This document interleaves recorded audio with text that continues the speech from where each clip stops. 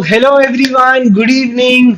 मैं आपका दोस्त और आपके जाने माने faculty that is Siddhant sir from the team legal edge is here with our one of the most awaited and interesting CLAT 2022 marathon only for our CLAT aspirants. So guys, जैसा कि आप लोग देख रहे हैं कि आज हमारा सेशन डिवाइडेड है एंड मैं हर्ष सर और सौरभ सर आज का सेशन लेने वाले हैं जिसमें आप लोग को थ्रू आउट सेशन में बहुत सारे इंटरेस्टिंग कुछ लीगल से रिलेटेड, लॉजिकल से रिलेटेड और मे बी कौन से रिलेटेड क्वेश्चंस हम लोग सॉल्व कराएंगे। ठीक है, सो आप लोगों को चैट बॉक्स में लिंक मिल गया है। कोड अगर आप लोग ध्यान से देख पा रहे हैं, आप लोग मेंटी ओपन करके कोड 2375103 जो आप लोग को स्क्रीन में टॉप पे दिख रहा है उसको जाके आप लॉग इन कर लीजिएगा। And the moment you guys are there we are going to begin my session जिसमें मैं आप लोग को CLAT से रिलेटेड और maybe related to other law entrance exam से रिलेटेड कुछ करंट लीगल नॉलेज से related and some static knowledge से रिलेटेड कुछ क्वेश्चंस आप लोगों के लिए प्रिपेयर किए गए। ठीक है, so good evening everyone. I am very much excited और मुझे भी पता है कि आप लोग की ये जो क्लैट की लड़ाई है, पानीपत की लड़ाई, क्लैट की जो पढ़ाई है वो पानीपत की लड़ाई जैसी है और इसी लड़ाई में कुछ महीने रह गए एंड वी थॉट कि चलो यार कुछ एक अच्छी सीरीज लेके आते हैं and here we are. So I am one of the faculty at Legal Edge and representing the team starting now. Okay, चलो, so I think everyone have begin it. So I can see there are a lot of students over here. Good evening everyone. सबको एक साथ good evening, hello, hi, नमस्ते। I hope आप सब लोग fine होंगे and चलिए तो अपन शुरुआत करते हैं गाइस। आप सब लोग ने ज्वाइन कर ही लिया है। I think I can C a lot of students over here. Okay, क्या बात है everyone. Good evening. So just guys एक छोटा सा कंफर्मेशन दे दो, छोटा सा कि लेट्स बिगिन गाइस। सब लोग बताइए, shall I begin guys? Have a thumbs up in the chat box फटाफट। चलो, good evening, hi, good evening everyone.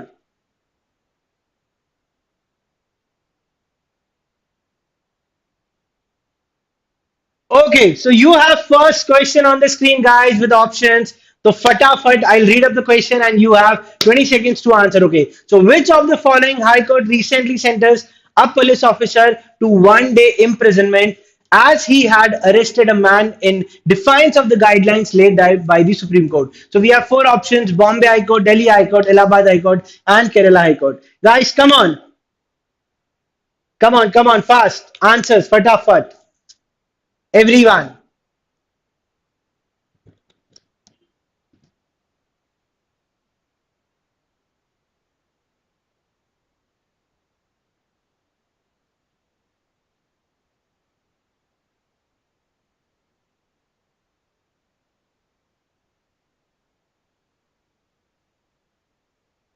Okay, let's have answers, guys. Fatafat.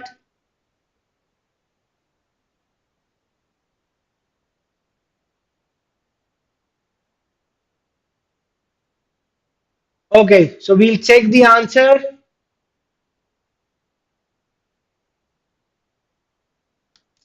Okay, so there are so many students who have joined. Yeah, come on, चलो, सब लोग ने link पे click कर ही दिया है and I can see few of the questions के answer भी आप लोगों ने दे दिए हैं। चलो, great guys, great.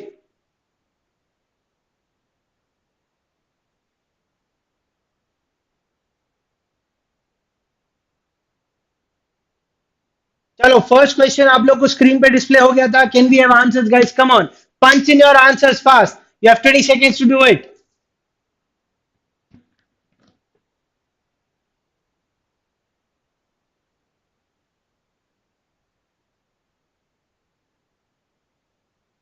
Okay, so we have B as the correct answer. Great guys, there are 72 of among all who have seen the answer as Delhi High Court. Definitely जो officer ने directions दिए गए थे supreme court द्वारा कि भाई आपको जो डायरेक्शन सुप्रीम कोर्ट ने दिया आपने उस गाइडलाइंस को फॉलो नहीं किया था एंड नोटिस को प्रॉपर्ली सर्व नहीं किया था, तो इसी रीजन से हाई कोर्ट ने एक पुलिस ऑफिसर को 1 डे के इम्प्रिजनमेंट में भेज दिया गया था। Well done guys, well done. So Delhi high court is the correct answer guys, come on, चलो Let's have next question on screen fast.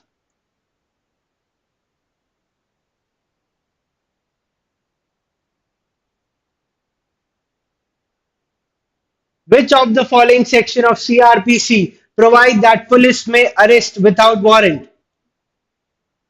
You have 20 seconds, guys.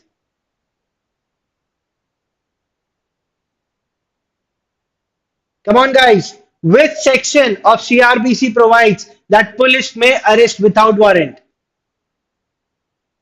Time's up, guys. Can we have answers? Okay ओहो यहाँ पे answer बहुत सारे लोगों ने section 51 ए दिया है बट सेक्शन 41 बोलता है सीआरपीसी का कि पुलिस बिना किसी वारंट के अरेस्ट कर सकती है बट वहां पे कोई रीजनेबल कंप्लेंट या ऐसा कोई सस्पिशन होना चाहिए कि हाँ भाई वो बिना वारंट के ले सकते हैं तभी तो correct answer was option B that is section 41 ठीक है यहां पे पुलिस ऑफिसर की सेटिस्फैक्शन होना बहुत जरूरी है एक रीजनेबल कंप्लेंट होना जरूरी है या कोई भी सस्पिशन होना जरूरी है दैट कोई कॉग्नाइजेबल ऑफेंस कमिट किया गया है बाय दैट पर्टिकुलर पर्सन तो फिर सेक्शन 41 के हिसाब से वो आगे बढ़ सकते हैं ओके चलो so the correct answer was guys B and I can see less students but कोई बात नहीं let's move to the next question next question on screen guys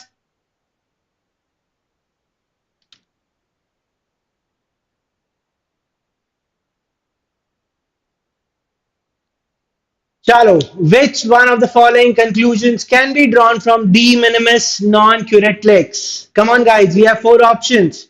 Let me see who knows the answer.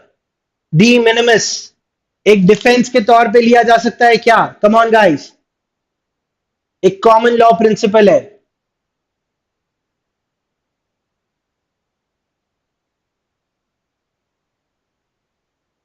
ओहो, we have correct answer as option B guys यहां पे बोला गया है कि trifling act do not institute an offence आप लोग जानते होंगे trifling means non serious offences इसके पीछे सिंपल इंटेंशन है कि कोर्ट का कोई भी समय जाया नहीं जाना चाहिए मींस वेस्ट नहीं होना चाहिए कोर्ट का समय तो उस रीजन से डी मिनिमिस नॉन क्यूरेटलेक्स बोलता है that trifling acts do not institute an offence आप लोगों ने बी मार्क किया था that is not a correct answer या I can see people saying yes petty acts के लिए दी मिनिमिस नॉन क्यूरेटलेक्स का प्रिंसिपल फॉलो होता है कॉमन लॉ में ओके गाइस चलो मजा आ रहा है गाइस कि नहीं I can see in the chat box a lot of energies over there let's move to the next question come on we have fourth question इसका आंसर आप लोगों को नेक्स्ट स्क्रीन में मिलेगा So it's there on the screen. Which of these is a landmark judgment of Indian Supreme Court stating arrest should be an exception in case where the punishment is less than 7 years of imprisonment?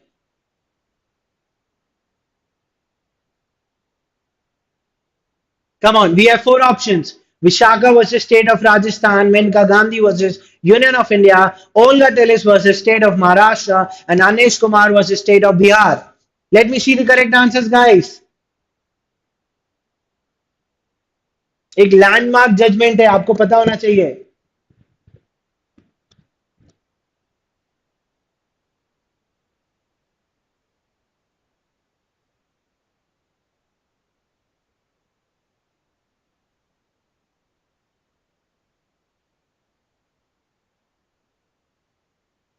Okay so here is the answer key guys for question number 4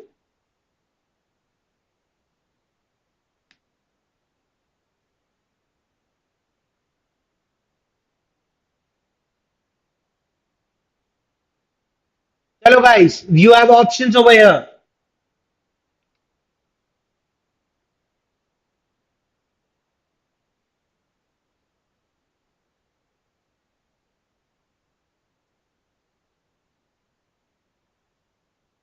Let's see guys.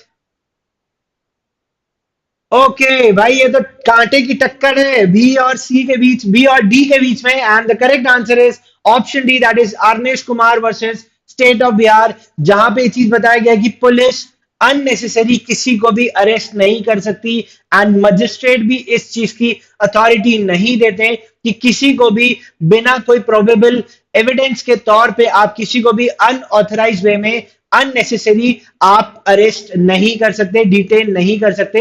And इसी के लिए supreme court ने भी इसके लिए proper instructions, directions provide किए गए हैं guys. Okay, so that is what we are following it from the section 41 of CrPC के हिसाब से।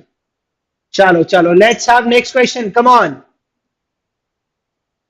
So just go through the question. Next slide में आपके पास ऑप्शंस होंगे, फटाफट। बार काउंसिल ने which of the following state has notified rules for कि stipend 5,000 per month का मिलेगा अगर कोई भी लॉयर 3 साल से कम की प्रैक्टिस करते हैं। Guys, come on. So which court have given it? First था तमिलनाडु, बी ऑप्शन है गोवा, सी है कर्नाटका और डी है केरला। इन 4 ऑप्शंस में से आपको बताना है गाइस। अभिषेक, पार्टिसिपेशन के लिए लिंक पेस्टेड है बेटा चैट बॉक्स में। Okay, so we have D as the correct answer. कि क्वेश्चन ये पूछा गया था कि कौन से स्टेट में लॉयर्स को स्टाइपेंड 5,000 पर मंथ का अलाउ किया गया है अगर कोई प्रैक्टिस के लिए आते हैं और वो 3 साल से कम की प्रैक्टिस कर रहे हैं। तो केरला ने भाई ये चीज प्रोवाइड की गई है। केरला में एक केरला एडवोकेट स्टाइपेंड रूल्स 2021 है, उसके तहत इन्हें प्रोवाइड किया गया कि अगर कोई प्रैक्टिस कर रहा है लॉयर या एडवोकेट एंड वो 3 साल से कम की प्रैक्टिस कर रहा है तो उसको 5,000 पर मंथ के हिसाब से, but less than 3 years important है। चलो okay, can we have people in the chat box? मजा आ रहा है कि नहीं मजा आ रहा है गाइस? फटाफट, just have a live feedback from you all.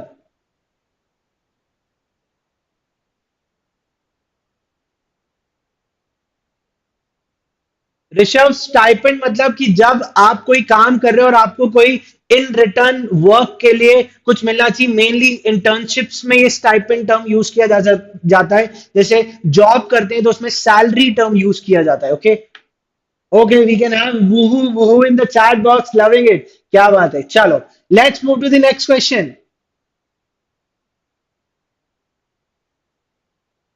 So you have question number 6 on screen now. Just go through the question, then I'll skip directly to the polling booth. Okay? Chalo. Recently, the Supreme Court bench of justices means there are 3 names, that is Justice Suryakant, Justice D.Y. Chandrachud, and Justice Vikram Nath held that initiation of disciplinary proceedings against person जो mental disability से face कर रहे हैं, कोई indirect discrimination face करते हैं, तब क्या होता है। तो उन्होंने एक डिसिप्लिनरी प्रोसीडिंग्स उन लोगों के अगेंस्ट करने की बात की गई थी। As per section 3 of which of the following act provides a general guarantee against non discrimination and equality to person with a disability. You'll get the leaderboard guys, you'll get the leaderboard. Sabr ka phal meetha. Okay, has everyone seen the questions and the options A, B, C, D? Chalo, let's move towards the answer key guys. You have 20 seconds. Put a punch on your answers guys, fast.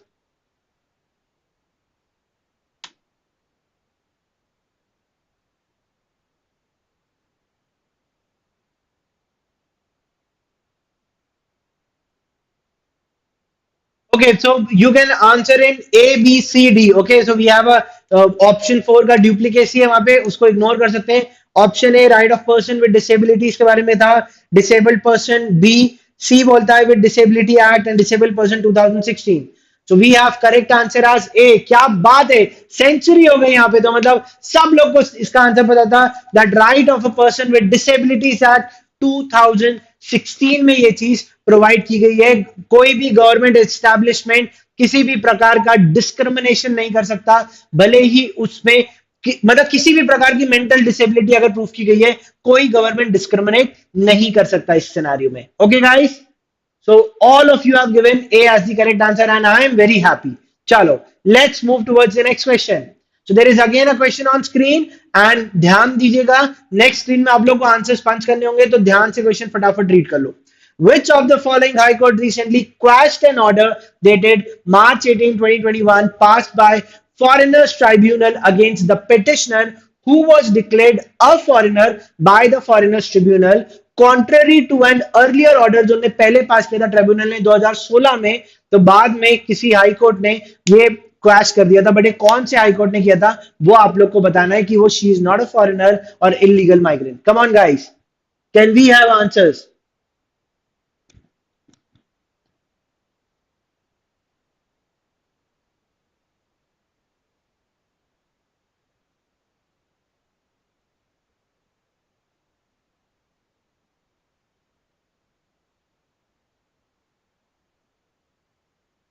मेरा हसन, ये principle fact based questions नहीं है, it's testing your knowledge बेटा. हमारा question आपके knowledge को test कर रहा है. चलो, we have four options on screen now, fast. चलो, I repeat the options for you. A Gujarat high court, B Guwahati high court, C Manipur high court and D Calcutta high court.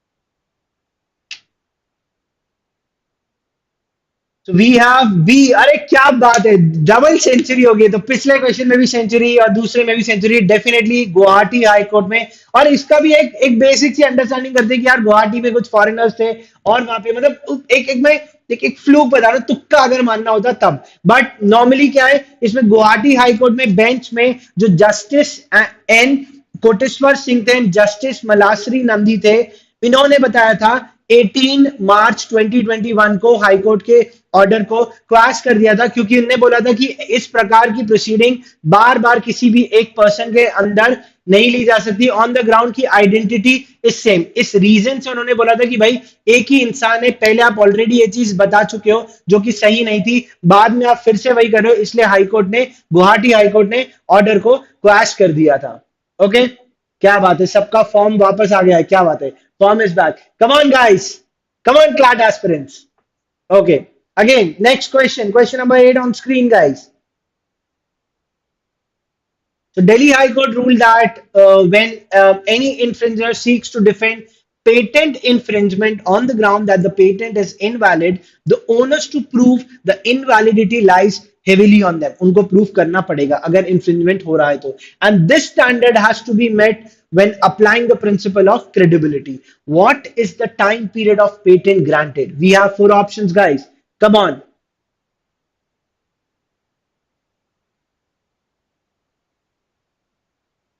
तो अभिषेक, अगर लिंक पे नहीं हो रहा है बेटा, आपने ट्राई कर लिया, you can put up your answers in the chat box. चलो guys, we have on screen now, फटाफट आप लोग आंसर्स को एंटर करना चालू करिए. So option A was 5 years, option B was 10 years, option C was 20 years, and option D was 50 years.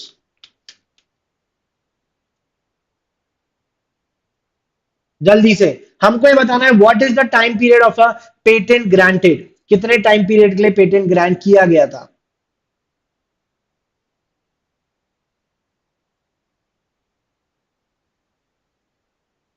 तो ओहो, क्या बात है, क्या भाई, ये तो ट्रिपल सेंचुरी, सहवाग का रिकॉर्ड तोड़ने आ गए हो आज, तो मतलब मजा ही आ जाएगी. तो option C, that is 20 years. तो यहाँ पे बताया गया था कि एक्ट एक्सक्लूसिव राइट प्रोवाइड करता है पेटेंट होल्डर को, that is to exclude any of the third party. अगर कोई भी थर्ड पार्टी इन्वॉल्व है and from making any type of allegation की भाई इंफ्रिंजमेंट वगैरह हो रहा है, तो ये एक्ट क्लियरली पेटेंट होल्डर को राइट प्रोवाइड करता है और आप पेटेंट होल्ड कर सकते हो from the date of filing of the application 20 साल के लिए. So the correct answer is सी.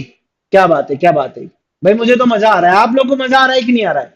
चलो, so let's solve two questions and we'll have them on board. यहाँ पे हम लोग देखेंगे कि किसका रिजल्ट कहाँ रहा और कौन टॉप पे रहा है. Okay, we have a leaderboard over here. ठीक है. So based on Meghalaya High Court ruling on a case based on the juvenile justice case on the age of accused at time of crime and arrest, which of the following statement is correct? बताइए भाई, बताइए guys फटाफट.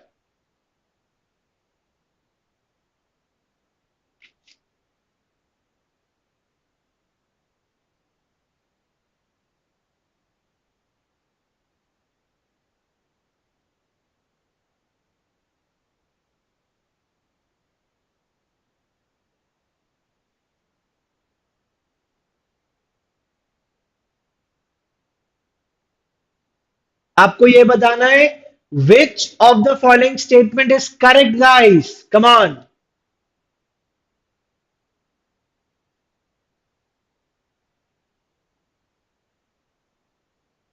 भाई आप लोग फंस गए हो, फंस गए हो, आप लोग क्वेश्चन में फंस गए हो, मुझे पता है इसका आंसर गड़बड़ करने वाले हो। चैट बॉक्स में तो गड़बड़ी हो रही है।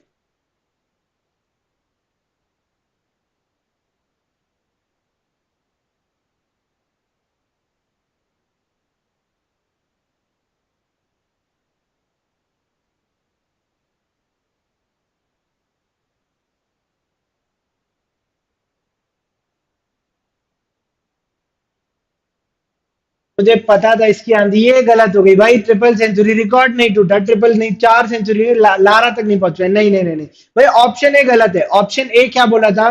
That under POCSO act offence committed by child under the act shall be dealt with the provisions of juvenile justice act।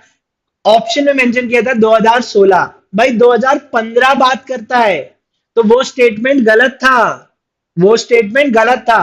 तो भाई जिसने टुकुर टुकुर करके 32 रन बनाए यहाँ पे, वो बिल्कुल सही है भाई। जो ऑप्शन डी में बैठे हुए ना, वो बिल्कुल सही ऑप्शन है, क्योंकि जो ऑप्शन बी था, accused is 18 years and 2 months of the date of the arrest is valid, ये वाला ऑप्शन भी सही नहीं था, क्योंकि वहां पे डेट ऑफ अरेस्ट नहीं, डेट ऑफ अक्रेंस से बात की जाती है, तो इस रीजन से ये भी गलत हो गया। तो हमारे पास ऑप्शन डी बचता है, that is none of these. Okay okay चलो, one more question and we'll have a leaderboard on screen then. Fatafat, let me see who get this question correct. The Supreme Court recently reiterated that services rendered by medical officers free of charge on behalf of the hospital would not fall within the ambit of service under which of the following section of Consumer Protection Act। मतलब service की definition में अगर free of charge कोई medical services देता है जो hospital के part में ही, मींस जो भी हॉस्पिटल में एम्प्लॉइज वगैरह रहते हैं, तो वो कौन से सेक्शन के अंडर फॉल करेगा? Come on guys, let me see, consumer protection act के सेक्शन को कौन जानता है?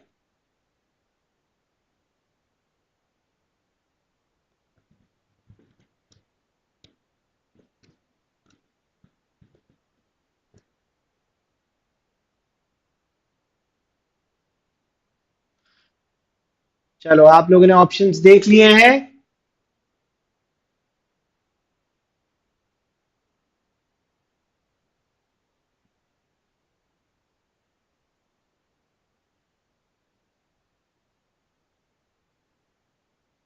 Guys have to punch your answers guys fast। So option A था 21O, ऑप्शन बी था 21G, ऑप्शन सी था सेक्शन 21F एंड डी था 2 subsection 2C। Late me see guys.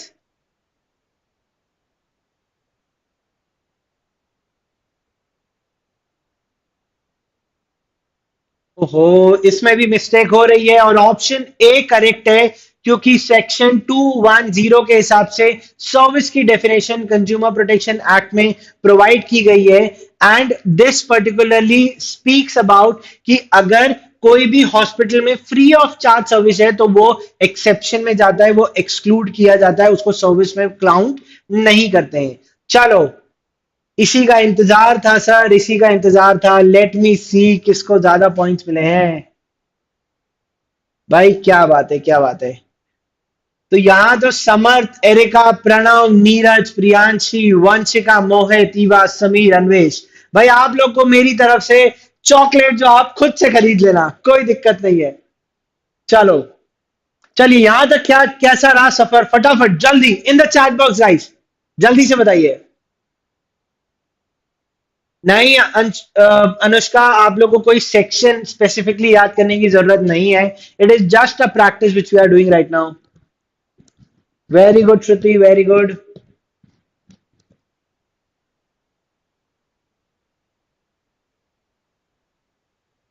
चलो चलो, great.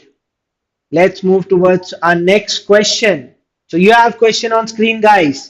The Supreme Court has held that an insurer is clearly under a duty to inform policyholders about changes in terms of policy during renewal, and failure to do so would amount to deficiency in service under the Consumer Protection Act 1986. उसमें ऐसा provide किया गया था as per a decided case. In the light of the same, identify the incorrect option. ध्यान देंगे incorrect option आपको बताना है guys कि ऐसा कोई भी प्रोविजन दिया गया है क्या कि इंश्योरर को क्लियरली बताना जरूरी है.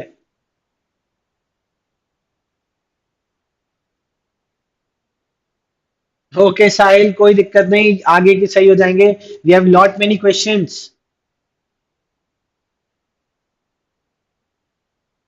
ओके, ऑप्शंस आप लोगों ने देख लिए guys. We are moving directly towards punching the answer.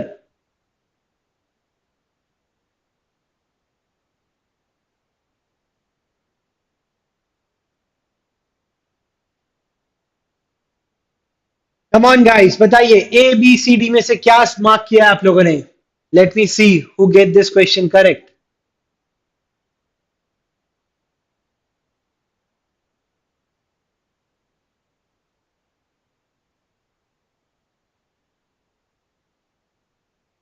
The answer was straight away the option was D, क्योंकि कंज्यूमर प्रोटेक्शन एक्ट सारे प्रोविजंस को प्रोवाइड करता है. That is talk about deliberate withholding of relevant information, an act prudent which a prudent seller is supposed to, and third is making a misleading or a false representation. इन तीनों options को consumer protection act correct मानता है जो कि provide किया गया था.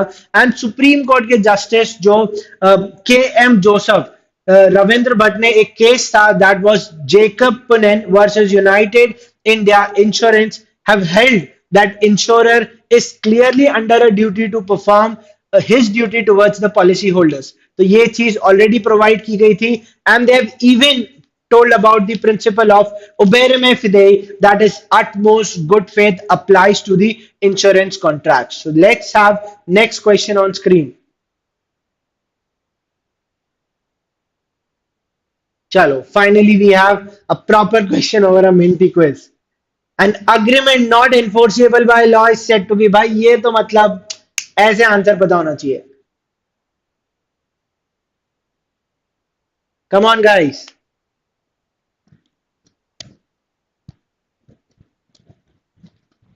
कोई बात नहीं, गलत क्लिक हो गया, कोई दुविधा नहीं है.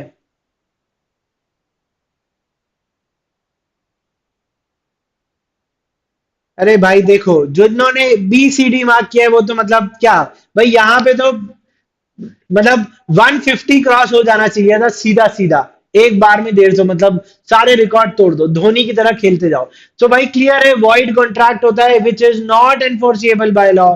That is nothing but a void contract. Okay, चलो next question on screen guys. Recently president Ramnath Kovind and prime minister Narendra Modi ji ने एक कॉन्फ्रेंस अटेंड की थी of governors and lieutenant governors on November 10, 2021 at Rashtrapati Bhavan in Delhi.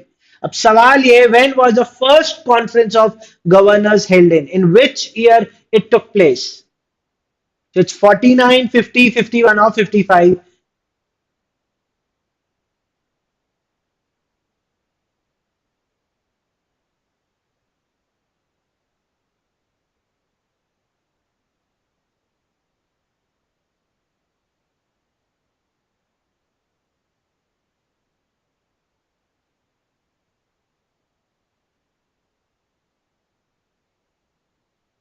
Okay, ठीक है, चलो. Come on guys, punch your answers. Option A बोलता है 1949, बी बोलता है 1950, सी बोलता है 51 और डी बोलता है 55. सबसे पहला कब कंडक्ट हुआ था? ऋषिका, रीचेक योर आंसर बेटा. मतलब ये इंडिपेंडेंस के बाद की बात है भाई. ओहो, so people have given, majority have given a wrong answer as 51. 1949 में ये चीज हुई थी. That is the first conference of governors took place at Rashtrapati Bhavan. It was preceded over by see Raja Gopalachari Who was the last Governor General of the India? Okay, so the option is A, that was 1949. Come on, guys. Next question. The CM of the state of Dash has recently announced to make Dash language a compulsory subject for all the students of that state. तो ऐसे कौन से state में बताया गया था, कहाँ कौन से चीफ मिनिस्टर थे जिन्होंने ये चीज बोली गई थी? तो आपको स्टेट और वो लैंग्वेज के बारे में बताना है. Must make compulsory for classes of 1 to 10. Come on.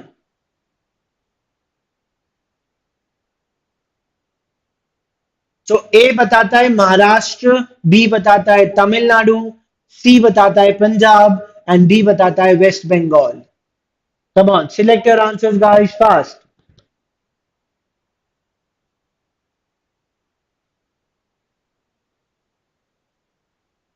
A is Maharashtra, B Tamil Nadu, C Punjab and D West Bengal.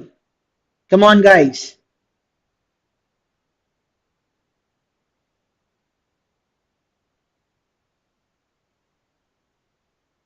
ओहो, यहाँ पे तो है पंजाबियों की बात हो रही है, क्योंकि जो उनके चीफ मिनिस्टर है दैट इज चरणजीत सिंह चन्नी, उन्होंने अनाउंस किया था दैट पंजाब में Punjabi for students of 1 to 10 एक कंपलसरी सब्जेक्ट होना चाहिए. बाकी सारे ऑप्शनल सब्जेक्ट्स में डाल दिए जाएंगे अगर कोई लैंग्वेज सब्जेक्ट होगा. And there were total 15 bill pass किए गए थे in the state legislative assembly, जो 11 नवंबर 2021 को हेल्ड किया गया था, और उसमें से एक ये बिल जो पास किया गया था. ठीक है. और सीबीएसई बोर्ड ने भी have they clarified that all the regional languages have to be kept under a separate category of minor subjects of the first term, जो वहां पे students class 10th and 12th में पढ़ेंगे, क्योंकि फर्स्ट टू 10th के लिए तो compulsory subject हो गया था. ओके. ओके. क्या बात है, हर्ष महेश्वरी को पता है चन्नी साहब ने ये चीज करी थी. चलो guys, next question on screen now.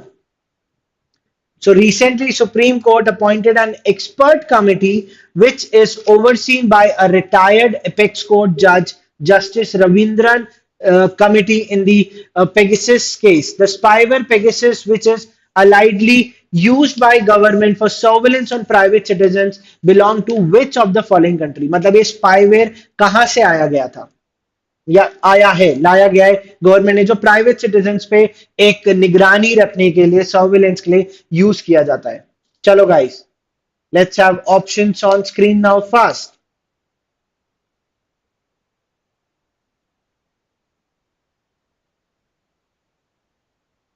So option A is USA, B Russia, जो किसी को भी पसंद नहीं आ रहा है, C Israel and D Singapore. तो ये स्पाईवेयर किस कंट्री का था? यूएसए, रशिया, इजराइल और सिंगापुर. भाई पेगासस एक स्पाईवेयर है जो प्राइवेट सिटीजन पे सर्वेलाइंस करने के लिए किया गया था. तो देखो भाई क्या बात है, जैसे ही नीचे आने वाला सर, हम देंगे सही आंसर, और है इजरायली. दैट इज मतलब Israel, that is Israeli spyware है पेगासस, जो इंडियन गवर्नमेंट ने इंडियन सिटीजन पे एक निगरानी रखने के लिए दिया गया था. तो सुप्रीम कोर्ट में एक एक्सपर्ट कमेटी उसी के लिए अपॉइंट की गई थी, to overseen by the retired apex court के जो जस्टिस थे. ठीक है. चलो, let's move towards the next question. Come on, guys. Recently, the central government has proposed amendments to Registration of Births and Death Act 1969. It will enable it to maintain the database of registered birth and deaths at national level. The data will not be, ध्यान देंगे, the data will not be used to update which of the following. ये data किसी भी चीज को update करने के लिए यूज नहीं किया जाएगा. वो कौन सी चीज है? एक शब्द बदल देगा आपका answer. It's asking will not be use. So option A says passport, B says driving licence, C says ration card and D says none of these. Come on guys.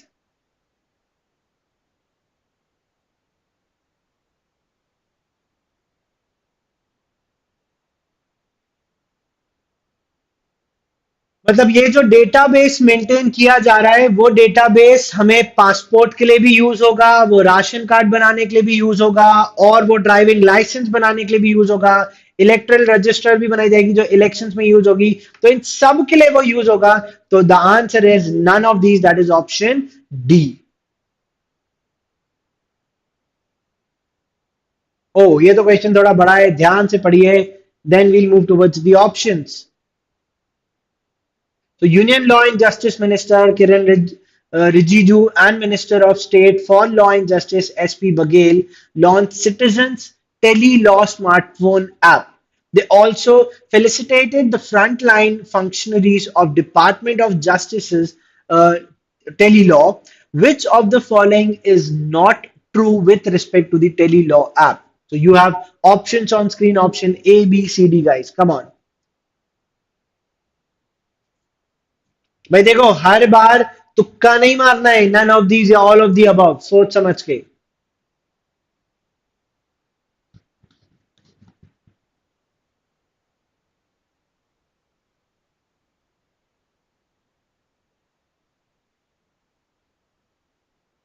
ठीक है, तो अब आप लोग आंसर्स पंच कर सकते हैं।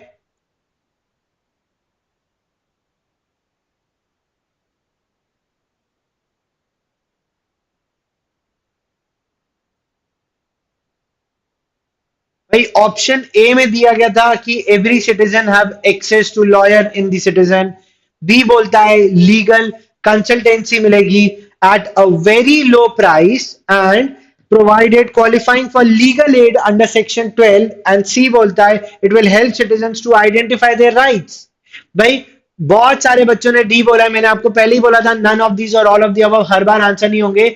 ऑप्शन बी बोलता है कि legal consultation at a very low price which is not defined, so this option does not give us a direct information which states कि अगर आपको फ्री लीगल एड मिल रहा है, ये एक ऐप होगा जहां पे आपको एक फ्री लीगल एड मिलेगा या मिनिमल फीस ऑफ ₹30 पर कंसल्टेंसी आपको देनी पड़ेगी, but it has not been defining very low fees. So for this reason option B गलत बन जाता है बच्चों, क्योंकि एक्ट ने इस चीज की प्रोविजन नहीं दी थी। इट स्पेसिफिकली प्रोवाइडेड कि अगर फ्री लीगल एड देना है तो इट्स फाइन, अगर किसी की कैपेसिटी नहीं है, और by paying ₹30 for that particular thing. Okay, चलो next question.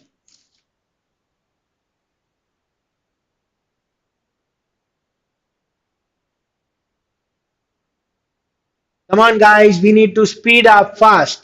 Culpable homicide is not murder if it is committed under. You have options on screen.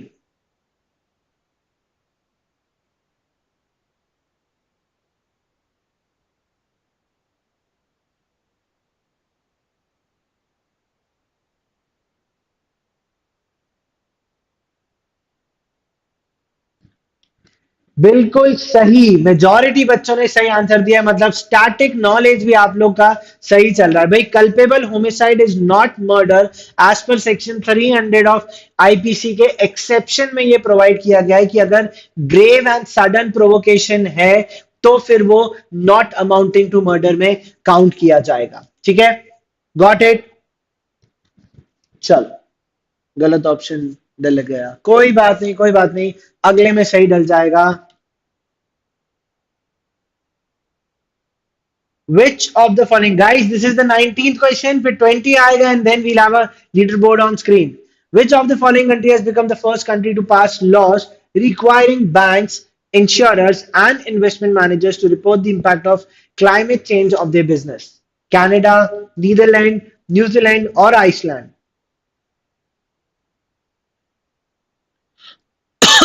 By which country has become the first country?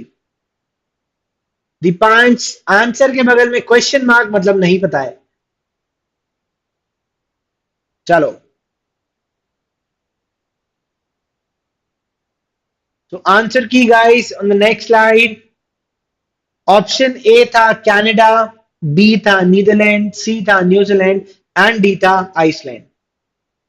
Canada, Netherlands, New Zealand, Iceland. Come on guys, let me see किसको legal knowledge अच्छे से पता है।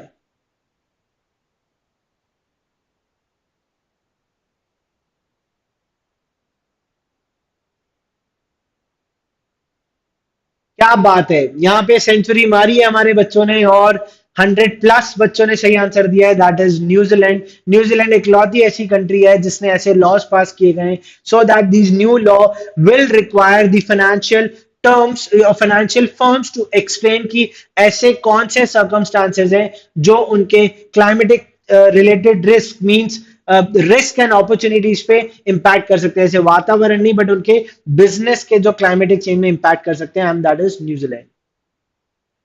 Yes, Sahil, it's the Kiwis. Chalo, let's move towards the next question. The Supreme Court full bench said that a court can exercise its power to quash proceedings where it appears that the allied offense, although covered under the SC/ST Act, is primarily private or civil, or where it has not been committed on account of the caste of the victim. Which of the following judge was not a part of the bench? ध्यान दीजिए guys, कौन bench का part नहीं थे आपको बताना पड़ेगा, ठीक है।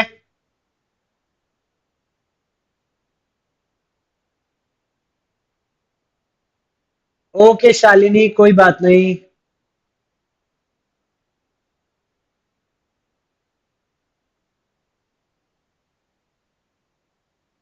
यस उर्वशी, मेंटी क्विज पे क्विज ही तो चलेगा।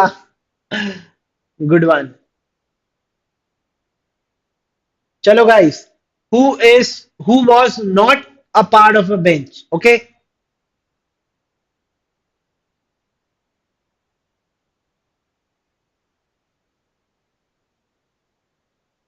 गाइस आफ्टर दिस हमारे पास लीडर बोर्ड होगा, let me see who get this answer correct और अपना स्कोर शायद बढ़ा ले।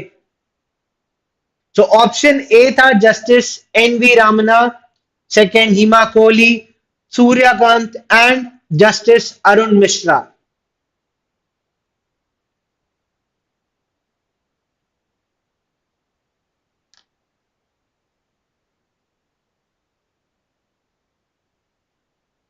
The option is D, justice Arun Mishra इसके पार्टिसिपेंट नहीं थे, he was not part of the bench, and so the reason the correct answer is D, ठीक है।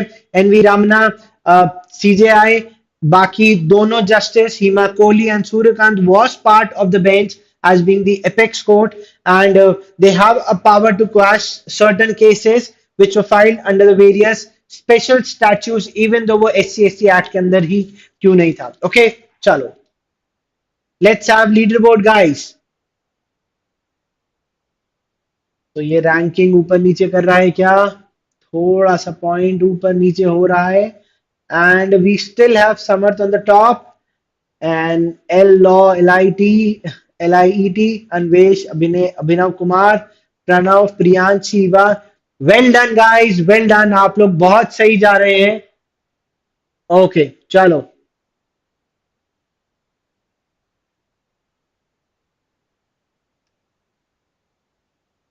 great.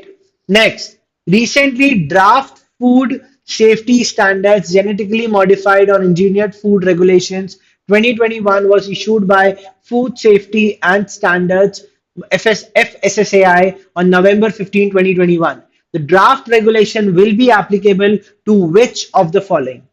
ये आपको बताना है कि ये रेगुलेशन किन पे एप्लीकेबल है, फिर मैं आपको उसके पीछे का रीजन बताऊंगा, okay. So it's genetically modified organisms, genetically engineered organisms, living modified organisms, yeah, all of the above. Come on.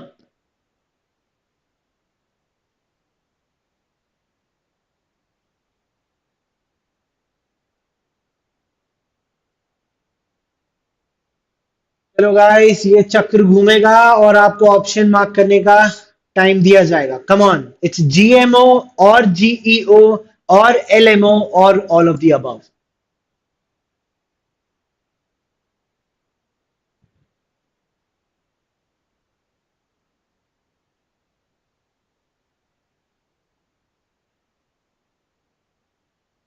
Correct answer D है, और मुझे ऐसा लगता है इसमें आप लोगों ने समझ से दिया गया था, तुक्का नहीं मारा था। तो ये जो ड्राफ्ट रेगुलेशन दिया गया है नवंबर 15, 2021 को, इसमें it clearly states that it was issued for direct use of foods या प्रोसेस फूड्स के लिए, और उसमें ये देखा जाएगा कि जीएमओ, जीईओ या एलएमओ की कोई भी इंग्रेडिएंट में पार्टिसिपेंट नहीं है, इसलिए इनके ऊपर ये निगरानी रखने के लिए ये वाला ड्राफ्ट बिल लाया गया था in front of the statue. ठीक है, चलो next. Joint Parliamentary Committee JPC on Personal Data Protection Bill 2019 met recently. The key agenda of the meeting was to consider and adopt the draft report of JPC on the Personal Data Protection Bill 2019. Which of the following is not correct with respect to the bill? You can have options on screen. I'll give you time to punch your answers. Okay.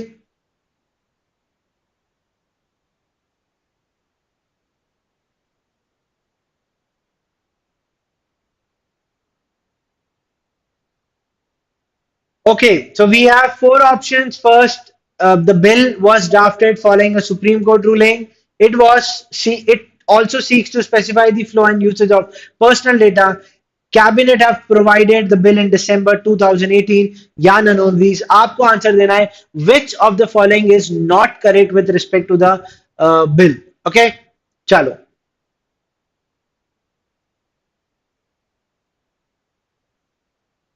guys, we have almost halfway तक पहुंच चुके हैं and we have next set remaining, और आप लोगों को फटाफट answers mark करना पड़ेगा। इसमें आपको ये बताना है which is not the correct with respect to the bill.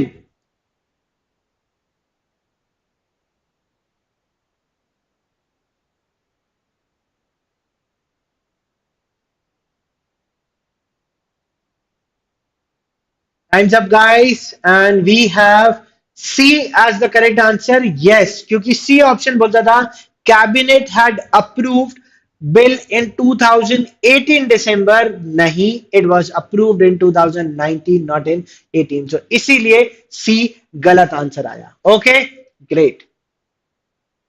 So the Chhattisgarh government have started the process to frame the rules to implement the provisions of the Panchayats Extension to Scheduled Areas Act 1996 or PISA Act. ठीक है, Chhattisgarh will become which number state to have PISA laws if the rules are enacted? It's at 4th, 5th, 7th or 8th.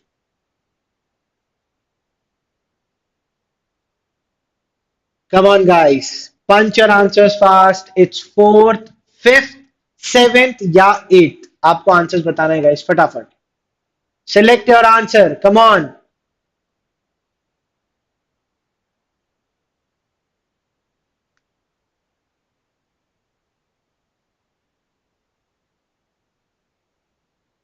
किस number पे Chhattisgarh state माना जाएगा? Which number पे जिन्होंने पीसा loss को इनैक्ट किया गया है अपने स्टेट में?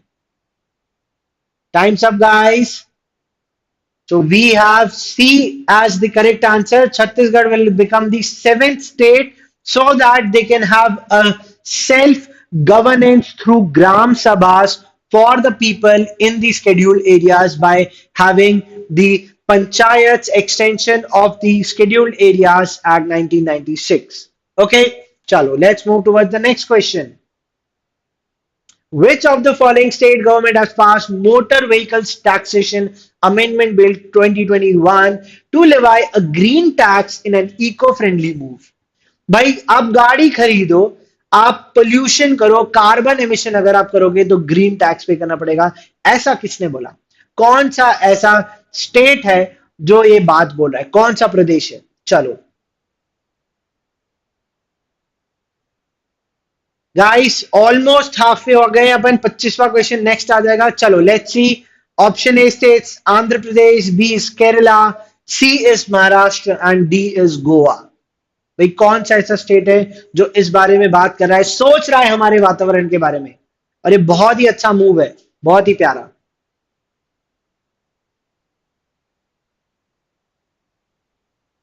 Time's up, guys. 3, 2, 1, and here we have the answer as option number. Oh my God, यहाँ पे तो बहुत ज्यादा कॉन्फ्लिक्ट है. Option A means Andhra Pradesh. भाई इन्होंने सारे व्हीकल्स के ऊपर एक ग्रीन टैक्स लगा दिया गया है एक्सेप्ट टू व्हीलर्स और रिक्शास को छोड़ दिया गया है, ऑटो रिक्शा को साइड कर दिया गया है. ये चीज की गई है क्योंकि सेंट्रल गवर्नमेंट खुद चाहती है कि कार्बन एमिशन देश में कम हो जाए, and that's the reason they came up with this. चलो, तो during a national consultative workshop on citizen charter and delivery of services by panchayats, which was organized on 22nd November 2021, participants from how many states signed the Mysore Declaration? Come on, guys.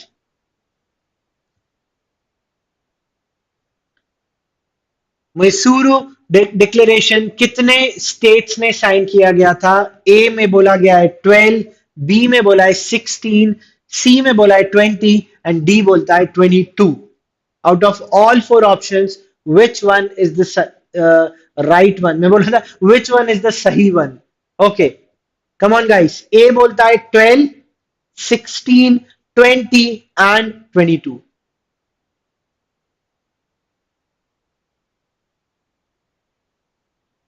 How many states have given signature to the signed the Mysuru Declaration? And times up, guys. So we have B as the correct option. That is 16 states ne national consultative workshop on citizen charter and delivery of services by panchayats, which was organized on 2nd November 2021 में signature provide किया गया था by the Mysuru Declaration. इसका सिर्फ एक aim था that they want to recognize citizen centric service as the heart of governance. मतलब citizen centric service means हम हमारे देश के सिटीजन के लिए, मतलब हम अपने स्टेट के सिटीजन की उनकी governance, the heart of the governance पे प्रॉपर ध्यान रखना चाहते हैं ना. सो की इनपुट्स प्रोवाइड किए गए थे from the various aspects of the service delivery which either was provided by panchayat directly और बाय द डिपार्टमेंट्स जो which were facilitated by the panchayat, तो उनके द्वारा ये सर्विसेज प्रोवाइड की गई थी. So the answer is 16 different states have given the signature. Next, come on guys. Indian parliament ने farm law repeal bill pass किया था 2021 में during the first day of the winter session. Three farm laws of center have been repealed by Lok Sabha as well as Rajya Sabha in the fastest repeal. आप लोग ने CLT classes में बहुत बार सुना होगा, जैनब मैम ने आप लोग को पढ़ाया भी होगा डेफिनेटली, है ना. Okay, sorry. So following a year-long protest by farmers, which of the following minister tabled the same in Rajya Sabha? कौन थे वो? Who was the one?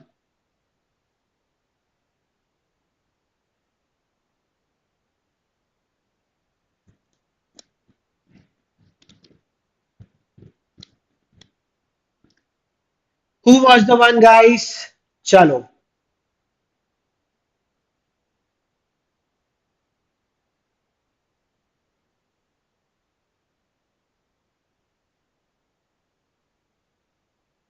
तो option A states Amit Shah, B says Narayan ji, excuse me guys, C says Mansukh ji, and third says Narendra Singh Tomar.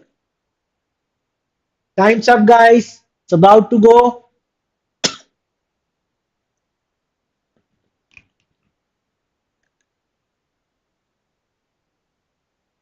Okay. So the correct option is option D, that is Narendra Singh Tomar, जो union agriculture minister खुद है, और उन्होंने ये bill को, that is farm law repeal bill को present किया था हमारे यूनियन एग्रीकल्चर मिनिस्टर द्वारा. That was in Rajya Sabha. Okay, चलो. Next question, guys. That is question number 27. The Supreme Court bench of Justice D.Y. Chandrachud B.V. Nangaratna made the observation in a recent judgment based on an appeal filed by which of the following state against a High Court decision to quash a case of abatement of suicide against a government officer. Which state have done this, guys? Come on. So option A बोलता है West Bengal, Haryana, Karnataka और उड़ीसा.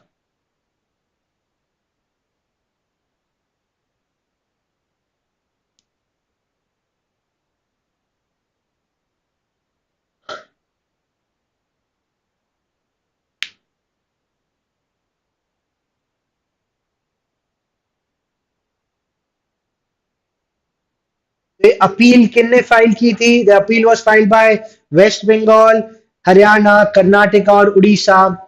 अगर legal as के mock आप लोगों ने दिए होंगे तो कितनी बार पैसेज में ये स्टेटमेंट आया है, the decision taken up by the Karnataka high court, definitely so the correct answer is option C, जहां पे they filed an appeal by Karnataka against the High Court decision to quash a case of abatement suicide against the government officer. ठीक है, that judiciary should not treat anyone with the mental health of a person. ये नहीं बोलेंगे that it is for one for all वाले concept में. ठीक है, so इस reason से हमारे पास Karnataka high court, Karnataka have made an appeal.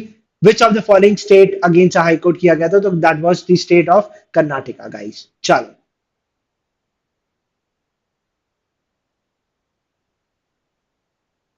बिल्कुल सही ऋत्विका, आपने बोला है कि सिर्फ एलिटियंस को ही लॉ का नॉलेज है, क्या बात है। चलो next question, which of the following is not true with respect to the recent crypto currency and regulation of official digital currency bill 2021। कितनी बातें, क्रिप्टो करेंसी ले लो, क्रिप्टो करेंसी ले लो, करोड़पति बन जाओ, अरबपति बन जाओ, ये सारी बातें चल रही थी, तो उन्होंने बोला भाई एक बिल प्रपोज किया गया है, लाया गया है, or which is not true. So we have option A, that bill seeks to prohibit all private cryptocurrencies with some exceptions. Government seek to create a facilitative framework for creation of official digital currency. It allows some exceptions to promote underlying technology of cryptocurrency, and D, none of these. Okay, so I'm moving towards the option and you will put up your answer.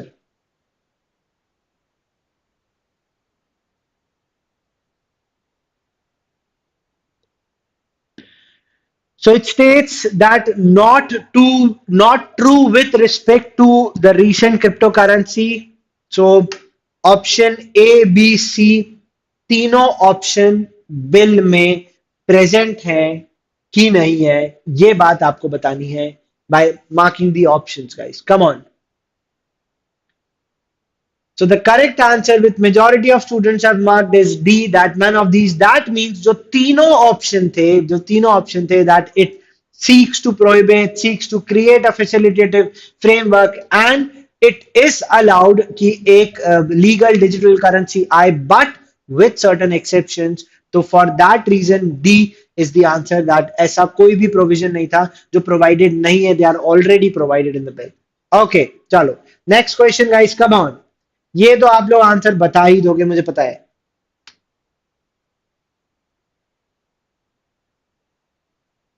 The Joint Parliamentary Committee JPC on Personal Data Protection Bill 2019 met recently under the leadership of.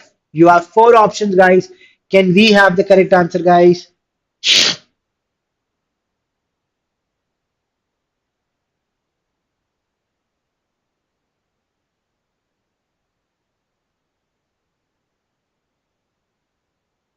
Very good. Under the leadership of MP, that is PP Chaudhary साहब, इन्होंने बताया गया है that इनके leadership के under joint parliamentary committee में personal data protection bill 2019 was placed. Okay, चलो next question guys, come on.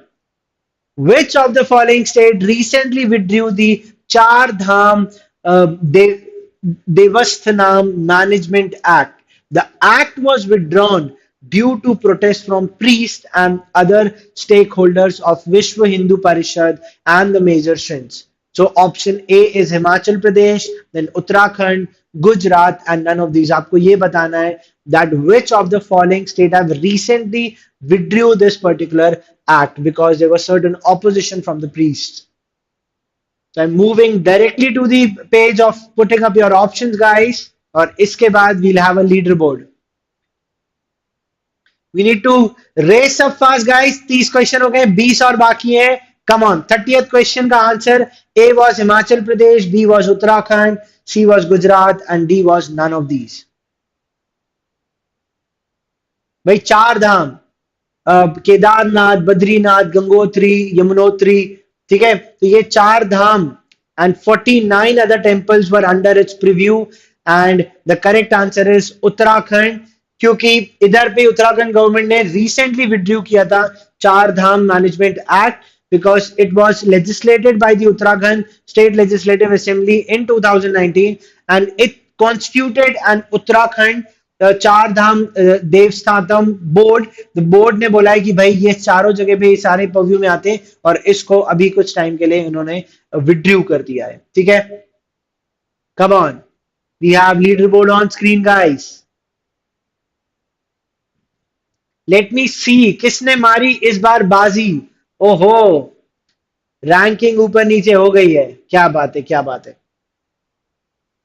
नहीं हुई है भैया, समर्थ अभी भी ऊपर है, समर्थ समर्थ ऊपर चल रहा है, क्या बात है क्या बात है। चलो, so well done Priyanshi, Pranav, Anvesh, Abhinav, Vanshika, Neera, जीवा।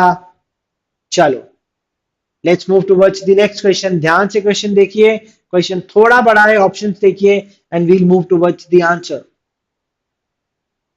Bill which aims to provide for regulation of assisted reproduction technology was recently passed in Lok Sabha. So ART is used to treat infertility. In ART, the eggs are removed from women's body, mixed up with the sperm to form embryos. Which of the following is false with respect to the bills, guys? आपको ये बताना है कि statement कौन सा सही नहीं है। तो क्या it shall also include transferring the embryo in the woman's body? ART includes all techniques that are used to get pregnancy. The technique shall include immature eggs or sperm outside the human body. C states the bill says that every ART bank or clinic not necessarily being registered under the National Registry of the Banks or Clinics, या none of these। देखो, समझ के answer देना, तुक्केबाजी नहीं। I am moving towards the answer, guys. The time starts now.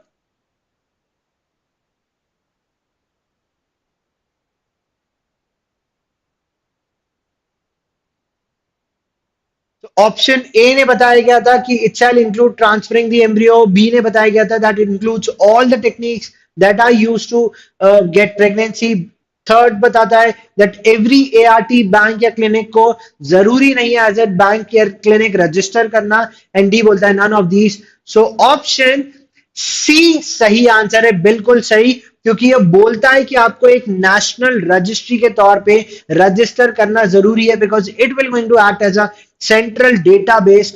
उस database में आपको सारी इंफॉर्मेशन मिल जाएगी कि कितने रजिस्टर्ड हैं, किधर पे कौन से sperms of what quality being available and who can get this ART thing done in which clinic. So the correct answer is C, guys. Well done, guys. Proud of you. Let's move towards next question. So this particular bill talks about the dam safety bill, which was introduced in Rajya Sabha. The bill aims to inspect, survey, maintain, and operate dams in the country. So which of the following, again, not true? Sir, ये क्या है? मतलब not true फंसा देता है हमको, which is not true with respect to the bill. So option A बोलता है the bill constitutes two national bodies, the National Committee of Dam Safety and National Dam Safety Authority. The bill will constitute two state bodies, State Committee Dam Safety and State Dam Safety Authority. या तो बोलता है none of these, ये include ही नहीं करता, या both A and B. Come on guys, national state, या एक भी नहीं, या दोनों। Come on.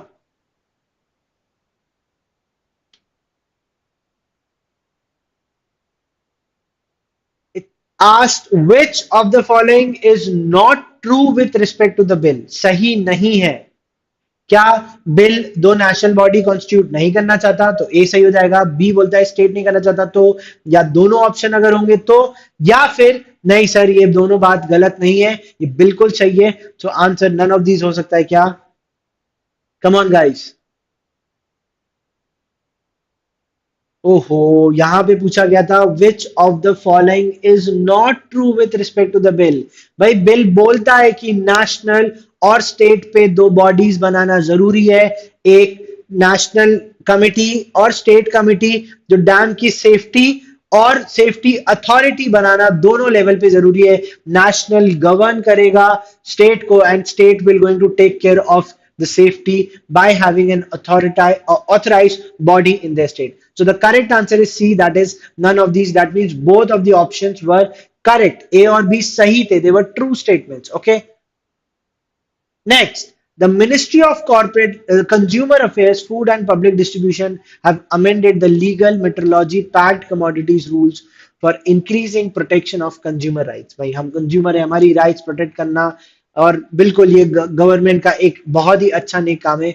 The amendments will come into effect from 1 April 2022, about next month. These rules are of which year? ये कौन से साल में ऐसे रूल्स लाए गए थे guys? So option A is 2006 और 9 और 10 और 11। Come on.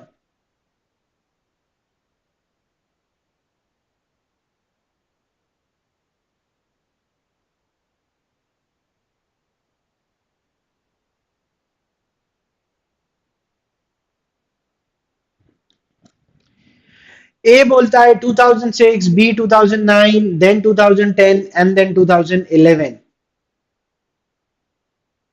Come on, guys. Option A, B, C, D. Which is the correct answer? So the correct answer is year 2011. Union Minister Jo Ashwini Kumar Chaubey ne recently they replied to the questions which are put up in the Lok Sabha related to this only, that the government of India ने एक legal metrology packed commodities rule 2011 के बारे में discussion किया गया था, and they replied to the questions which were put up by the government.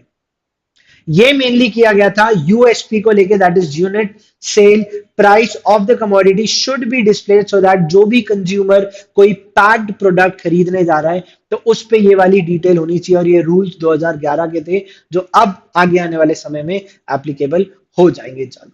ठीक है, come on guys, speed up, buckle up guys, come on. Question number 34 on screen now. Let me see आगे आने वाले question कौन सही करता है। एक मास्टर लाइबल होगा for the wrongs of his servant if the servant has acted outside the scope, या temporary lent to another, drunken while on duty, या has acted in self defence against the criminal. भाई master liable कब होगा? भाई master तब liable नहीं होगा जब सर्वेंट ने अथॉरिटी के ओवर अबव जाके outside the scope of his authority act किया है, तब तो सर्वेंट लाइबल होगा।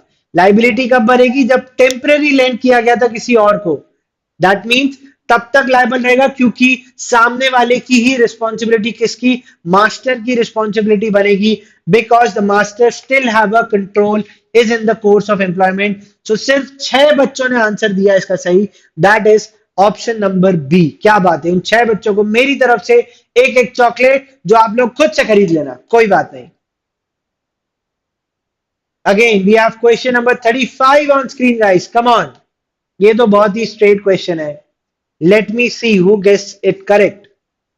Quantum meruit, quantum meruit. Option A, as much one deserves, more than what one deserves, money to be recovered, gained after selling a product, none of the above।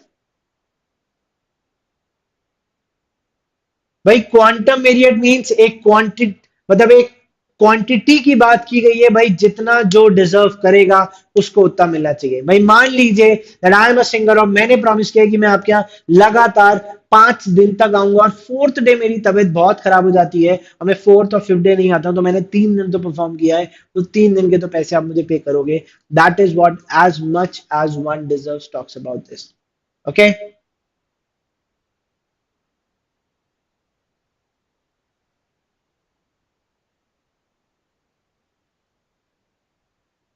okay guys, next question on screen, which of the following is the oldest source of law? एकदम पुराना, बहुत ही पुराना। Legislation, custom, precedent या constitution? Let me see who get this correct answer. Okay, so till the time guys, if you are on screen, if you want, you can share this with your friends. आप लोग subscribe करो, share करो, like करो, और comment section में जरूर बताना इस मैराथन के दौरान कि आप लोग को ऐसी मैराथन पसंद आ रही हैं या नहीं आ रही हैं।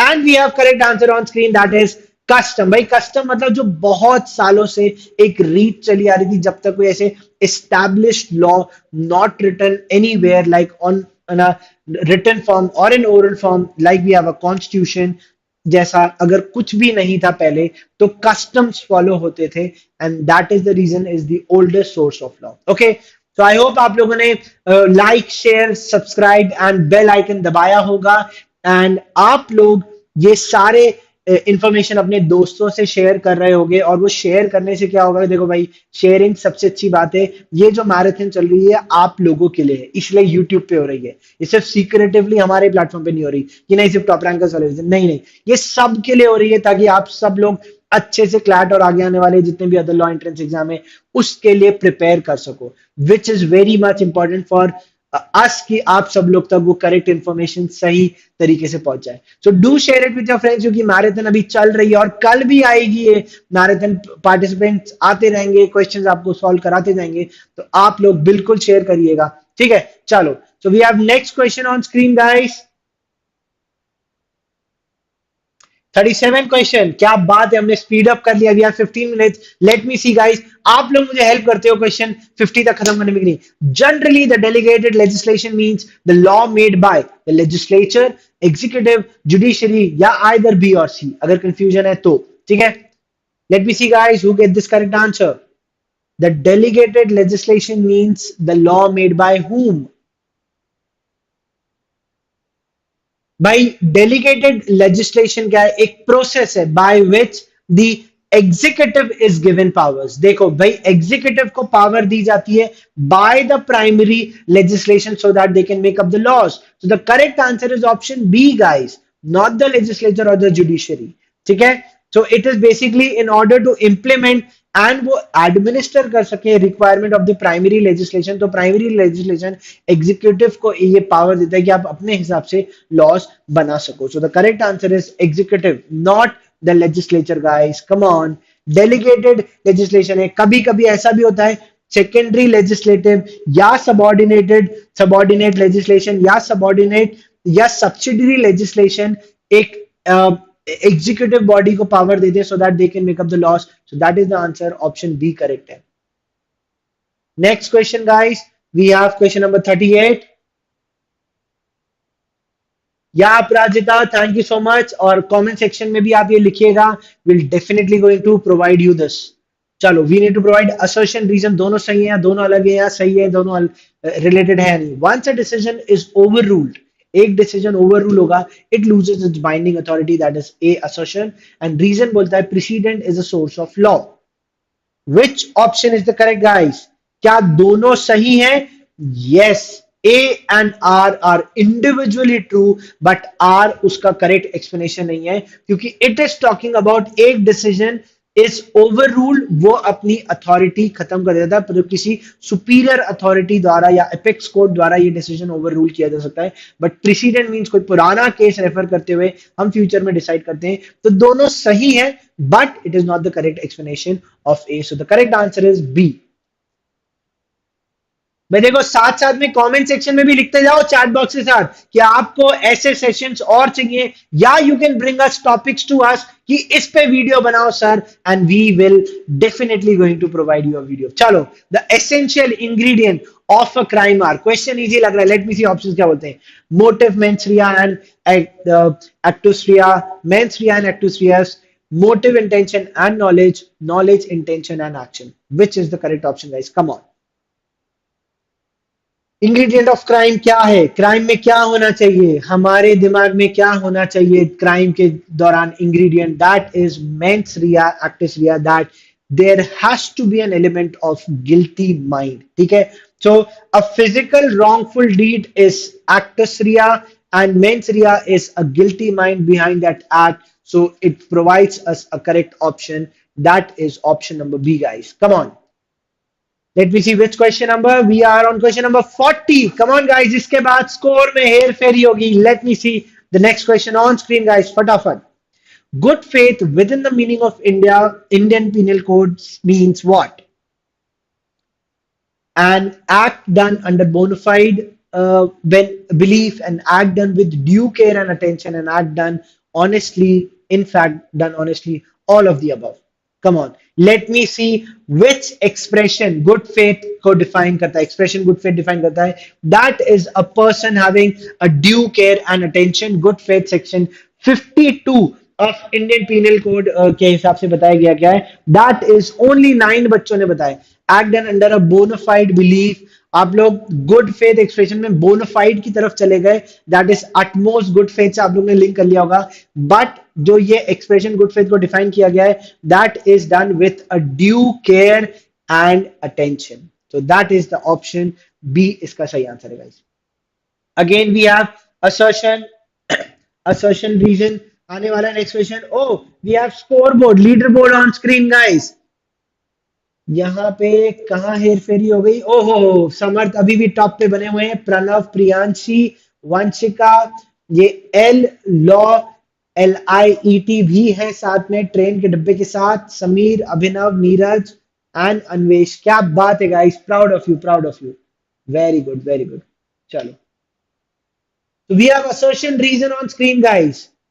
Assertion states a person is not guilty of dacoity unless he has committed, attempted to commit, or aided in committing robbery. And the reason states when two persons co-jointly commit robbery, then every person so committing robbery is said to have committed dacoity. Come on, guys. Which option is correct? क्या दोनों individually सही है, या दोनों explanations के साथ सही है, या एक सही है और दूसरा गलत है? Come on, guys. We have last 8 minutes left, and we have only 9 questions left. Let me see. One question, 1 minute.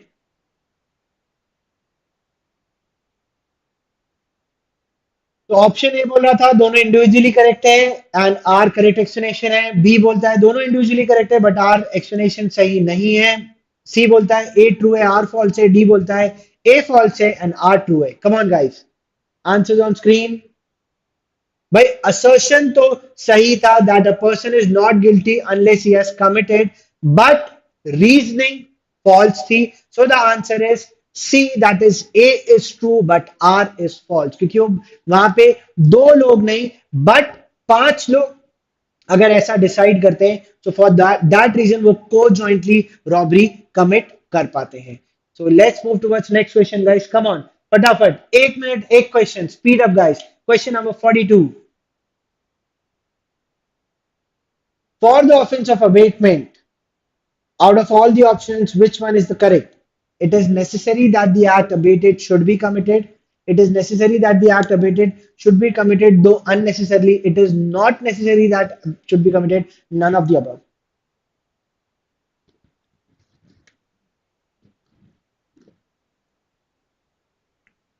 Offence of abetment 107 से लेके 120 ऑफ इंडियन पीनल कोड के हिसाब से सुप्रीम डिफाइन भी किया गया है और ऑफेंस ऑफ अबेटमेंट में बताया गया है. एंड सुप्रीम कोर्ट ने भी वर्ड अबेट को डिफाइन किया गया है that it means to aid और टू असिस्ट. तो इस रीजन से ऑप्शन सी सही बैठा है. We have 43rd question on screen guys. Come on. Person required for a contract are. Person required for a contract are. क्या कोई एक या दो या दो से ज्यादा? कॉन्ट्रैक्ट बनाते समय कितने लोगों की जरूरत पड़ती है हमें? कम ऑन गाइस, आंसर्स फटाफट.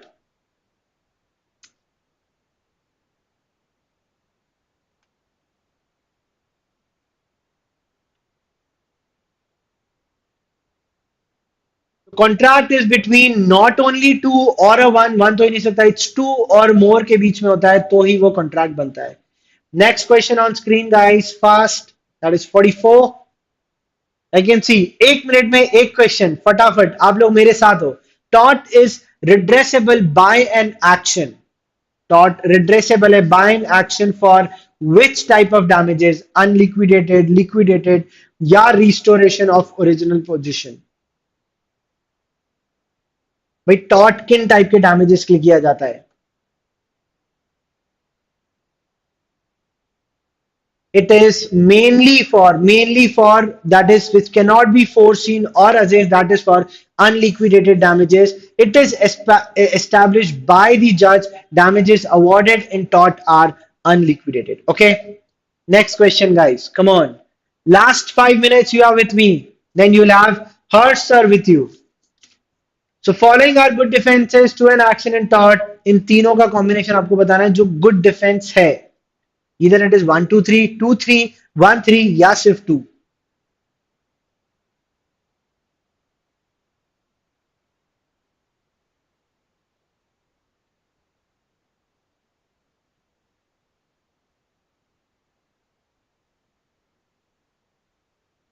to select the answer guys. भाई वीएलएफआई और विश मेजर तो आप लोग ने एज अ डिफेंस पढ़ा ही है, तो फिर क्या दिक्कत है? करेक्ट आंसर बताओ ना मेरे यारो।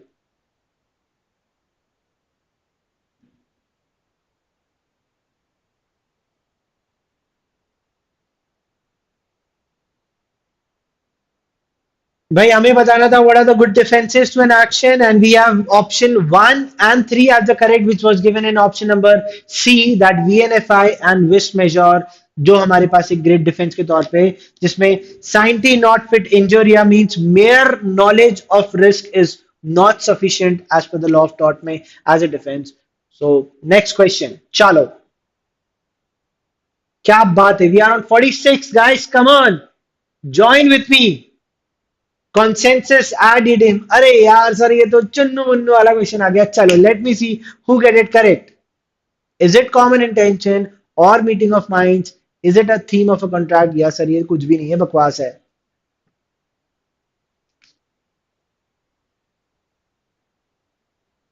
3, 2, 1, times up guys, let me see. अरे क्या बात है, क्या बात है, क्या बात है, क्या बात है। 66 बच्चों ने बोला इट्स मीटिंग ऑफ माइंड, दोनों का कंसेंट होना, कॉन्सेंसस होना, मीटिंग ऑफ माइंड होना बहुत जरूरी है। That is a free consent, है ना? कोर्जन, मिसरिप्रेजेंटेशन, अनड्यू इन्फ्लुएंस, ये सब कुछ भी नहीं होना चाहिए। चलो, which of the following statement is true? Come on guys, let me see कौन इस स्टेटमेंट को सही बताता है कि ट्रू है कि नहीं। Protection of interest of minorities envisaged in Article 19, fundamental right to equality aims at abolition of social distinction is a moral right. Which is the correct one? Is option 1 true, 2 true, both या none is true?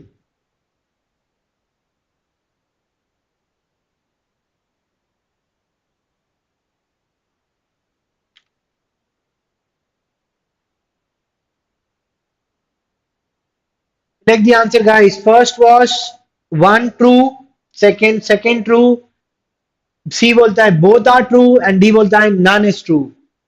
Come on guys, 3 questions left, fast.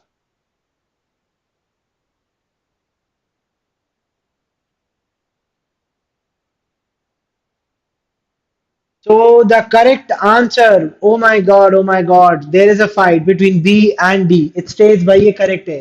आप लोग फंस गए।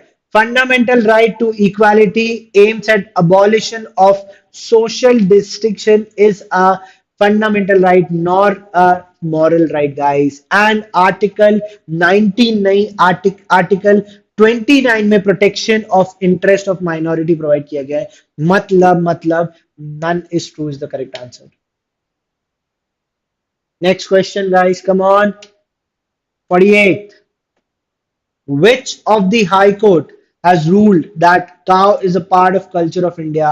इन्होंने कौन से high court ने बताया है should be declared as a national animal made part of fundamental rights? Which code guys, which code? It's option number D, Allahabad High Court ने ये चीज बोली थी, that was observed while denying one of the bail to a person named Javed who was charged for offences under the Prevention of Cow Slaughter Act in Uttar Pradesh के हिसाब से। Okay, come on guys, come on, time's up, फटाफट, we have only last 2 questions left.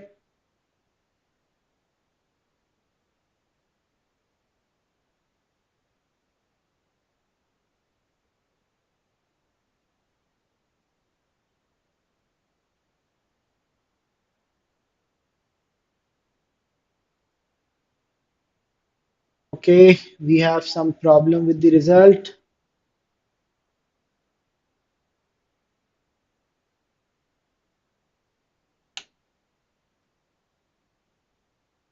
चलो, 49 question.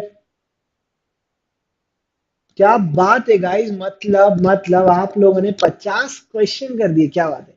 Which among the following has been nominated as chairman of Supreme Court Legal Services Committee? Justice Lalit, Justice Nariman, and Justice A.M. Oh, we have correct answer as Justice A.M. Khanwilkar, क्या बात है, क्या बात है। We have option C as the correct answer.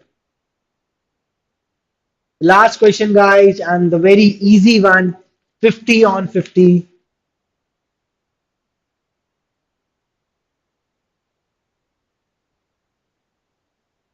A contract is an what? भाई contract पढ़ाता हूं तो कॉन्ट्रैक्ट वाला क्वेश्चन तो आखिरी बनता है बॉस। आपने देखा होगा स्टार्टिंग में एक अलग ही पेस था, अलग ही टफनेस थी, और धीमे धीमे धीमे धीमे थोड़ा टफ कम किया सो दैट आप लोग के स्कोर्स इंप्रूव हो जाए। And a contract is an what guys, is an agreement which is enforceable by law। क्या बात है गाइस, प्राउड ऑफ यू, मेरी तरफ से तालियां आप सब लोगों के लिए। और आप लोगों ने मेरा साथ दिया इस मेंटी को इसके लिए।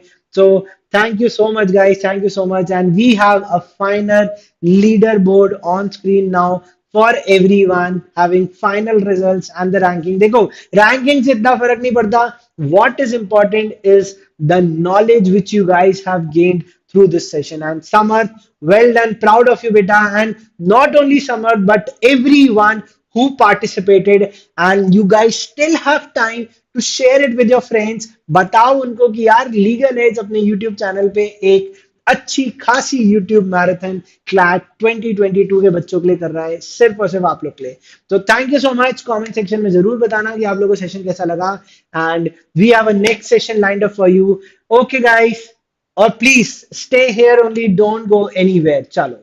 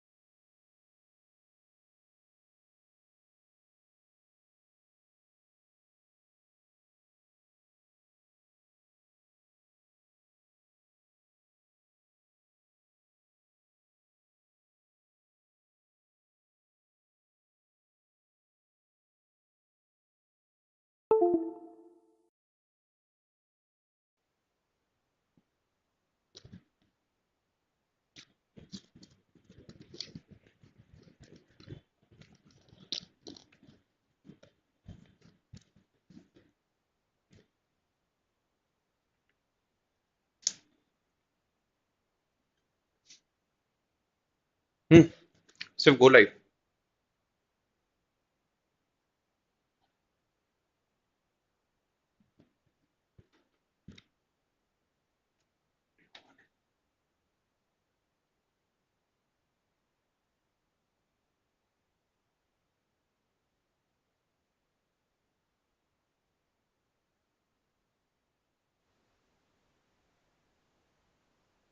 हाय गाइस, 30 सेकेंड्स पहले लाइव कर दिया मैंने। Am I perfectly audible and visible? Give me a confirmation please. Hi guys, good evening.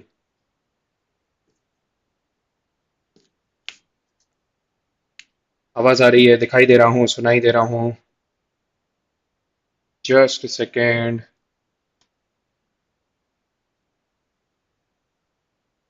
Yes, hi, good evening.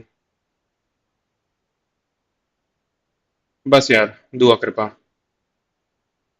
आप लोग बताओ कैसे हो?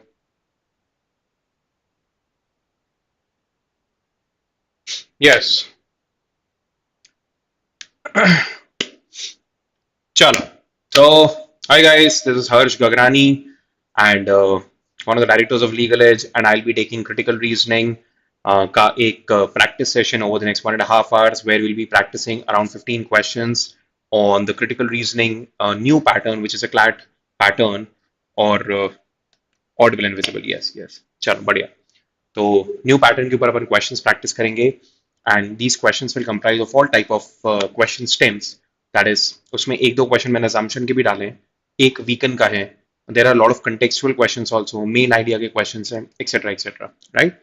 सो ब्रॉडली ये सारे सारे वही क्वेश्चन स्टेम्स हैं जो मैं लीगल एज स्टूडेंट्स, हम लोग को याद होगा, अभी अपन लोगों ने एक वीडियो आप लोगों के लिए अपलोड करवाया था, which was C R essentials, जिसमें मैंने अलग अलग टाइप के क्वेश्चन स्टेम्स डिस्कस किए थे, which has normally come in CLAT 20 and 21।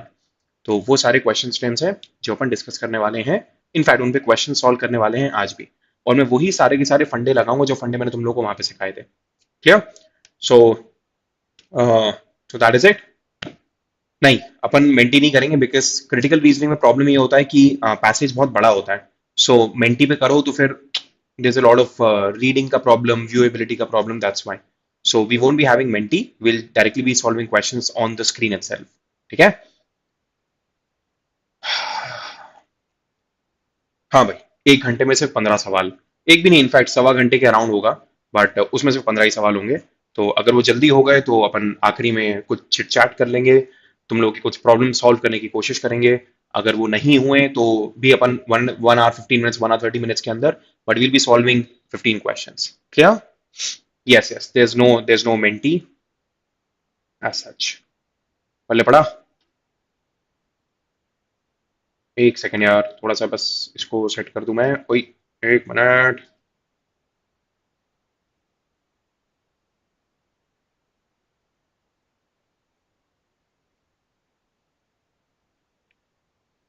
Yes, तो बताओ, should we start?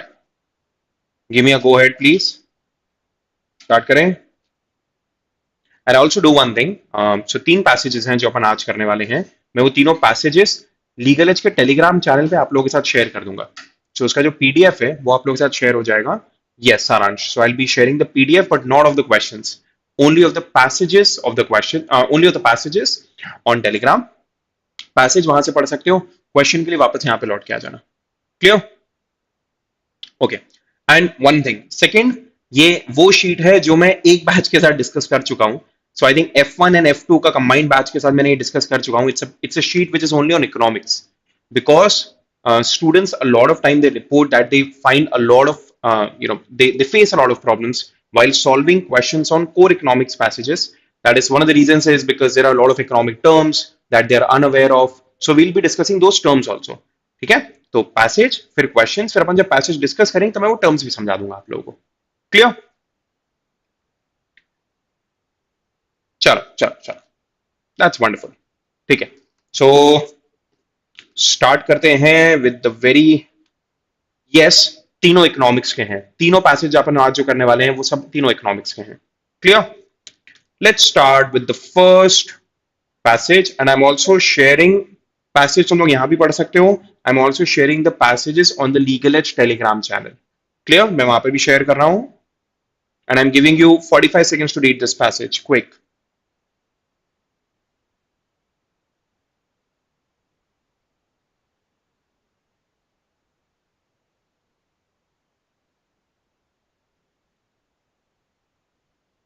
Yes. Hi. Good evening, Harsh.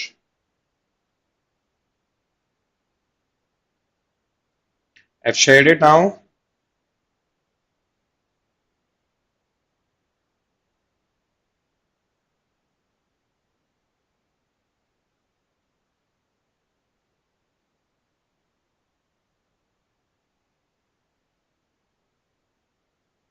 Anshita, yes, you can.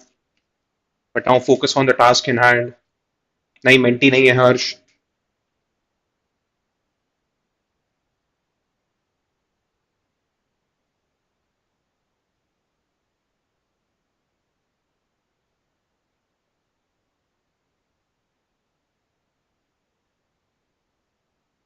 यश अगले हफ्ते आ जाऊंगा. पर सुयश ये सारी बातें अभी नहीं बेटा. अभी हम पैसेजेस कर रहे हैं ना. ये सारी बातें सर अपन कब से नहीं मिले. बहुत टाइम हो गया. सर आप W9 में नहीं आते हो. सर W17 में कब से क्लास नहीं हुई. यस वो आई मार्च में एटलीस्ट एक या दो बार क्लास एब्सोल्युटली सारे बैचेस में होगी. That I promise. ठीक है. बट फर्स्टली इस पे आ जाओ अभी वापस. यस एक दो बैचेस में ये हो चुका है. Yes yes. Once it's done, just write done in the chat window.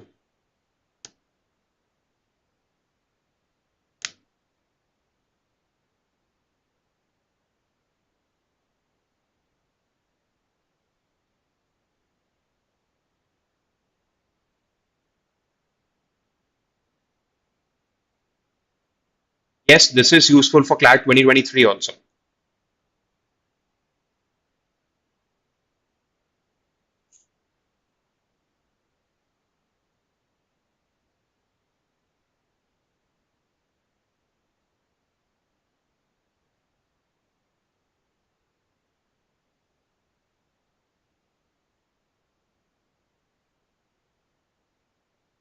Done है.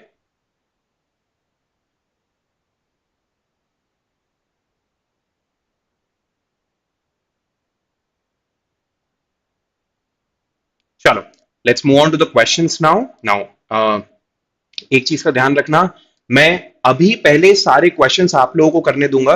मैं उनको डिस्कस नहीं करूंगा क्योंकि अगर मैंने डिस्कस किया तो आगे क्वेश्चंस करना आप लोगों के लिए इजी हो जाएंगे. So first, I'll allow you guys to solve the next 5 questions. We'll come back to the passage, understand the passage, decode the passage, and then we'll decode each and every question. And I'll also tell you the answers. Clear? चल. So पहले आप लोग करो. Question number 1. Solve करो.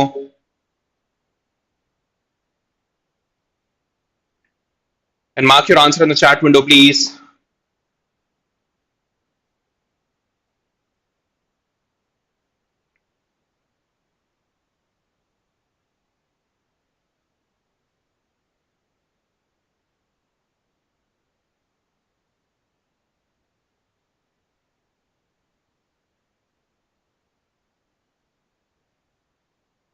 In seconds. Quick.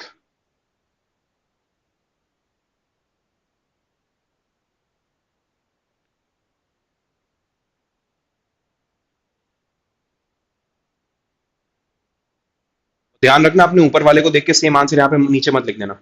ये बहुत common गलती है जो बहुत सारे बच्चे करते हैं.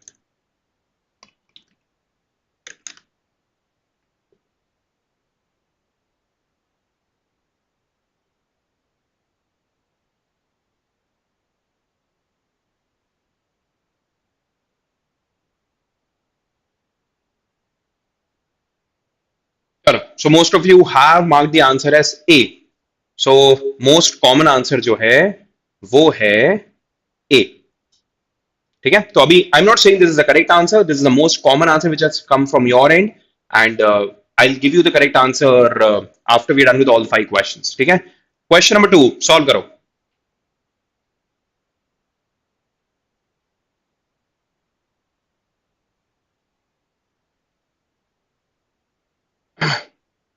मैं से मोस्ट कॉमन आंसर आप लोगों का मार्क करूंगा और फिर सही आंसर बाद में बताऊंगा. ठीक है.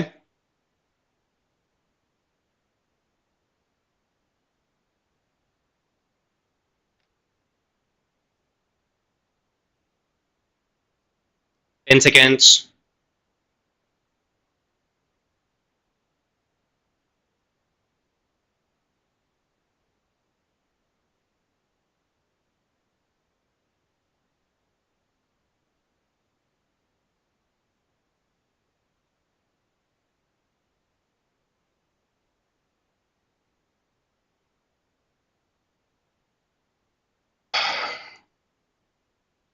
Time's up. Let's move on to the next question now. Question number 3. Solve करो.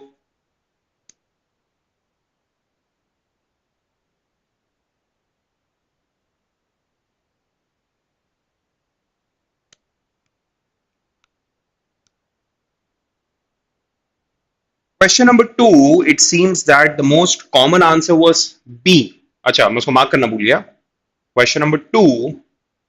The most common answer was B. एक बार मार्क कर देते हैं. ठीक है. Question number 3 पे आ जाओ.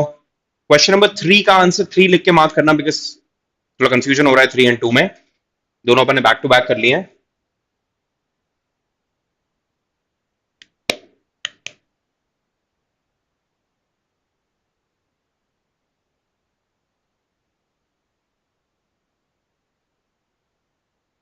Question number 3. What do you guys think is the correct answer?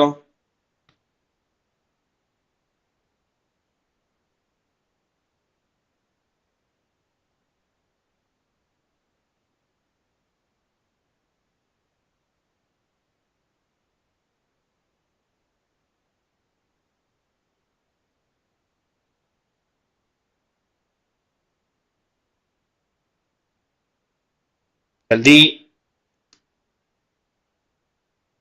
3B, 3B, 3CB, 3C, 3B, 3A, 3B, B, C, A, C, B.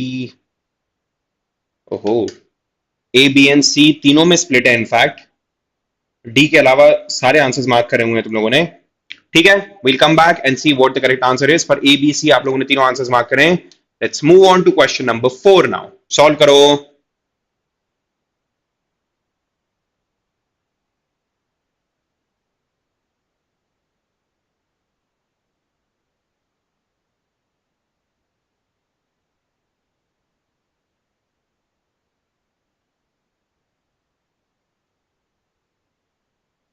Is there a slight lag in the video? I don't know. At least मेरे को अपने उसमें दिख रहा है. Is there a slight lag in the video or it's fine? Give me a confirmation. Bhavna, if it's done in your class, feel free to leave. Not an issue. If it's done in your class, कोई दिक्कत नहीं बेटा. Feel free to leave. Only if it's done in your class. मैंने सिर्फ एक के दो batch में कराए थे, बाकी सारे बैच में बचा हुए हैं. Is there a lag? Yes or no? Oh, it's all right. तो I think सिर्फ मेरे इशू पे, मेरे ही फोन पे था. 4A, 4B, 4B, 4A, D, B, A, B, C, D. Perfect now. Not fine. Yes. Find. D. No, sir. A. So again, I think question number 4 maybe it's split between a lot of options. नहीं कह सकते आपने चारों options mark करे हुए हैं. कोई overwhelmingly कोई एक आंसर नहीं है. Let's move on to the last question now. Question number 5. I'll give you 15 seconds. Quickly mark karo answer.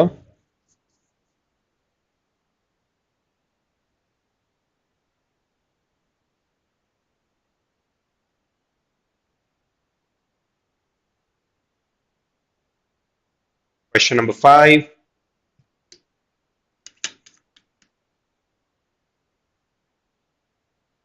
Guys, एक चीज करना. When you're marking the answer, please question number साथ में लिख दो, because YouTube में और live में there is a gap of normally 20 seconds. तो confusion हो जाता है कि आपने 4 का आंसर मार्क करा है, 5 का करा है, 2 का करा है, 3 का करा है. तो नंबर साथ में लिख देना please.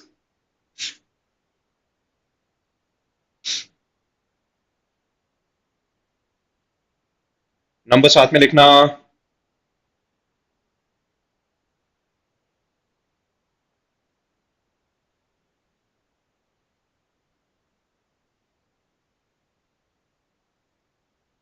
Five B, 5AB. AB क्या होता है? 5A, 5B. Quick, the last 10 seconds now. 5D, 5B, 5A, 5B, 5B, 5A. ठीक है. I think mostly D, B, again split between A, B and D. तो टेक्निकली ये सारे ही आप लोगों ने मार्क करे हैं. चेक करते हैं what is the correct answer. 5D, C. अच्छा, D ज्यादा लोगों ने मार्क करा है. ठीक है. ठीक है. Now let's go back to the passage now and understand the passage first. ठीक है, कुछ बेसिक बेसिक टर्म्स होंगे जो अपने को नए पता चल सकते हैं. Please stay with me. The reading of the passage is extremely important because तब समझ में आता है कि पैसेज को डिकोड कैसे करते हैं और कुछ ना कुछ नए टर्म्स हम साथ में सीखते हैं. ठीक है. India's banking sector is once again under the lens. Under the lens का मतलब होता है कि उसके ऊपर पूरा फोकस है, कुछ ना कुछ तो वहां पे गड़बड़ हो रहा है. And under the lens is used majorly for a negative, it has a negative connotation rather than a positive one. So under the lens तो पॉजिटिव वे में भी हो सकता है, but normally under the lens का जो usage होता है वो नेगेटिव के लिए होता है.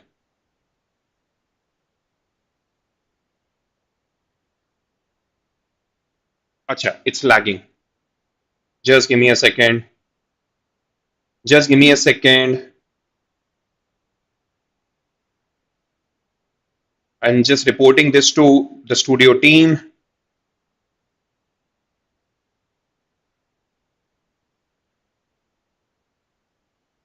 अरे यार, is it better now?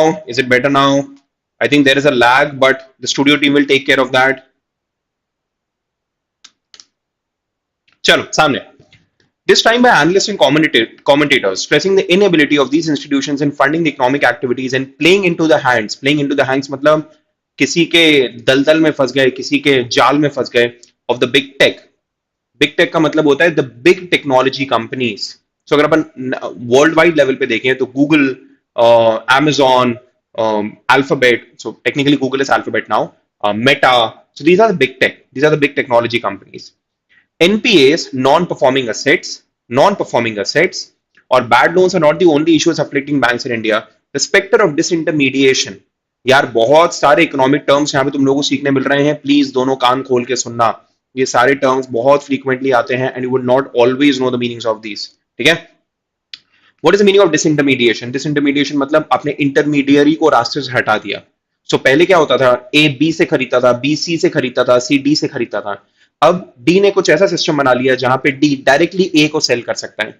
So B और सी रास्ते से हट गए. This is known as disintermediation. Is it good for the consumer?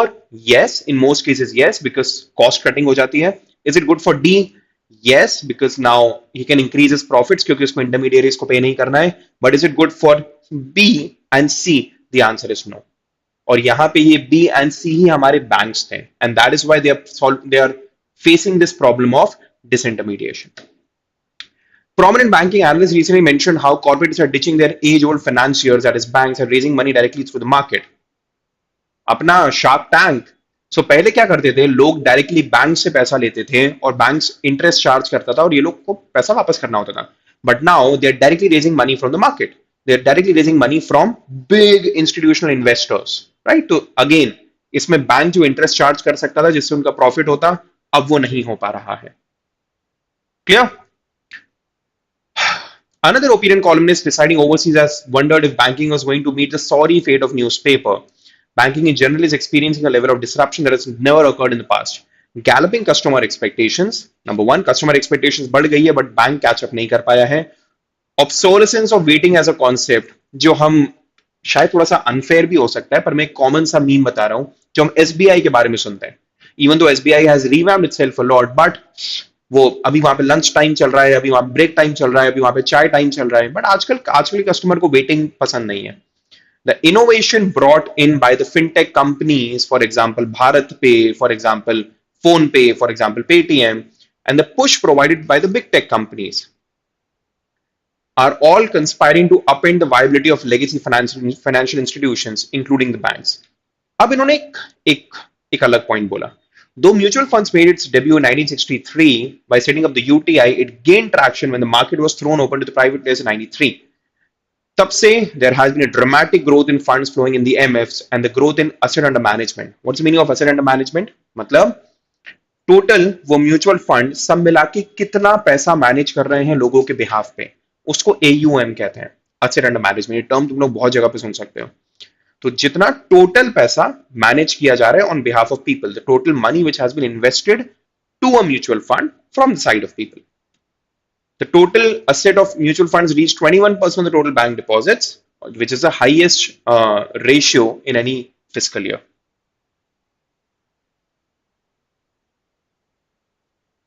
Guys 2 minute का ब्रेक, बैक इन 2 मिनट्स, कहीं कुछ पंगा चल रहा है तो I'll be back in 2 minutes. I don't know.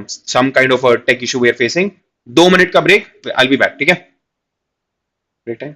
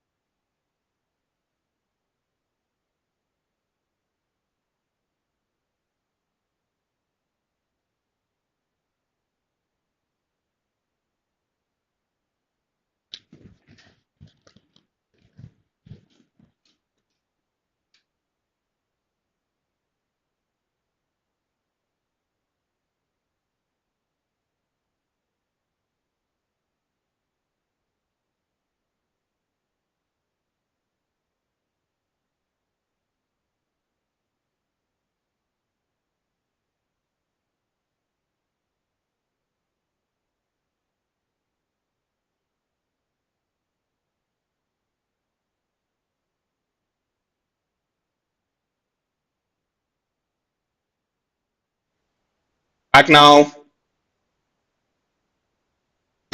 Hopefully things would be better now. आगे बढ़ते हैं. So आखिरी में जाके उन्होंने AUM का एग्जाम्पल दिया, म्यूचुअल फंड्स का एग्जाम्पल दिया, और म्यूचुअल फंड्स के AUM अब बहुत ज्यादा बढ़ गया है. यस, म्यूचुअल फंड्स का AUM बहुत ज्यादा बढ़ गया है as compare to the total deposits in the bank, which means या तो बैंक का डिपॉजिट कम हो रहा है या म्यूचुअल फंड्स का AUM बढ़ रहा है या ये दोनों साथ में हो रहा है. Clear? Let's move on to the questions now. According to the order which, so अगर मैं मेन आइडिया बोलूं इस पैसेज का, तो कोर प्रॉब्लम जो बैंक्स फेस कर रहे हैं, it can just be summarise in one word, and that is disintermediation. So what is happening is, instead of bank directly giving money, instead of bank giving money to the people who need it, लोग अब किसी और से ले रहे हैं, भले वो लोग बैंक से उठाएं. So disintermediation is a problem which the banks are facing. According to the author, which of the following factors have led to such big disruptions in the banking sector? They came under the influence of large technology companies which ultimately hurt them. Second line में ही लिखा है, economic activities and playing into the hands of big tech. Playing into the hands, exactly what is given in the second line. Yes, the recent fascination of the present generation to access things faster. The obsolescence of waiting as a concept. तो दोनों सही है. आप में से maximum लोगों ने answer A mark करा था, बट नहीं, the correct answer is D, क्योंकि 1 दिया है यहां पे, 2 दिया है यहां पे. So even the recent fascination of the present generation to access things faster, we do not want to wait for things. यार वो कौन से नए जमाने में 10 मिनट, 15 मिनट, 20 मिनट के अंदर की डिलीवरीज अभी आने लगी हैं. And I think even Uber, Ola, वो सब इसके अंदर, Ola, forgetting the name, Ola something उन्होंने लॉन्च किया है, जहां पे 10 मिनट के अंदर the grocery would be delivered. We do not want to wait any more. That's what the issue is, and banks are facing the brunt of that. So 1 भी सही, 2 भी सही, the correct answer is D. Clear और not clear? समझ में आया कि नहीं आया? पल्ले पड़ा कि नहीं पड़ा? Give me a conformation in the chat window. Is it perfectly fine guys? Clear हुआ क्या? And is the video quality better now? क्या पिछले 1-2 मिनट में लैग हुआ है अभी? कॉन्फर्मेशन दो. Oh sorry sorry sorry sorry sorry sorry sorry. The correct answer is C. Yes, yes, yes. The correct answer is C. So sorry.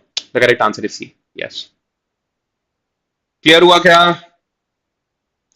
हाँ, C, C, C, C, C, C. The correct answer is C. अब चमका? बहुत बढ़िया. अगला सवाल. Wonderful. What is the role of the mutual fund scenario that has been provided by the author in the passage? आखिरी mutual fund दिया है. उन्होंने बोला यार 1963 में म्यूचुअल फंड आ तो गया था, पर 1993 में जाके बहुत फेमस हुआ। अब 93 में ऐसा क्या हुआ था कि उसके बाद से वो फेमस होना चालू हो गया? 93 में क्या हुआ था? It was put open to private players. अब put open to private players मतलब पहले क्या होता है, ये और ये इंटरेक्ट करते हैं। अब बीच में कितने भी लोग हों, पर अल्टीमेटली इसके और इसके बीच का नाता है। But when something is put open to private players, तो बहुत बार ये रास्ते से हट जाता है। And now they can interact with them, they can interact with him, customers can interact with ये, कहीं से भी कस्टमर्स ले सकते हैं। Again it's an example of disintermediation. जहां पर भी आपने कोई चीज प्राइवेट प्लेयर्स के लिए ओपन कर दी है, प्राइवेट प्लेयर्स एक दूसरे से कंपीट करेंगे वो चीज आपको डायरेक्टली पहुंचवाने के लिए, और बीच में से मिडिल प्लेयर्स हटाने के लिए, मिडिलमैन हटाने के लिए। And that is why the correct and a perfect answer is the one that most of you guys have marked. The correct answer is B. It's an example of rising trend of disintermediation. पूरा passage भी डिसइंटरमीडिएशन पर है। आखिरी में mutual funds का जो example दिया है वो भी उन्होंने डिसइंटरमीडिएशन के चक्कर में ही दिया है। क्लियर हुआ?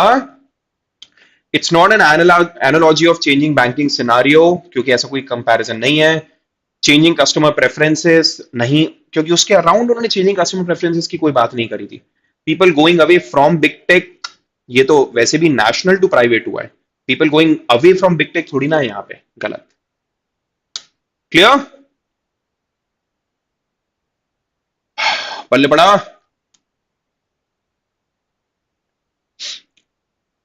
मेरे पास कौन सा स्मार्टफोन है? बहुत पुराना वाला आईफोन है, नए जमाने का कोई नहीं है, 3 साल पुराना वाला आईफोन है।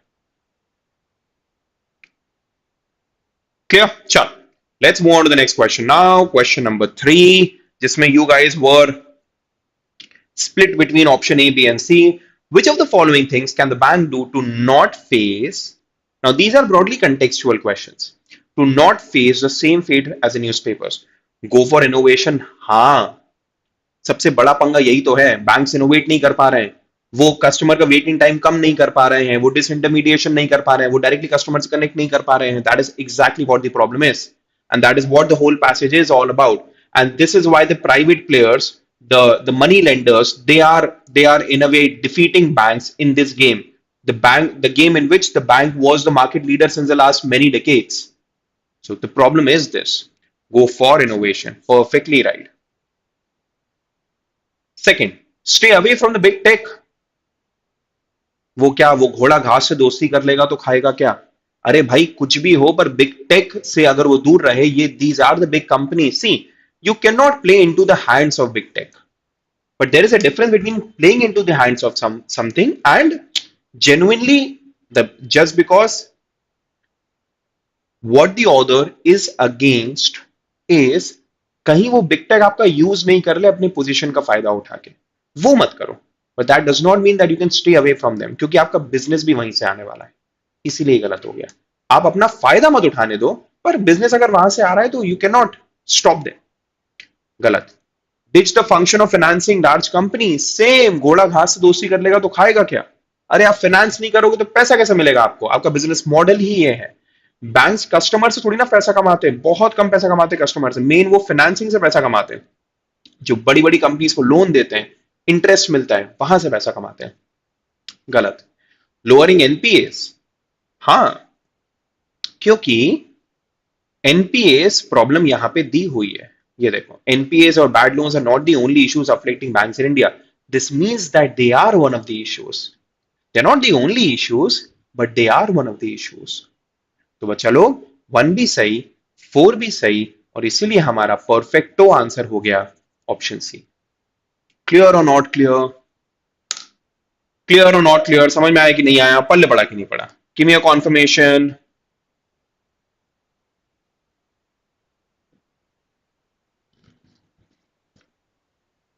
Yes? Chal, wonderful. Question number 4. Which of the following is a consequence that is in line with the author's apprehension? और author का apprehension क्या है? Disintermediation. Disintermediation मतलब middleman हट जाना, ठीक है? The rise of bad loans. हाँ, but author ने बीच में ये कहा है कि यार bad loans अकेला प्रॉब्लम नहीं है, but that does not mean कि author का पूरा passage bad loans के अराउंड है। सी, बैड लोन्स, जिन लोगों ने ऑप्शन ए मार्क करा है, understand one thing, Where has he talked about bad loans? Just a second, guys. See, उसने bad loan सिर्फ एक लाइन में लिखा है. That's it. But the whole passage doesn't talk about bad loans. Bad loans has been talked more as a passing reference. Right? गलत हो गया. Industries pruning their fundraising initiatives. हाँ, बट अगर फंड रेजिंग इनिशिएटिव्स ही अगर prune हो गए, अगर कम हो गए, तो ना यहां से लेंगे फंड, ना कहीं और से लेंगे. तो कोई वो this is not in line with author's apprehension. The rise of P to P lending और पियर टू पियर लेंडिंग. हाँ, यही तो हुआ है. सी, पहले क्या होता था, किसी को भी अगर पैसा उठाना है तो वो बैंक से उठाता था. बैंक कस्टमर को पैसा देता था और कस्टमर बैंक को सपोज 10% पर एनम पे इंटरेस्ट देता था और बैंक को वहां से पैसा मिलता था. अब क्या हुआ है, अब आ गए हैं बहुत बड़े बड़े sharks. Shark tank is a recent example, इसलिए मैं शार्क्स बोल रहा हूं, बट द पॉइंट इज बहुत बड़े बड़े मनी लेंडर्स आ गए, बहुत बड़े बड़े प्राइवेट इक्विटी इन्वेस्टर्स आ गए, एंजल इन्वेस्टर्स आ गए, और कस्टमर अब बैंक को रास्ते से हटा के वो डायरेक्टली शार्क से पैसा ले रहा है. इसको बोलते हैं peer to peer lending. Bank इंसान को पैसा नहीं दे रहा है, इंसान इंसान को पैसा दे रहा है. This is known as peer to peer lending. Clear? और यस, ऑर्डर का एप्रीहेंशन के लाइन में एग्जैक्टली यही चीज है, यही चीज होने वाली है. ऑर्डर जो सोच रहा है, अगर वो हुआ तो उसी का कॉन्सिक्वेंस ये होगा. And that is why the correct answer is C. This is exactly what the order is talking about and therefore the correct answer is C. Clear?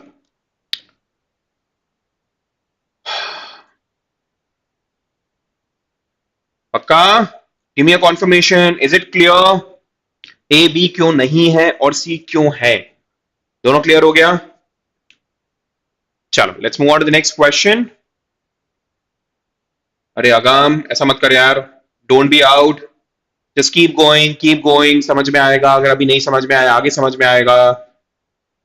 इसमें एक्सपर्टीज अगर नहीं भी है तो भी please do not be out.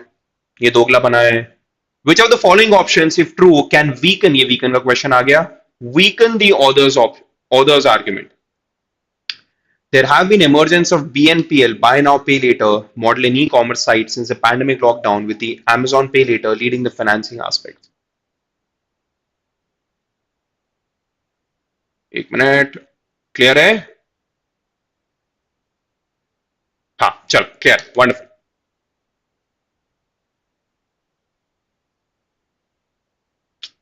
Guys, is it still lagging? Is it still lagging or not? बीच में lag कर रहा था क्या? चलो सामने. ऑर्डर का आर्ग्यूमेंट ये है कि यस एग्जैक्टली. सो ऑर्डर का आर्ग्यूमेंट ये है कि बड़े बड़े बैंक्स धीरे धीरे करके एक्सटेंड हो जाएंगे. बड़े बड़े बैंक्स ये नए जमाने की टेक्नोलॉजी से कोप अप नहीं कर पा रहे हैं, ऐसा ऑर्डर सोच रहा है. ठीक है? There has been an emergence of BNPL model in e-commerce sites since the pandemic lockdown, with the Amazon Pay Later leading the financing aspect. ठीक है? तो उससे ऑर्डर का आर्गुमेंट कैसे वीकन हुआ? अगर बाय नाउ पे लेटर हो गया, bank can very much be a part of that. There is nothing wrong with it. गलत. The introduction of CBDC, central bank digital currency, by RBI has seen customers convert their CASA होता है current account, savings account, CASA deposits into CBDCs. CBDC आने के चक्कर में customer ने अपने Kasa deposit को CBDC में कन्वर्ट कर दिया. ओके, पर अच्छी बात तो यह है कि सेंट्रल बैंक डिजिटल करेंसी में कन्वर्ट किया है. तो ये तो ऑर्डर के आर्गुमेंट को वीकन कैसे कर रहा है? गलत हो गया. अच्छा ठीक है. With the pandemic, we have seen a higher usage of UPI-based apps, phone पे, गूगल पे, एक्सेट्रा, इन मेकिंग ट्रांजैक्शंस. हाँ, बट वो फोन पे, गूगल पे अपने बैंक से ही तो कनेक्टेड होता है. तो पैसा जो जाएगा वो पेटीएम से थोड़ी ना जा रहा है, वो अपने बैंक से जा रहा है. तो बैंक का रोल तो और बढ़ गया है. After the pandemic, the large banks have outlasted small banks in many other financial technology companies. अच्छा, मुझे लग रहा था फिनटेक कंपनीज बैंक्स को खत्म कर देगी. ऑप्शन डी ने एग्जैक्टली मेरे आर्ग्यूमेंट को अटैक किया.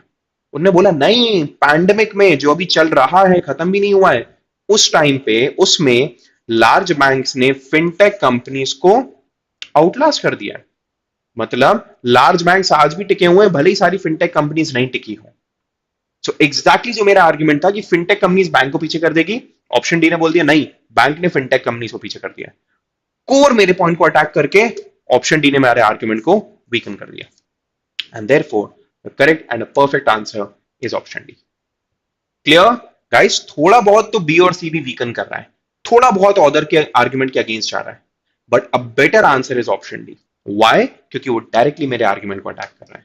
मैं सोच रहा था फिनटेक आगे बैंक पीछे, डी ने बोला नहीं बैंक आगे फिनटेक पीछे, वही गलत हो गया। क्लियर और नॉट क्लियर? समझ में आया कि नहीं आया? पल्ले बड़ा कि नहीं बड़ा? Confirmation please.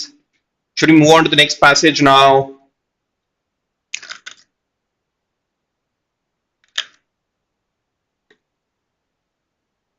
Why not B Erika? Question number 4 में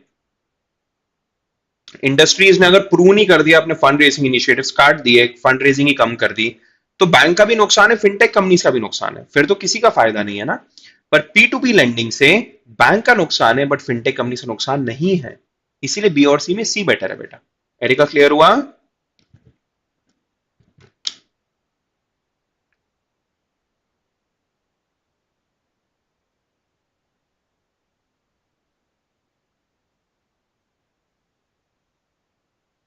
चलो let's move on to the next passage. Read करो question number 6 to 10।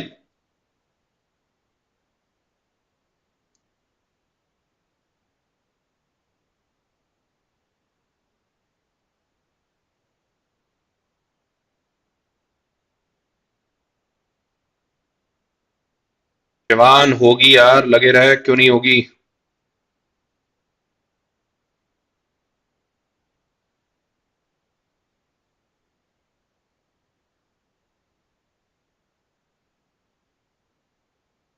Reminder, the passage is already shared on the Telegram also, तो अगर वहां से पढ़ना है वहां से पढ़ सकते हो, यहां पे क्लियर है यहां से पढ़ सकते हो, up to you.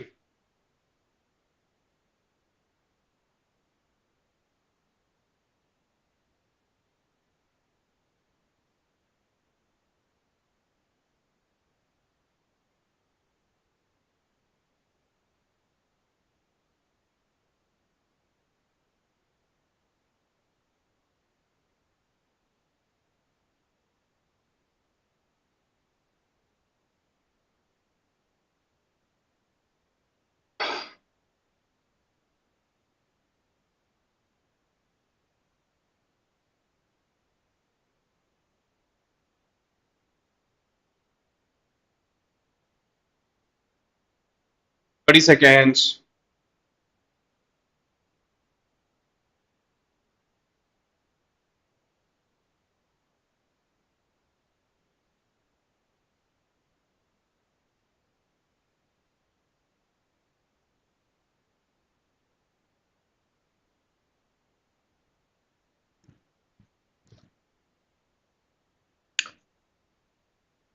Sure, yes, the hybrid batches are going on in a lot of cities.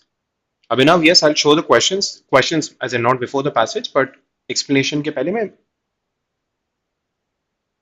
Question सारे दिखाऊंगा।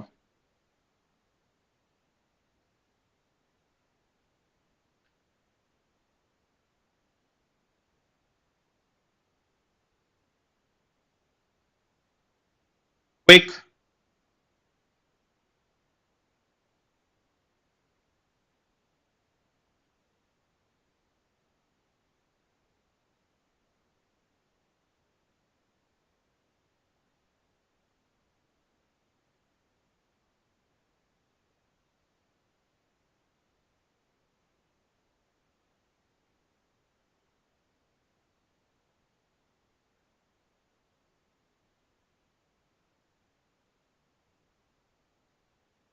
चल, let's move on to the questions now.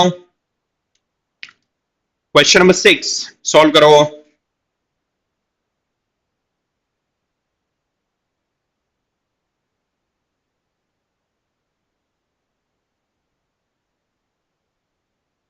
Raunak, while reading the passage that's difficult, बहुत बार passage पढ़ते time ही conclusion मिल जाता है, बहुत बार पूरा passage पढ़ के फिर कंक्लूजन को आइडेंटिफाई करना होता है, तो but that's normally done using the indicator words like therefore, hence, should, etcetera. चलो क्वेश्चन नंबर 6 सॉल्व करो।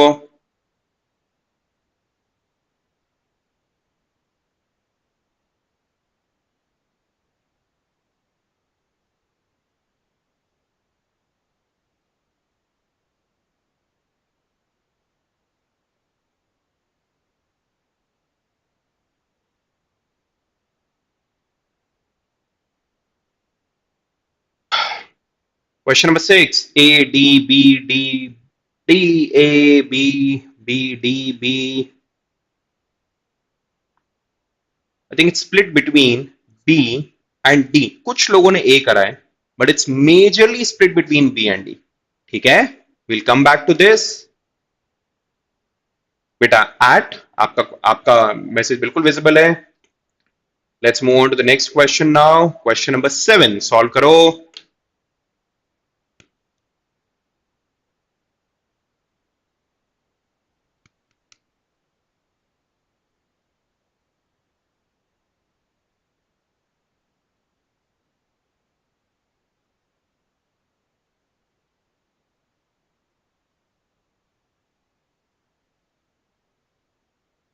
Question number 7.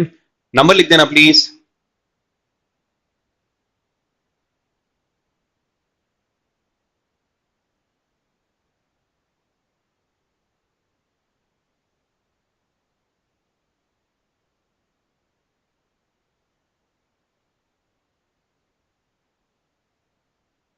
हाँ तो भाई 7 A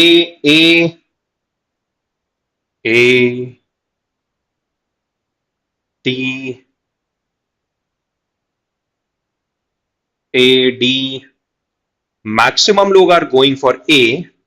There is still a few people who are going for D, but majorly pretty much everyone is going for A.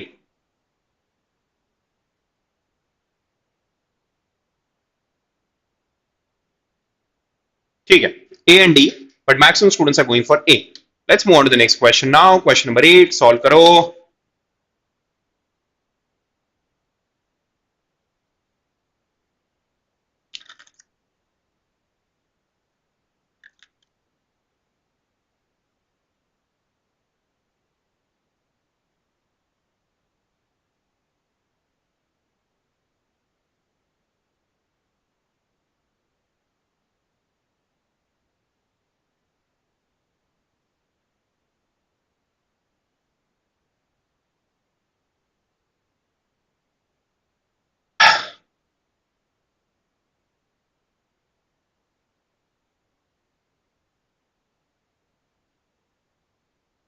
Fifteen seconds.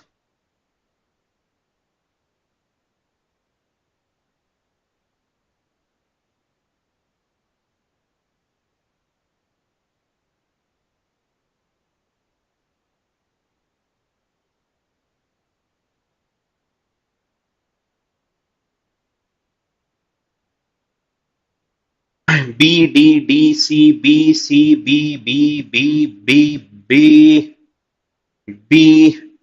Maximum students are going for B. Very few students maybe for C and D, but maximum students are going for B. Chalo. Let's see. Question number 9. Solve karo.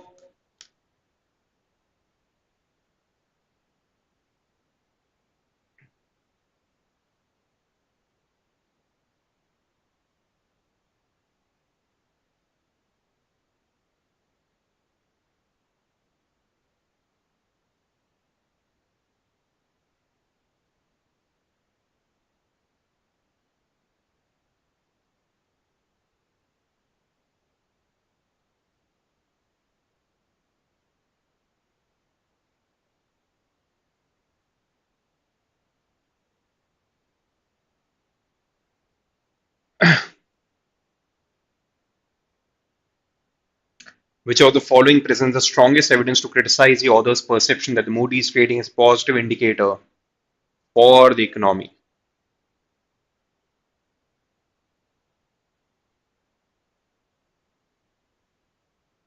A, B, B, A, B, B, A. It's split between A and B. B.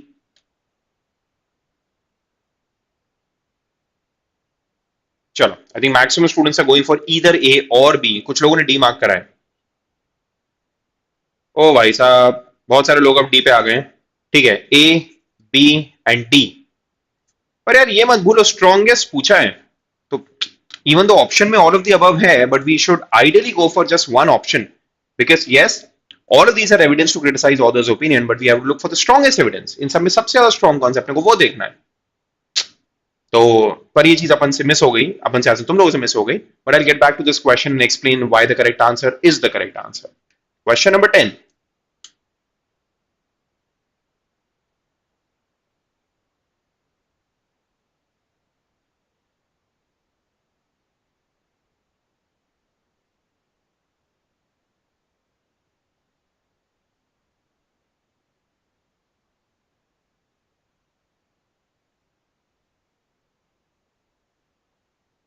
What can be deduced from the passage amongst these?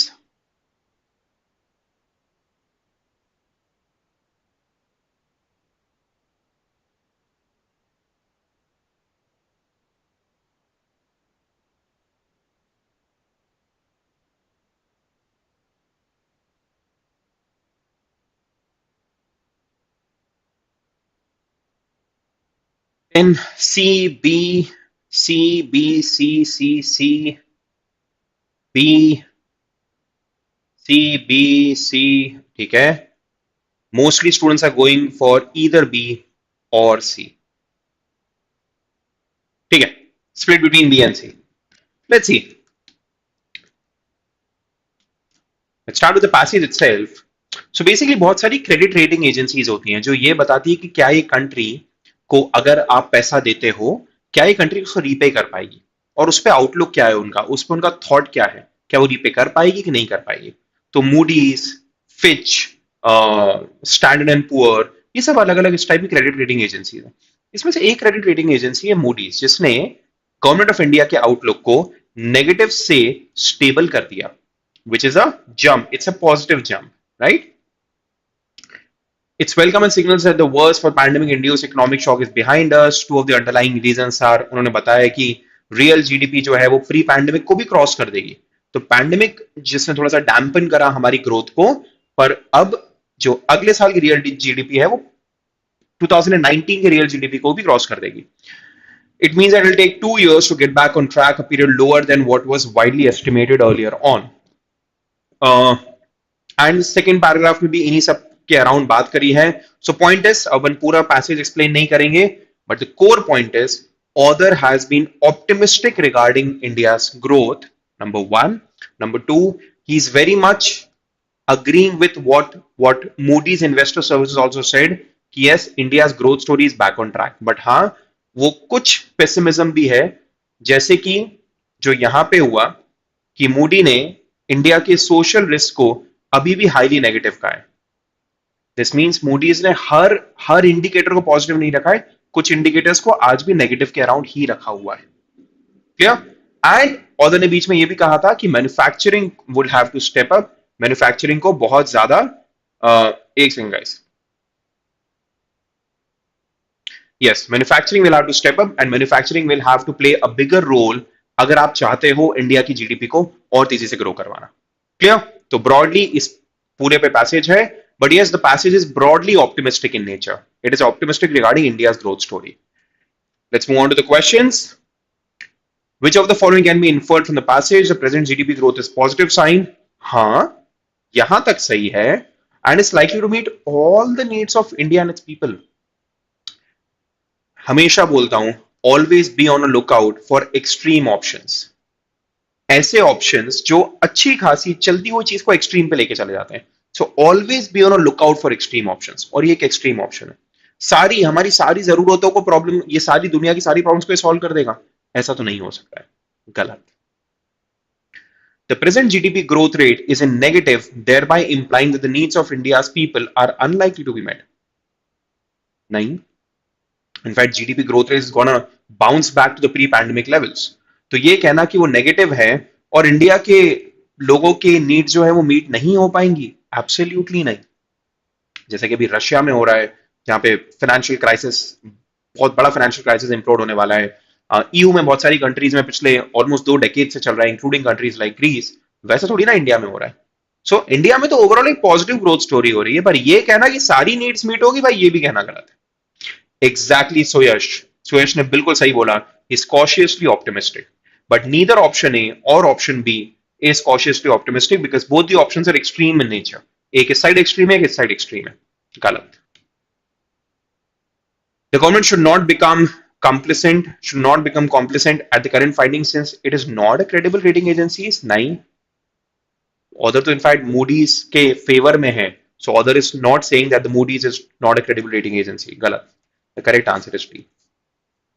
None of the above is correct. Is it clear? Question number 6. समझ में आया नहीं आया?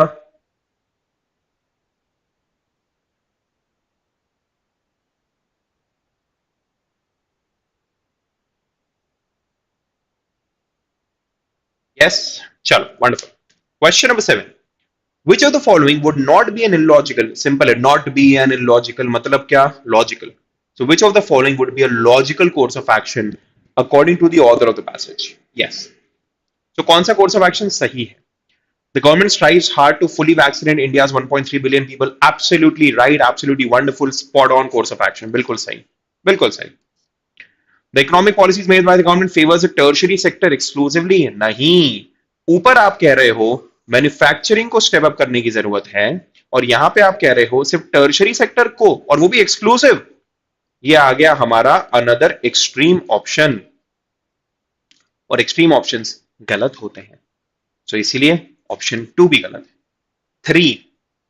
The general public becomes complicit, increasing the possibility of a third wave of coronavirus pandemic. हाँ, ऊपर उन्होंने कुछ कुछ जगहों पे ये जरूर लिखा है कि थर्ड वेव अगर हुआ तो उतना डिजास्टर्स नहीं होगा, which we also saw. In fact, this passage was made before the third wave. Now the third wave is receding. And yes, it wasn't as disastrous as maybe the second wave. But that does not mean that it's a logical course of action. It's still the wrong course of action. People should not become complicit. ये भी गलत, and therefore the correct answer is only 1. Is it clear?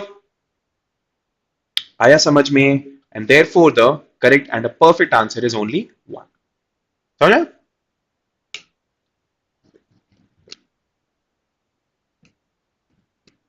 Sure, wonderful. The next question now, which of the following factors is responsible for the perception that the third wave would not disrupt the economy? So, क्योंकि हमने एक ऐसा financial question बना के रखा है कि third wave disrupt नहीं करेगी, ऑथर ने ये बात ऊपर पैसेज में कही है. Acceleration of the vaccination drive, yes, ये बात ऑथर ने यहां पे करी हुई है. And because of this it would not disrupt the economy as and when more and more people are getting vaccinated. Covid से कम लोग अफेक्ट होंगे, वो घर कम बैठेंगे, वो बाहर आएंगे, will contribute to the growth of the economy. Yes. Sustained efforts of banks, yes, I think it was there somewhere in the second. Yes. Years of provisioning by banks and additional capital raising exercises have built a cushion. So years of efforts of bank and additional capital raising. तो 2 भी सही हो गया, 3 भी सही हो गया. ये सारी चीजें ऊपर से निकल रही है. India strong manufacturing sector, no. In fact China is considered as a manufacturing powerhouse. India को स्टेप अप करना है, इंडिया के मैन्युफैक्चरिंग सेक्टर को स्टेप अप करना है. गलत. And therefore the correct answer would be all except 4, जो आप में से मैक्सिमम लोगों ने मार्क करा था. The correct answer is B, all except 4. Question number 8 clear है guys? Give me a confirmation.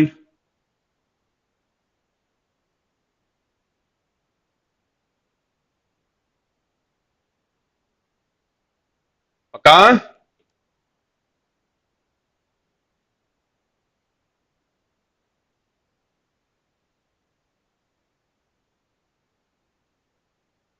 Wonderful. Question number 9. Which one of the following presents the strongest evidence? So which means we have to choose one, because strongest evidence to criticize the author's perception that Moody's rating is a positive indicator for the economy. Two highly credible rating agencies, Fitch and Standard and Poor, S&P होता है Standard and Poor, are highly apprehensive about India's economy. Author Fitch का भरोसा कर रहा है, Fitch ने positive rating दी है, पर बाकी दोनों जो है उन्होंने नेगेटिव रेटिंग दी है. तो ये तो बहुत स्ट्रॉन्ग एविडेंस हो गया ना, क्योंकि फिच के कॉम्पिटिटर्स ने हमें नेगेटिव रेटिंग दे दी जबकि फिच ने हमें पॉजिटिव रेटिंग दी है. So I don't think we can have a better answer as compare to option A, क्योंकि वो डायरेक्टली हमारे the core point on which the whole argument is based, on which the whole passage started, वो उसको attack कर रहा है. ध्यान रखना, how, just notice how am I choosing a better answer. So कहीं पे अगर मल्टीपल ऑप्शन है जो अपनी जगह पे हर ऑप्शन इंडिपेंडेंटली सही लग रहा है, to choose a better answer just look for the option जो डायरेक्टली उस लाइन से कनेक्टेड है, जिस line which is sort of the core of the whole argument. और यहाँ पे core of the whole argument is Moody's Investor Service का, जो उन्होंने रेटिंग को इंप्रूव किया है। ये looks like pretty good answer. The ICMR, a medical research organization, has cautioned against a variant that is likely to aggravate the next wave of pandemic. Okay, तो this means third wave आएगा, बड़ा आएगा। पर author ने तो passage बीच में कहा है कि third wave is unlikely to affect the Indian economy to a significant extent. Third wave आ भी जाए हमें बड़ा नुकसान नहीं करेगा। गलत। द IMO टेक्निकली अब सी हो ही नहीं सकता है क्योंकि सिर्फ ए हो गया। गलत। The correct answer is only A. Is it clear Neeraj? The correct answer is A, because हमें कोई ऐसी चीज निकाल, technically we have to weaken author's argument. The author is saying that Fitch का ये बोलना कि हमारी rating from negative to stable हो गई है, दैट्स अ ग्रेट थिंग, बहुत अच्छी बात है, it's a positive sign for India's economy. But the remaining two investor agencies, that is S&P and Fitch, sorry, Moody's का ही बोलना, पर Standard and Poor और Fitch ये क्या कर रहे हैं, इन्होंने तो हमें नेगेटिव आउटलुक दिया है। सो अब दिस मीन्स हमें मूडीज पे हम इतना भरोसा नहीं कर सकते, जबकि ऑदर मूडीज पे भरोसा कर रहा था। So that is why the correct answer is D. Clear?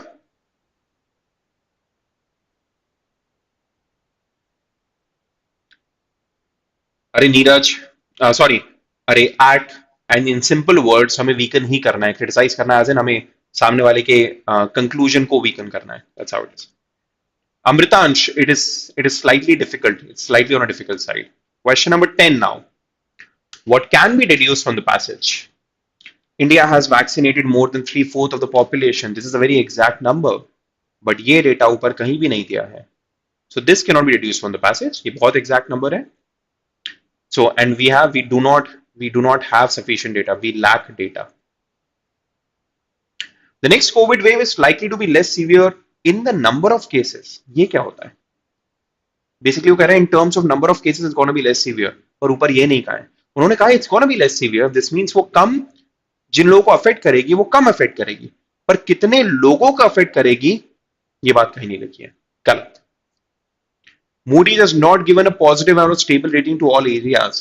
हाँ, ये देखो, मूडीज ने यहां पे हमें स्टेबल रेटिंग दी है, कहां गया, स्टेबल रेटिंग दी है, बट वही मूडीज ने हमें हाईली नेगेटिव रेटिंग दी है to the social, in context of social risk. तो यहां तो स्टेबल है बट यहां हाईली नेगेटिव है। तो ये बोलना कि मूडीज ने हमेशा हर जगह पे पॉजिटिव रेटिंग नहीं दी है, ये बोलना बिल्कुल सही है। And therefore the correct answer is C. So this can be deduced from the passage. Makes sense. Correct answer is C. Clear?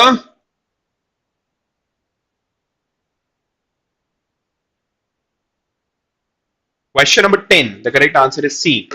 Clear हुआ? हर्ष, टाइगर गेमिंग, कनिका, समर्थ, अमृतांश, अक्षत भाई मेरठ वाले, Amit. Is it perfectly clear, guys?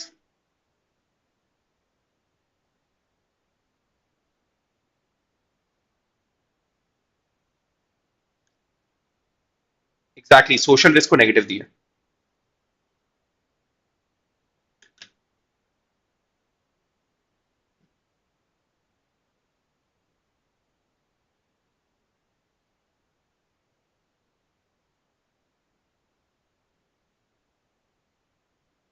इन लोगों ने बी मार्क कराए और इस basis पे mark कराए, उन्होंने बोला है इकोनॉमिक डिसरप्शन कम होगा बेटा, इकोनॉमिक डिसरप्शन कम होगा, that does not mean cases कम होंगे। थर्ड वेव में यही हुआ ना, केसेस तो अच्छे खासे थे, एंड आई थिंक पीक पे तो ऑलमोस्ट सेकंड वेव जितने पहुंच गए थे, I don't remember the exact numbers, but number बड़ा था, डिसरप्शन कम था, ऐसा हुआ था। क्लियर हुआ? चल, let's move on to the next passage now. Read करो।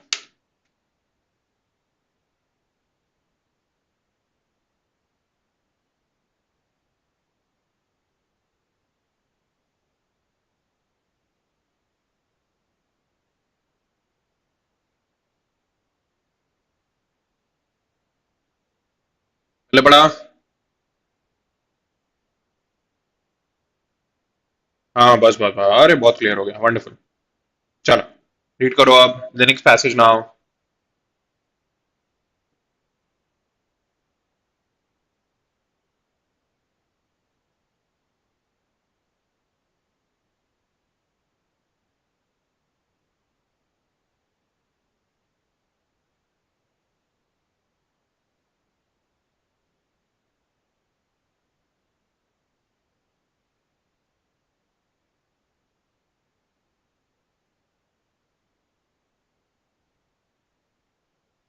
अमित, ठीक है, I let the team know बेटा।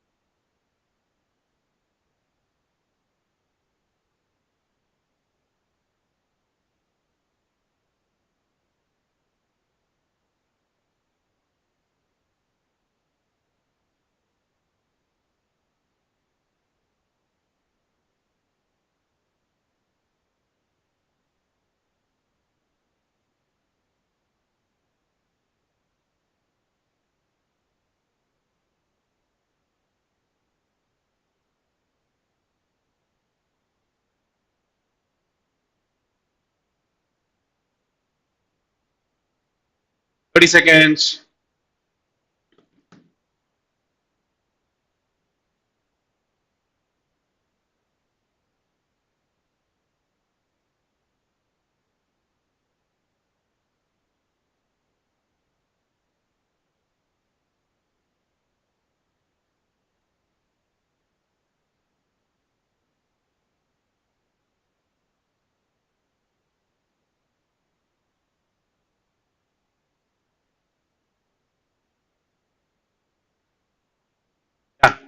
Let's move on to the questions now. Question number 11 solve करो।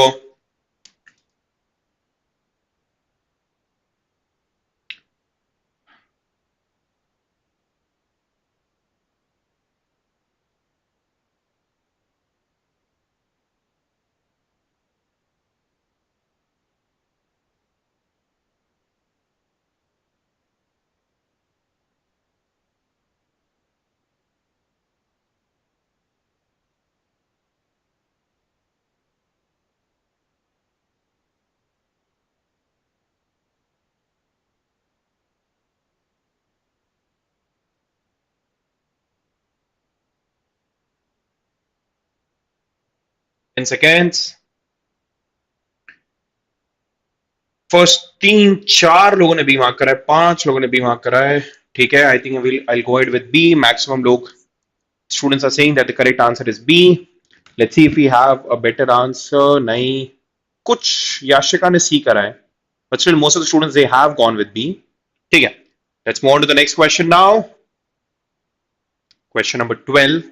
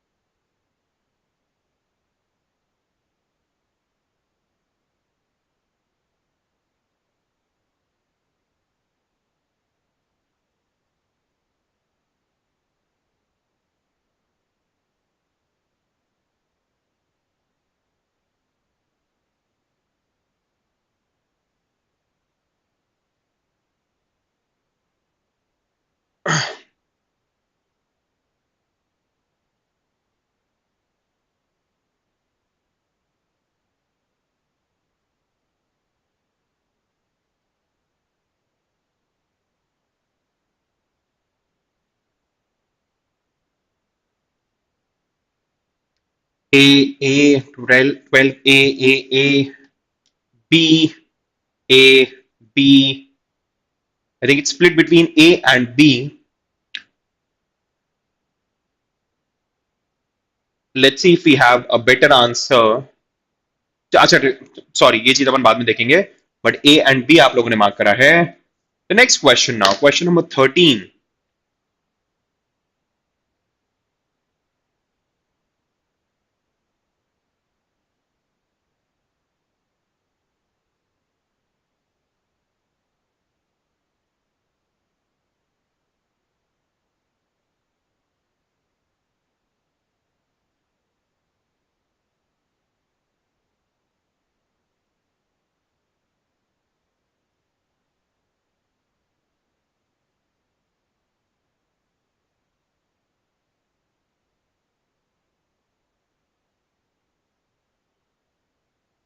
Question number 13, likely following the privatization of Air India.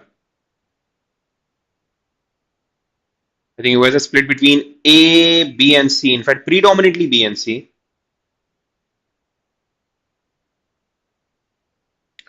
Predominantly B and C. ठीक है. Let's see. इन दोनों में से बेटर आंसर कौन सा है?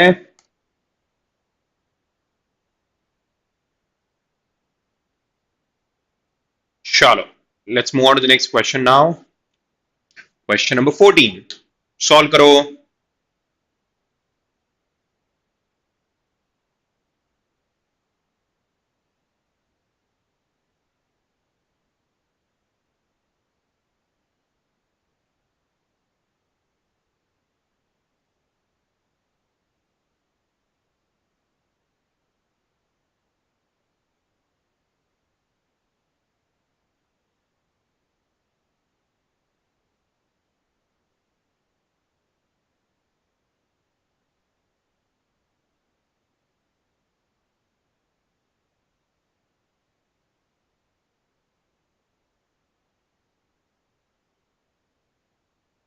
Question number 14.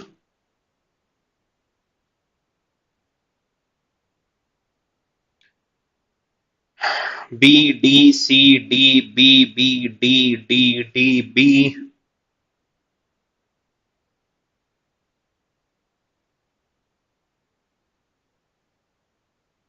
I think it's split between B and D. ठीक है, let's move on to the next one. The last question for the day.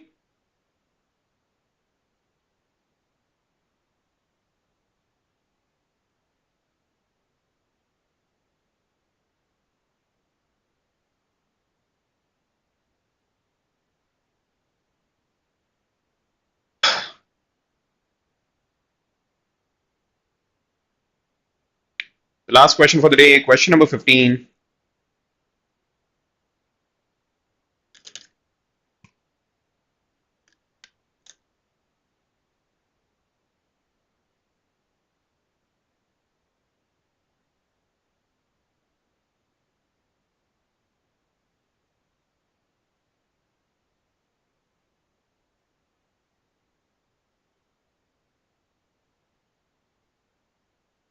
D, C, D, C, D, D, C, C, C, D, C, D, C, D. अच्छा, maximum C. कुछ लोगों ने D भी mark करा है, but maximum सी.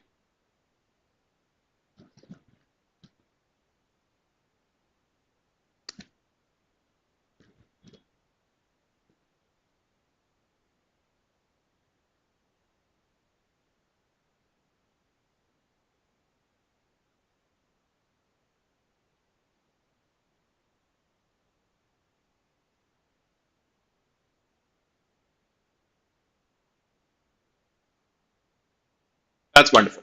चल.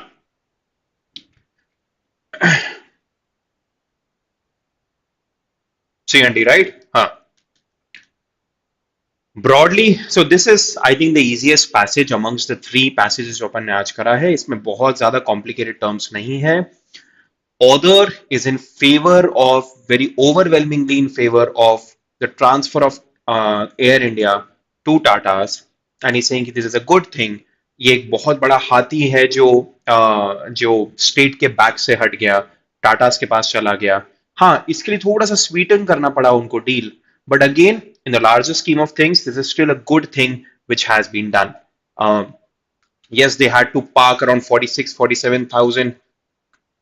Oh, the bottle cap is floating. इसको हटा दे रहा हूं मैं. This is all because of green screen. सो ये सब उनको करना पड़ा था, but yes broadly overall it's a good thing for both the parties. आखिरी में ये बताया कि कुछ मेजर इश्यूज भी नहीं हुए, जो नॉर्मली ऐसे टाइम पे जब मैनेजमेंट चेंज होता है तो वो होते हैं।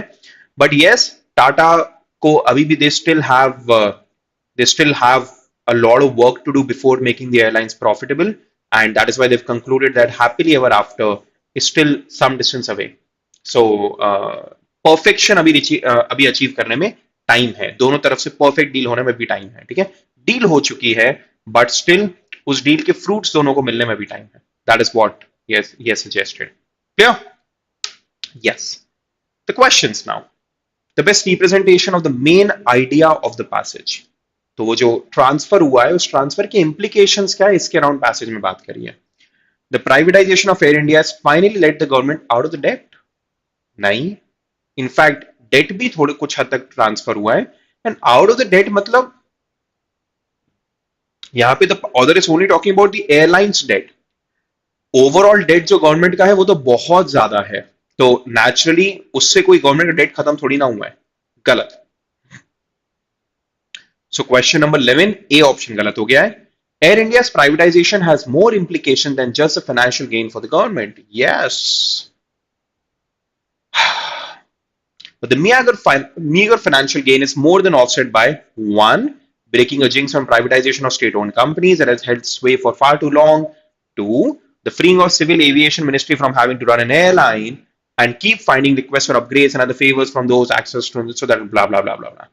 This means ये बोलना बिल्कुल सही है, फाइनेंशियल गेन तो चलो एक छोटा सा फायदा है, बड़े फायदे तो और भी हैं। There are more implications and that is why the correct answer is option B, or at least that's the best answer that we have till now.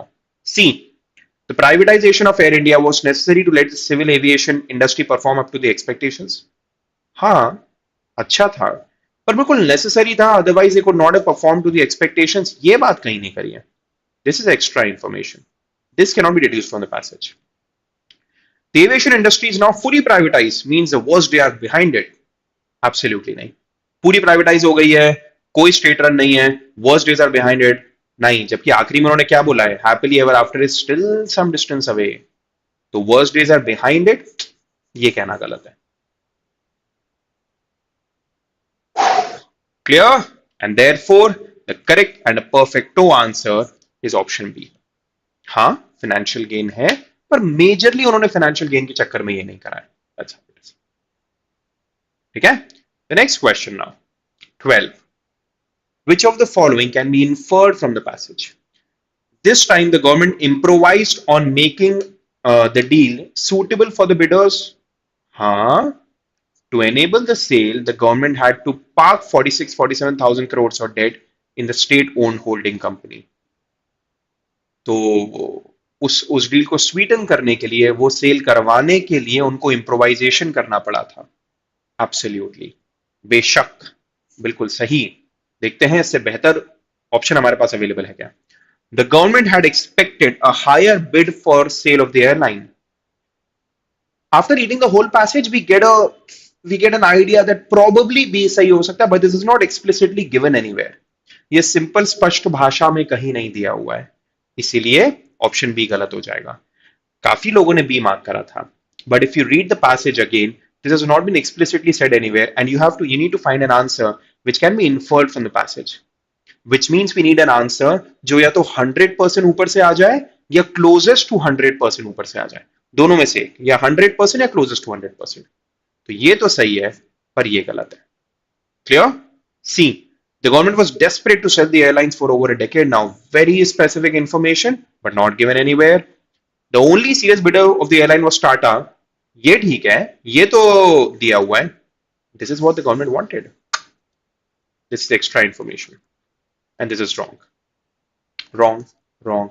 The correct answer is A. Clear और not clear? Is this clear guys? Question number 12, the correct answer is A. Perfectly clear है क्या? बताइए। Right in the chat window.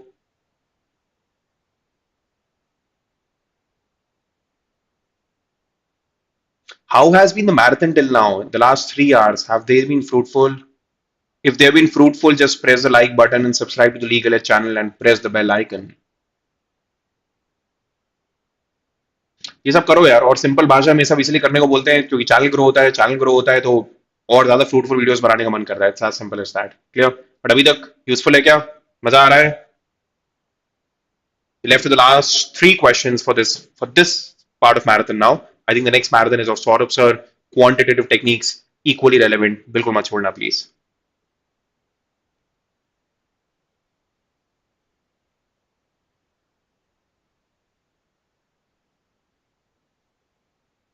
Clear? चल अगला सवाल, question number 13. Which of the following is likely following the privatization of Air India? The Civil Aviation Ministry is likely to be relieved of all, ये extreme आ गया, ये लो, ये है ना, इन्हीं टाइप की चीजें ढूंढा करो हमेशा। ये आधा प्रॉब्लम तो हमारा यही सॉल्व हो जाता है, ये इस टाइप के एक्सट्रीम वर्ड्स जो होते हैं। गलत। The Civil Aviation Ministry would be better placed to focus on other areas of concern.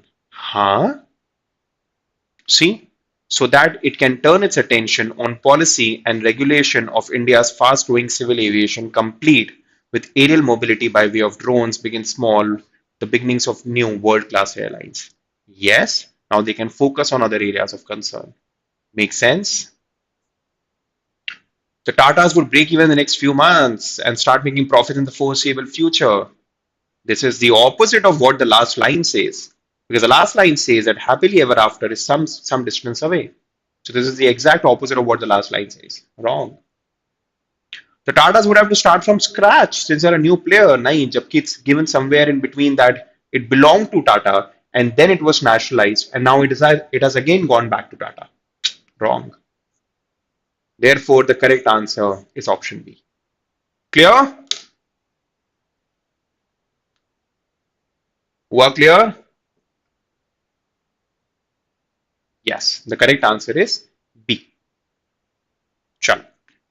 Agla sawal, question number 14. Which of the following can be deduced about the author but use only the information set out in the passage? क्योंकि otherwise थोड़ी ना अपन author को जानते हैं, तो use only the information set out in the passage. The author is an ardent supporter of most of the moves of the present government. This move is nice. अच्छी बात है, आपने अपने ऊपर से एक हाथी हटा दिया, who was sort of bogging you down. But most of the moves of the current government, of the present government, ये बात कहीं नहीं करिए, गलत. The author supports the privatization of Air India solely because it would be financially beneficial for the government. गलत. In fact, author ने तो कहा है that there is a very meager financial gain. छोटा सा फाइनेंशियल गेन, वो तो main reason है भी नहीं मेरा इस डील को लाइक करने के पीछे का. गलत. ये जो है इसके ऑपोजिट है भाई, गलत. सी, the author has a few genuine doubts over the success of privatization. नहीं, he is in favor of privatization. हाँ, happily ever after is some distance away. Yes, इसके पूरे fruits आने में टाइम लगेगा, but he does not have any genuine doubts over the success of privatization. And therefore, जो थोड़ा सा कम होता है but यहाँ पे है, the correct answer is option D, which is none of the above. क्योंकि तीनों अपने अपने रीजन से गलत है. क्लियर हुआ? साक्षी मैम इकोसिस्टम में ही है, she is in judiciary gold now. Clear और नॉट क्लियर? समझ में आया कि नहीं आया? पल्ले पड़ा कि नहीं पड़ा?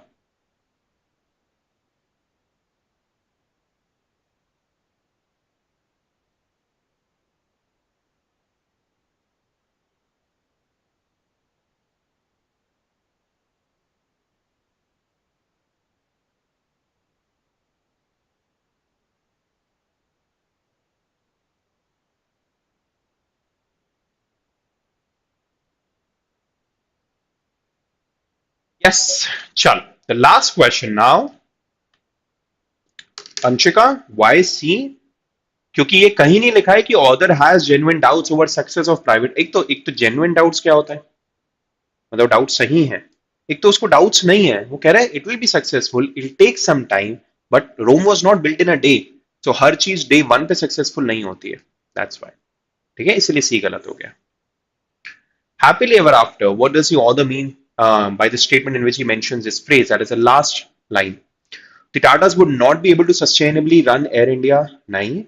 Or the Tatas can run Air India. That's given in the passage. But yes, it'll take a little time for the fruits to uh, for the fruits to come to Air India, to Tata's. The government would recover all the debts of Air India in the near future. Extreme, extreme. गलत ऐसे बात कहीं नहीं करी है. C. The Tatas have some tasks cut for them in managing the airline. हाँ, it's not as if कि Tatas को airline मिली and शटाक से they can now perfectly run the airlines without any hassles. They do have some tasks cut for them, which means they have some tasks ahead for them for managing the airlines. Yes, the government's full transfer of the airline is some distance away. नहीं, transfer तो हो गया है. टाटास की हो गई है. टाटास तो अब सीईओ ढूंढ रहे हैं. And just day before yesterday, one of the CEOs who was a person who was about to become the CEO, he rejected the post. But transfer is done now. But Tatas को वो airlines का फायदा निकालने में time लगेगा. That is what the last line means. Clear? So ये कहना कि full transfer नहीं हुआ है, ये कहना गलत है. And therefore the correct answer is C. And we're done. Clear हुआ कि नहीं हुआ, समझ में आया कि नहीं आया, पल्ले पड़ा कि नहीं पड़ा. Write yes or no in the chat window, please. Your next session would begin in the next 5 to 10 minutes max. Yes, this was a slightly easier passage as compared to the previous one. पक्का? कहीं कोई दिक्कत, कहीं कोई issue, कहीं कोई doubt, कहीं कोई कोई विडंबना? Anything that you're stuck with?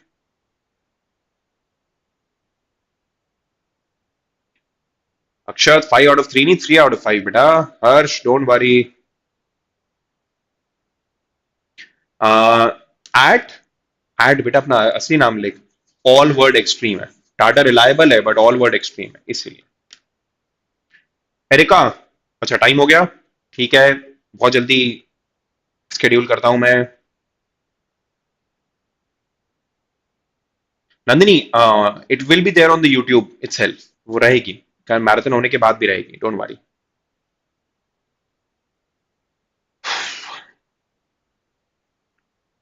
Lord खलीफा बेटा क्या रैंडम क्वेश्चन पूछ रहा है. Hitesh, I don't believe really in speed reading because at your point of time, at your stage, accuracy is a lot more important. Yes, your speed has to be important, but accuracy ज्यादा important है. हमने जल्दी पढ़ लिया, but समझ में नहीं आया क्या लिखा है तो मतलब क्या रहेगा. That's why. Thank you, Swati.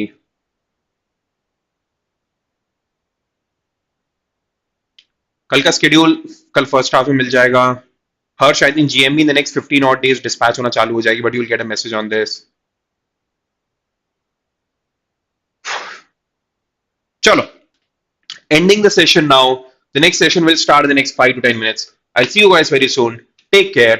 All the best. लगे रहो. आज का भी अटेंड करो. कल का भी मैराथन अटेंड करो. भूलना मत. और अपन लोग मिलते हैं बहुत जल्दी. ठीक है? Thank you so much guys. Take care and bye.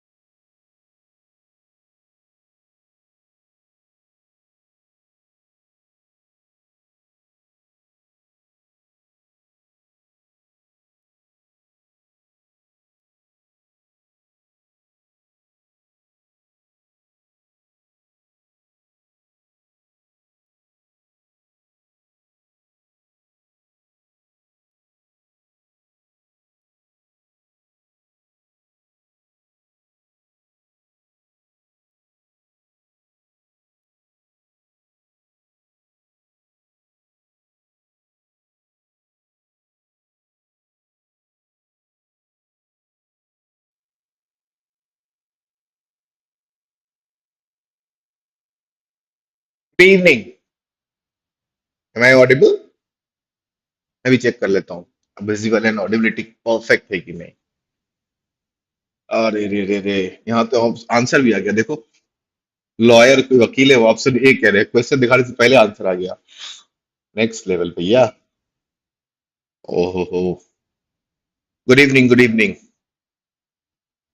Proper Audible है? विजिबिलिटी, ऑडियो, वीडियो सब बढ़िया?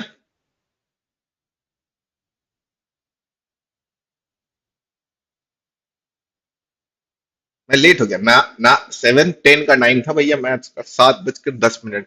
सारा प्रताप वक्त से पहले और वक्त के बाद कुछ नहीं करता, यू नो दैट। ओके। किसने बोला था लेट? जो बोला था चला गया, चैट ऊपर नहीं पढ़ पाया। चलो। Sir good evening, good evening, good evening. सब परफेक्ट है, बहुत बढ़िया नीरज। चलो फिर आगाज करें, आरंभ प्रारंभ। अच्छा, पहले कुछ बता देते हैं। जिन माननीय महोदय महोदय को ऐसा लगता है कि उनको मैथ्स आती है, ऐसा लगता है कि बिना इसके भी अपन क्लैट में अच्छे रैंक्स ले आ सकते हैं, मतलब ऐसा लगता है, तो कभी कभी से फीलिंग आने लगती है। क्या कर सकते हो? फीलिंग ही है भैया, आ रही है। तो मैं उनको बता दूं, वो ये सेशन नाम देख के चलेगा, अगर वैसी फीलिंग आ रही है तो बिना सीखे हुए भी तुम कर सकते हो, है ना? अगर लगता है कि जरूरत है इसकी, तो बने रहना पूरे 1.5 घंटे हमारे साथ। Okay, so let's start with the sessions. तो गोला बारूद तैयार है, मतलब पेन पेपर हथियार की बात अपन वही करते हैं, कुछ लेके मत बैठ जाना। हाँ, 100% ठीक है। प्रभु। अरे उचले प्रभु, अरे हम कहाँ प्रभु, हम तो देवी देवता। चलिए चलिए, देखिए जिनको पता था कि उनको सब आता है वो ऑलरेडी लेफ्ट कर चुके हैं। हाँ, कैसी बात। बहुत बढ़िया, बहुत बढ़िया। Okay, so let's start with the first session. आज तक तो नहीं लगा। हाँ, आज तक नहीं लगा ना। तो बस बने रहो और सॉल्व करते हैं अपन। कैसे सेट्स दिया है, ये कुछ सेट्स इंपॉर्टेंट सेट्स हैं। और in the last I will tell you कौन से चैप्टर के डेटा इंटरप्रिटेशन की प्रोबेबिलिटी, हिंदी हो गई ना, प्रायिकता अंग्रेजी सुनो तो, सबसे ज्यादा है 2022 में क्लैट में पेपर में आने की। ये मैं सबसे लास्ट में बताऊंगा, आखिरी में एकदम, कि वो कौन से चैप्टर है जिनको आप करके ही जाए कि उसके चांसेस काफी ज्यादा हैं कि उसके बेसिस पे वेन डायग्राम बेस्ड कैसलेट डीआई आएगी ही आएगी। ठीक है, सो लेट्स स्टार्ट। वो तो बात की बात है, आखिरी में बताएंगे। So this is the first set of data interpretation, जो तुम लोग को मुझे लगता है आता ही होगा, है ना? Try to solve these 5 questions. तो 5 सवाल तो शायद पैसे छिप रहा है, तो I will show you the 4 सवाल दिख रहा है क्लियरली, फोर्थ पहले करते हैं और उसके बाद अपन। अरे आनंद मत देखो भाई, नहीं जानना मत देखो, मैं तुमको जबरदस्ती नहीं कर रहा, बोल रहा ताकि सर पूरा सेशन देखे, हमने कहा बोला, आपकी इच्छा है।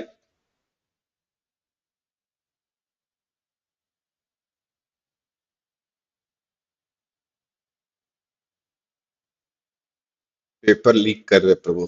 तो तो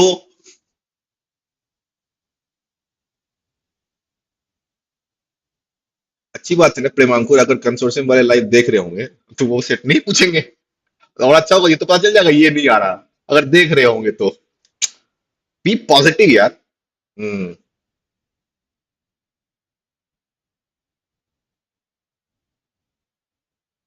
फॉन्ट बड़ा करना पड़ेगा ऐसा? चलो कर देते हैं।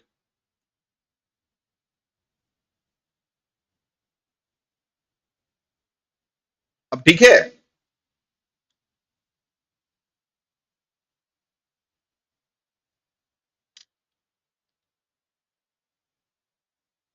अच्छा, हिंट्स दे देता हूँ। ये जो डेटा इंटरप्रिटेशन है, इसमें आप ना तो टेबल बनाएं, ना ही वेन डायग्राम बनाएं। और इस सरी क्या बोल रहे हो, आप बनाएं hierarchy.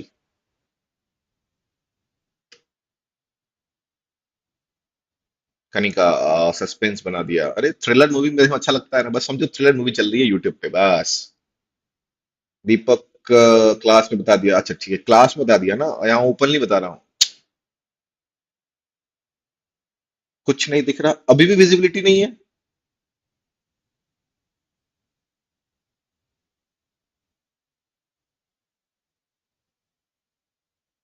Thank you Harish sir, thank you for the, अरे इतने बड़ी बात बोल दी यार, बताओ। अभी भी नहीं है विजिबिलिटी। यार सब इतना लिख हम लिखेंगे कहाँ पे, फिर तुम लोग को बताऊंगा कहाँ पे। बोलोगे सर आप तब तो लिखोगे जब हमसे नहीं बनेगा, तुम लोग से बन ही जाएगा। चलो इस ये मैक्सिमम फॉन्ट है भैया, यहाँ देख लो, इसमें अब विजिबिलिटी हो गई होगी। ती 420 पिक्सल पे चला लो, उससे ज्यादा पे थोड़ा सा है ना, फ्रंट फॉन्ट अच्छे से दिखेगा। अब वहां भी डेटा में भी कंजूसी करोगे तो क्या होगा बताओ यार। हाँ।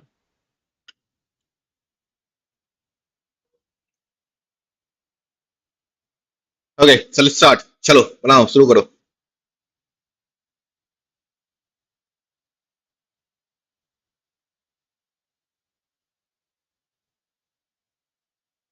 मेंटी रखना था। अरे रे। बोल लो भैया, क्वांट वाले तुम टेक्निकल बातें कर लो, कोई बात नहीं, कर सकते हो, कर सकते हो। अभी लीगल पढ़े हो ना, उसके बाद फिर क्रिटिकल पढ़े हो तो बाउंस कर रहा होगा, है ना। कर लो।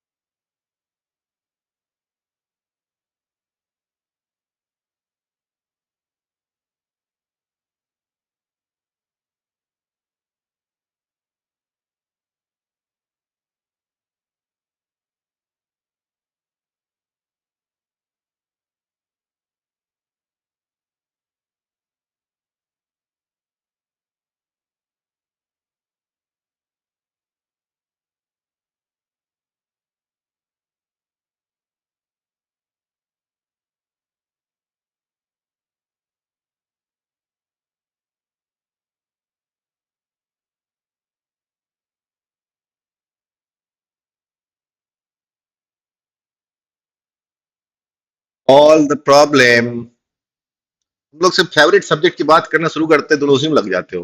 Do know that your favourite subject, मेरे को तो पता है।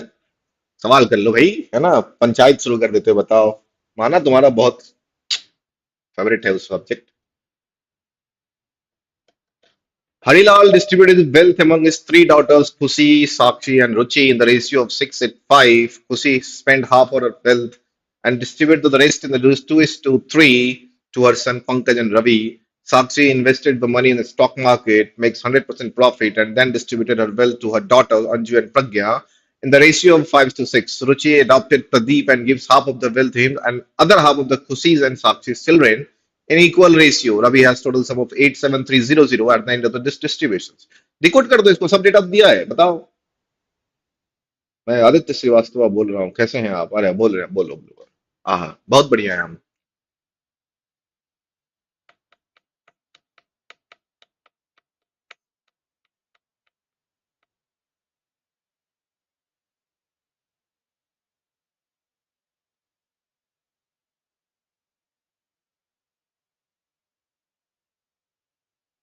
हाँ, 80 शॉर्ट फॉर्म नहीं पता क्या है, उस शॉर्ट फॉर्म लिखा है 80, आप जो भी हैं प्रिंटिंग पेज चला लीजिएगा जब हम बताएंगे। अभी आप सेल्फ प्रैक्टिस कर ले तो सो क्या कहते हैं, रफ वर्क ब्लू प्रिंट वगैरह कुछ बना लो, प्रिंटिंग पेज लिखाऊंगा तो छाप लेना भैया, वो तो है ही अपना मानवाधिकार।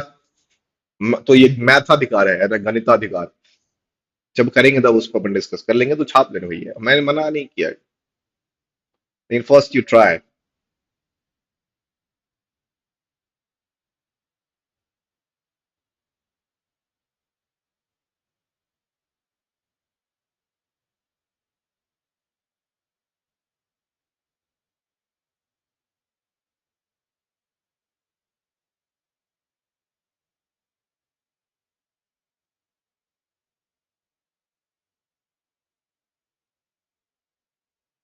टू का डी आ गया, अच्छा।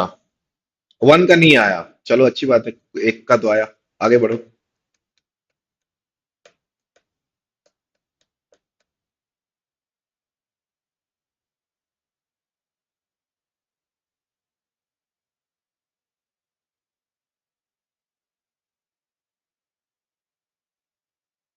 फर्स्ट का सी है क्या सर? अच्छा, हम ही से पूछ रहे हैं उल्टा, हमने पूछा इस सवाल, ये हम ही से पूछने लग गए, बताओ।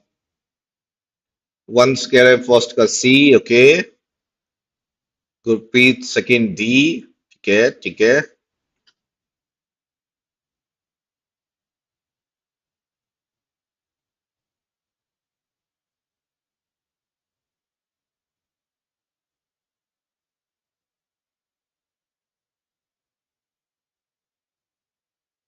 करो करो करो, बहुत बढ़िया, सही जा रहे हो।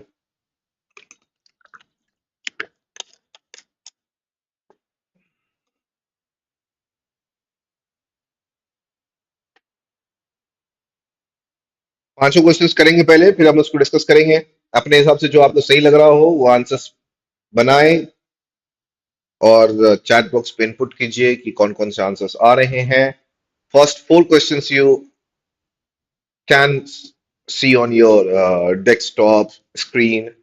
इसके बाद एक क्वेश्चन और है, जैसे यहां तक आओगे अपन उसके आगे बता देंगे कि फिफ्थ क्वेश्चन कौन सा है।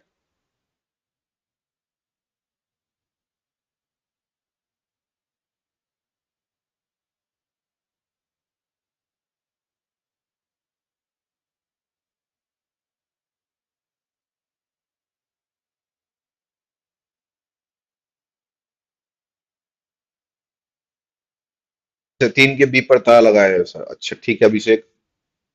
प्रभु की आज्ञा है, पालन तो करना मेरा कर्तव्य है। Okay okay okay. चलो फर्स्ट 3 क्वेश्चंस पहले डिस्कस कर लेते हैं, फिर स्क्रॉल कर देंगे, क्योंकि अपने पास जो पैसेज है उसको अपन डिकोड कर लेते हैं कि इस पैसेज में कहना क्या चाहता है कौन। मैथमेटिक्स, मैथ्स में तो कुछ नहीं कहता, जो कहता है मैथ्स कहता है ना। चलो, तो सबसे पहले है हरिलाल जी, है ना। देखो हायरार्की किसको कहते हैं पूछा था हमसे, तो हरिलाल के कितने, 3 डॉटर्स। तो इनके अपन ले लेते हैं 3 डॉटर्स। अच्छा, मैं इसके फॉन्ट को, अगर मैं इंक को थोड़ा पतला करूं तो शायद ज्यादा सही रहेगा, हाँ ठीक है। 3 डॉटर्स कौन कौन सी है? खुशी, देन साक्षी एंड रुचि, ठीक है। उसके बाद अभी मैं कुछ नहीं कर रहा, आपसे अपन क्या कर रहे हैं कि देख रहे हैं कितने पर्सन इसमें इंक्लूड है, उसकी एक हायरार्की अपन बना रहे हैं। उसके बाद दिया हुआ है खुशी के 2 सन हैं, कौन कौन से? पंकज एंड रवि। तो खुशी के आ गए 2, पंकज एंड रवि। उसके बाद साक्षी डिस्ट्रीब्यूट 2 डॉटर्स, अंजू एंड प्रज्ञा। तो इसके 2 डॉटर अपन ले लेते हैं, नहीं इतने पास में नहीं ले सकते अपन क्योंकि डेटा भी आएगा, तो थोड़ा नीचे ले लेते हैं अपन, कौन कौन से? Anju and Pragya. देन उसके बाद दिया हुआ है द रेशियो, रवि अडॉप्टेड, तो रुचि, सॉरी रुचि ने अडॉप्ट किया सिर्फ एक को, और वो है प्रदीप। टोटल पर्सन्स इतने ही हैं, है ना, इससे ज्यादा पर्सन नहीं है। अब आते हैं अपन डेटा पे, इसे कहते हैं हायरार्की बनाना, एक ट्री की तरह फॉर्म करना। अब अगर अपन डेटा पे आए तो लेट्स से डेटा क्या कह रहा है, तो हरिलाल ने अपनी प्रॉपर्टी साक्षी, खुशी, साक्षी और रुचि में 6:8:5 की रेशियो में डिस्ट्रीब्यूट किया। तो लेट से खुशी को मिला 6x, साक्षी को मिला 8x, और रिचु को मिला 5x। रेशियो दिया हुआ है हमारे पास। अब 6:8:5 कितने हो गए? 19। तो हमने माना इसके पास 19x रुपीज था, वेल्थ है ना, हाँ। इसमें खुशी को 6x, Sakshi 8x and Ruchi is 5x। अब आगे पढ़ते क्या दिया, खुशी ने क्या किया, हाफ ऑफ द वेल्थ को उसने स्पेंड कर दिया। इसके पास कितना है?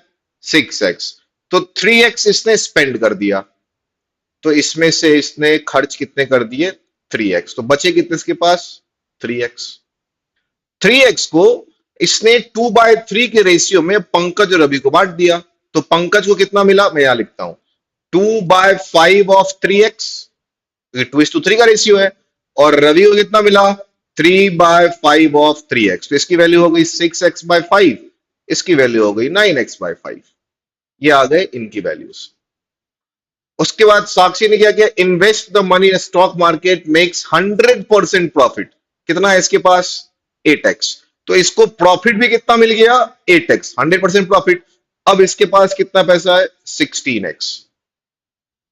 और 16x को इसने डिस्ट्रीब्यूट कर दिया अंजू एंड प्रज्ञा में, किस रेशियो में, 5:6 के रेशियो में। तो अंजू को कितना मिला, 5:6 का रेशियो, यानी 5/11 ऑफ 16x। और प्रज्ञा को मिल गया 6/11 ऑफ 16x। तो अंजू को कितना मिला, 80x/11, और प्रज्ञा को मिल गया 96x/11। रुचि ने क्या किया, adopted Pradeep and gives half of her wealth to him। तो इसको 5x था, तो 5x का आधा दे दिया प्रदीप को। बच भी गया इसके पास, कितना बच गया, तो आधा जो इसको दे दिए हो, तो इसके पास रिमेनिंग कितना बच गया, 5x/2। तो इसने अपनी रिमेनिंग को क्या किया, देखो रिमेनिंग को किया क्या, अदर हाफ टू खुशी एंड साक्षी चिल्ड्रन में बांट दिया। तो 5x2 को इसने सब में बांट दिए, सब में बांट दिए, कितने में, तो खुशी और साक्षी के बच्चों में बांट दिए। तो 5x/2 कितने में डिस्ट्रीब्यूट हुआ, 4 लोगों में डिस्ट्रीब्यूट हुआ। तो सबको कितना पार्ट जाएगा, तो 5x/8, 5x/2 डिवाइड बाय 4, तो 5x/8 सबको फिर से जाएगा। तो सबको फिर से 5x/8 चला गया। अब पंकज के पास कितना अमाउंट बच गया, कितना हो गया, तो 6x/5 पहले से था, और 5x/8 इसको फिर से मिल गया। रवि के पास कितना हुआ, 9x/5 पहले से था, और 5x/8 इसको फिर से मिला। अंजू के पास 80x/11 एंड 5x/8 फिर से मिल गया, 96/11 और 5x/8 इसको फिर से मिल गया। तो ये इनके पास टोटल नंबर ऑफ अमाउंट्स हो गए।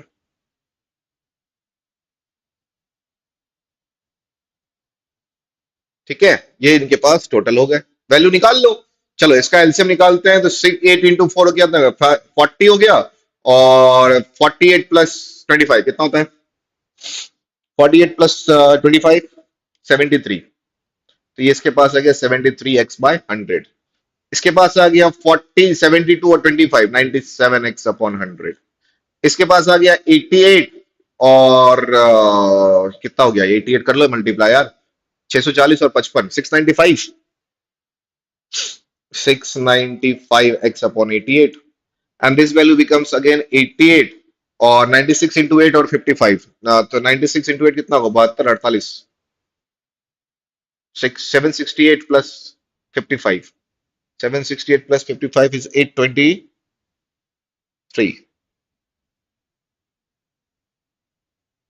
बताओ कितना आसान था। अब लास्ट लाइन का एग्जांपल ले लेते हैं। लास्ट लाइन बोला है, क्या बोला, रवि के पास कितना पैसा है, 87300। देखो रवि क्या, रवि कहाँ है रवि, ये है रवि के पास है 97x/40, जिसकी वैल्यू है 87300। यहां से x की वैल्यू फाइंड कर लेते हैं। तो 97 इंटू नॉट 99 81, 9 से चला जाएगा 900। x की वैल्यू आ गई 36,000। x की वैल्यू आ गई 36,000। Now calculate the value. Pragya के पास कितना, first question, how much money did Pragya get, Pragya कहां है भैया, प्रज्ञा ये है 823x/88, और x की वैल्यू है 3600। कैलकुलेट कर दो। अब केवल कैलकुलेशन है, अब तो तुम कर लोगे आराम से, है ना। तो इसकी वैल्यू आएगी, कैलकुलेट करोगे तो ये आएगा a। अब कैलकुलेशन पार्ट है भाई।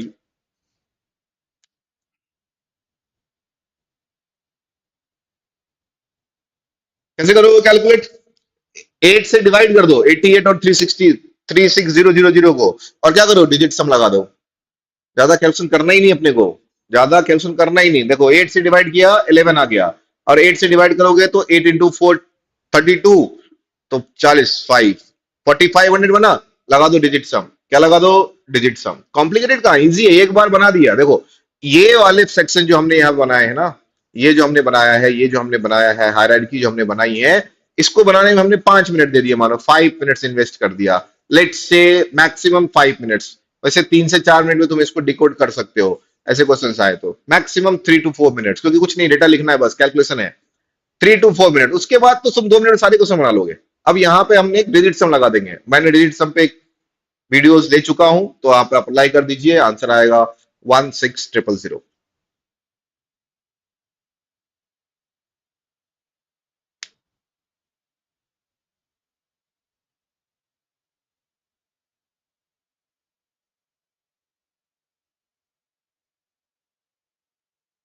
रुचि वाला एक्सप्लेन करो। रुचि कहाँ है? रुचि, हाँ देखो, रुचि वाला क्या था। रुचि रुचि के पास 5x है, रेशियो दिया हुआ था। इससे हमने क्या किया, बोला हाफ दे दिया प्रदीप को, दे दो भैया, बच्चे कितने, हाफ।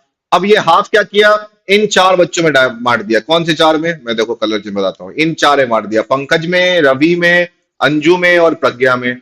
तो 5x/2 चार में जाएगा, 5x/8, तो इसमें 5x/8 आ गया, इसमें 5x/8 आ गया, सब में 5x/8 का क्या हो गया, एडिशन हो गया। ये उनके पास टोटल अमाउंट हो गए, टोटल वेल्थ हो गए, इक्वेट कर दिया।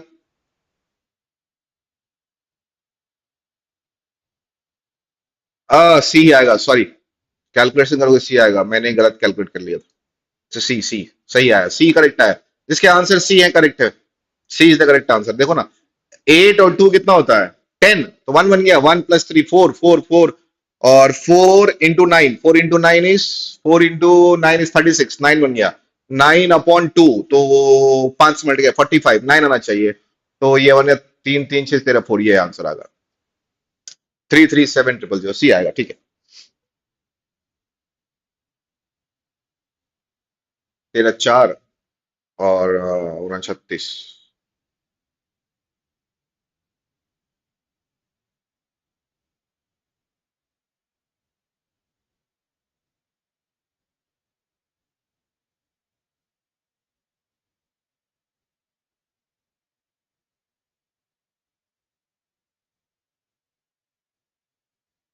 How much, how much profit did Sakshi में, कितना प्रॉफिट, देखो 8x, तो 8 इंटू 3600,000, क्योंकि x की वैल्यू कितनी आई, 36,000, 36 इंटू 8 कितना होता है, 288।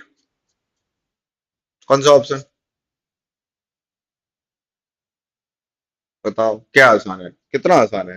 तीसरा क्या बोला, how much more did Ravi as compare to Anju. Ravi के पास अंजू कंपेयर में कितना है, अरे यार मैनेज करना, देखो अंजू के पास कितना है, 695.88, और रवि के पास कितना है, 96 97x। ये तुम 97x की वैल्यू निकाल चुके हो, क्वेश्चन नंबर 1 में निकाल चुके हो। नहीं, प्रज्ञा निकाला था ना, अच्छा नहीं निकाला, डिफरेंस निकाल के मल्टीप्लाई कर दो x से, कितना आसान है बताओ। ये क्या आ जाएगा, 97x/40 और -695x/88। थोड़ा कैलकुलेटिव है, लेकिन इसके लिए हमें प्रिपेयर होना पड़ेगा, प्रिपेयर होना पड़ेगा। इसकी वैल्यू अपन निकाल देंगे, वैल्यू आ जाएगी। एलसीएम ले लेना नीचे, एलसीएम कितना आ जाएगा मैं बता देता हूँ, देखो 4 से ले लेना, 10 और 22, 880, 880 एलसीएम आ जाएगा, मल्टीप्लाई करके निकाल दो, खत्म, कुछ है ही नहीं। सीएनडी नहीं आएगा भाई,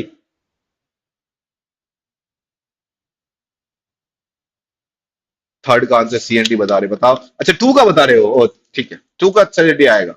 अच्छा ऑप्शन ए और बी एक ही दे दिया है, प्रिंटिंग मिस्टेक है, सॉरी। ऑप्शन ए बी में डिफरेंस होगा, तो तुम ए और बी दोनों जब देख ही रहा है कि यही दोनों आंसर ही होंगे, तो टाइपिंग मिस्टेक्स है, तो या तो ए लगा लो या बी लगा लो, 3 का ए लगा लो या बी लगा लो, दोनों वैल्यू बराबर ही है, मतलब वो करेक्ट आंसर वही है एक्चुअली।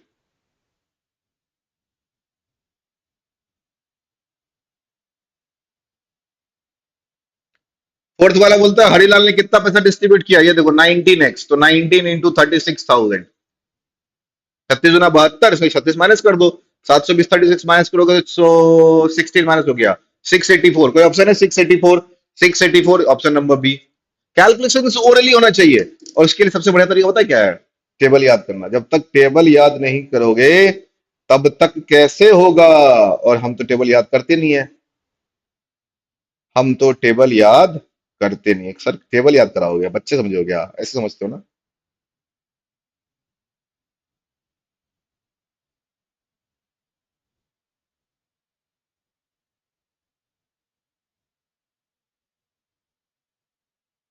चलो फिफ्थ देख ले फटाक से, फिफ्थ वाला देखो कितना आसान है।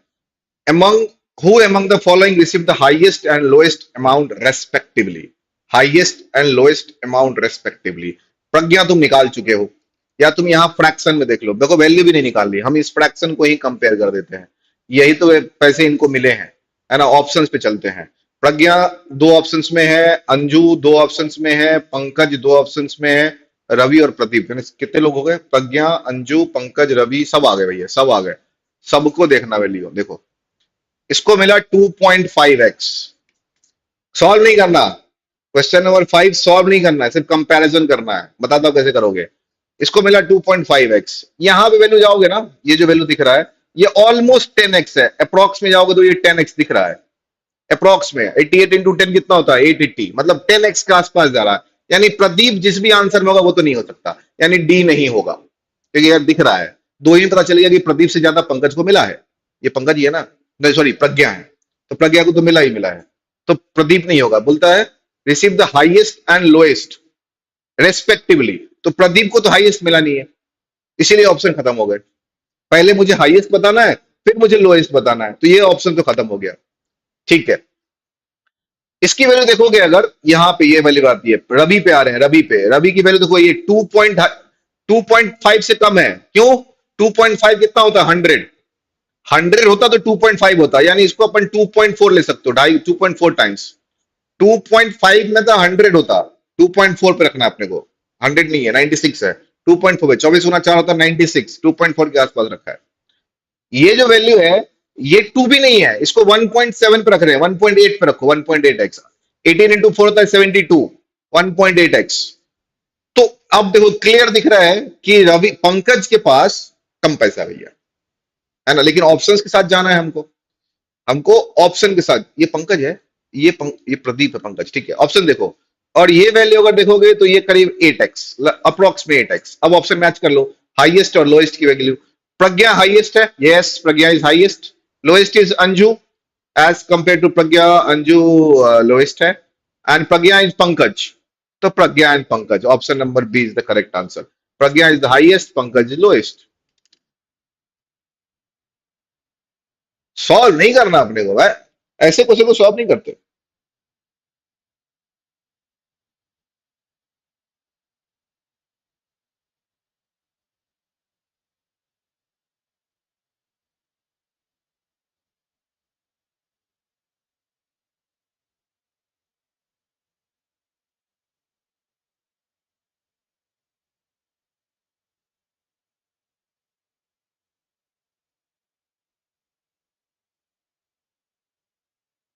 चलो आगे बढ़े, नेक्स्ट करें। अरे आप लोग तो टैलेंटेड हो, ऑलरेडी कर ही लोगे।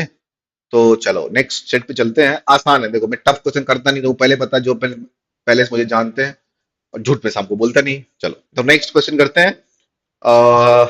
कितना आसान है, मतलब कैसे इतने आसान क्वेश्चंस बन सकते हैं, हमको भरोसा नहीं होता अपने आप पे।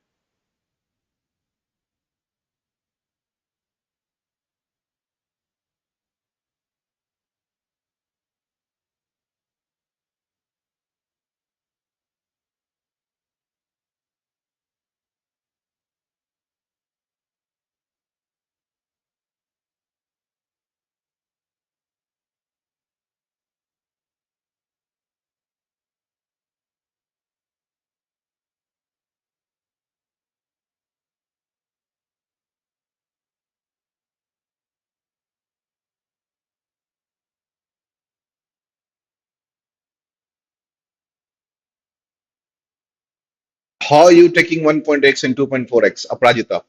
अरे वो तो मैं स्क्रॉल कर दिया, चलो मैं यही बता देता हूँ कि मैंने उसको किस तरह से लिया।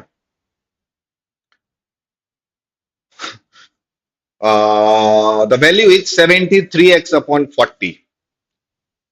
40 इंटू 2 कितना होता है? 80। ये 80 है क्या? नहीं है, तो 2 तो जाएगा नहीं, जाएगा क्या 2? नहीं जाएगा। 4 के मल्टीपल में ये किसके जा रहा है? तो 18 से इसको अगर मल्टीप्लाई करोगे तो ये 72 बनता है। 18 इंटू 4 इज 72, अप्रोक्सीमेशन, तो इसलिए इसको मैंने 1.8 लिया। 97x अपॉन 24, नहीं 24 नहीं 40 था, ठीक है। तो 40 इंटू 2.5 होता 100, लेकिन 97 है ना, तो 2.5 नहीं 2.4 लिया। क्यों लिया पता है?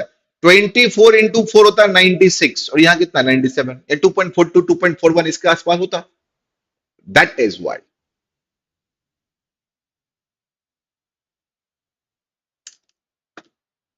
ठीक है। रिमझिम, हाँ, बरकपनी मान लो, क्या करोगे? तो प्रभु के सामने मेरे को थोड़ा सा भक्त से तो बनना पड़ेगा।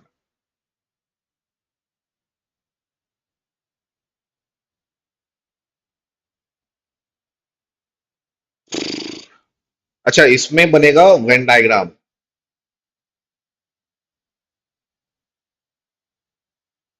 पहले ही बता दिया हम, फिर बोलना मत सर आप बताते नहीं हो।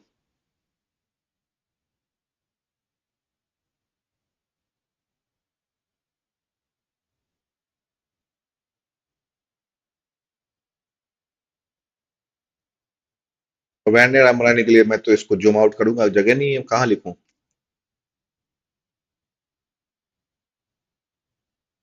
अच्छा, लिख लूंगा मैं, जुगाड़ तो लगा ही लूंगा। इंडियंस जुगाड़ टेक्नोलॉजी बहुत आगे होते हैं, यू नो दैट।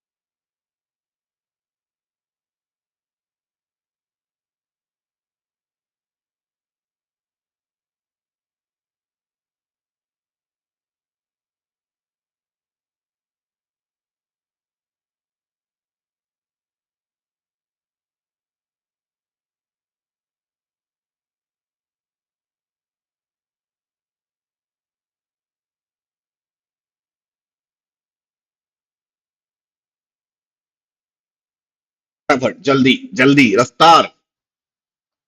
आंसर्स। अच्छा, पहले बना लो भैया, वेन डायग्राम बनेगा पहले बताया।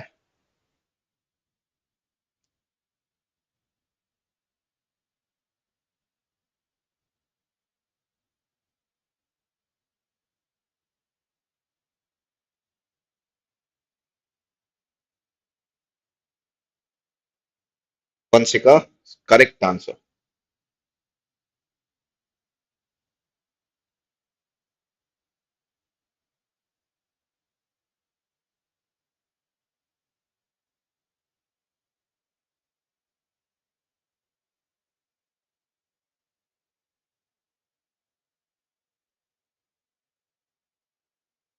अमृतांश। ठीक है।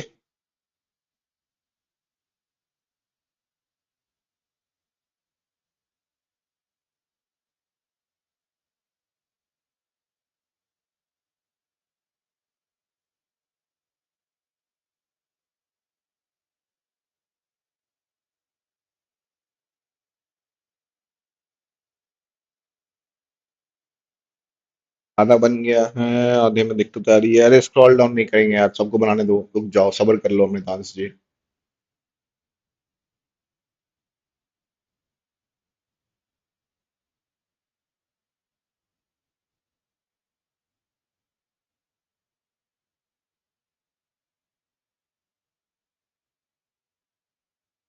चलो बनाते हैं।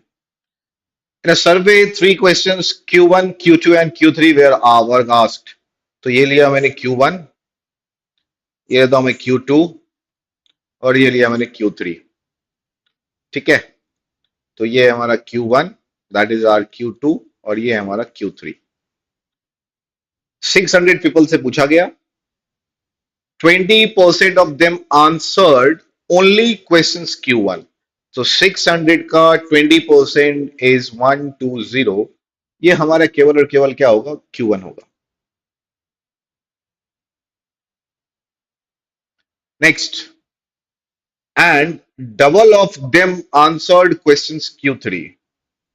Double of them answers Q3 means बाहर में वैल्यू आएगी 240, क्योंकि जो वैल्यू हमारे पास गिवन है ओनली Q3 के बारे में बात नहीं किया है, Q3 के बारे में बात किया। सो 240 हमारे साथ आउटर साइड में आएगा।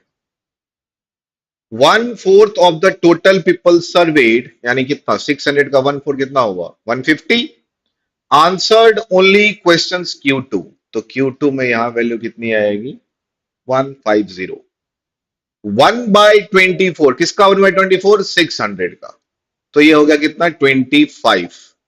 The total people served answer all the 3 questions, तो 25 all the 3 questions.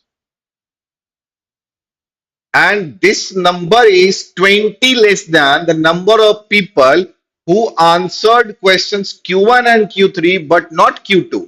So Q1 and Q3 but not Q2 से ये कितना कम है, 20, तो ये वैल्यू कितनी आ गई, 45। क्या बात है।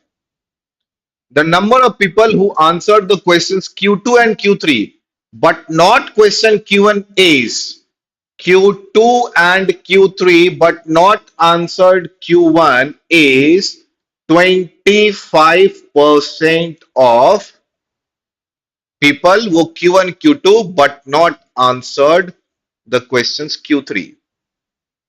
उल्टा लिख दिया क्या, हाँ सही लिखा है। The number of people who did not answer any the question is 10, यानी कि टोटल काम किस पे चलेगा, 590 पे चलेगा, क्योंकि 600 में 10 तो किसी ने लिखा ही नहीं। अब हमारे पास वैल्यू फाइंड करनी पड़ेगी। कैसे करें फाइंड, लेट से टोटल समेशन कितना है हमारे पास, टोटल समेशन हमारे पास गिवन है कितना, 590, इसको अपन ने y मान लिया। Q3 की वैल्यू कितनी है, 240। इसकी वैल्यू Q1 की वैल्यू कितनी है, नहीं पता। मैं आदित्य श्रीवास्तव अरे यार तुम आदित्य श्रीवास्तव बोल रहे हो तो ठीक है ना, बोलो ना।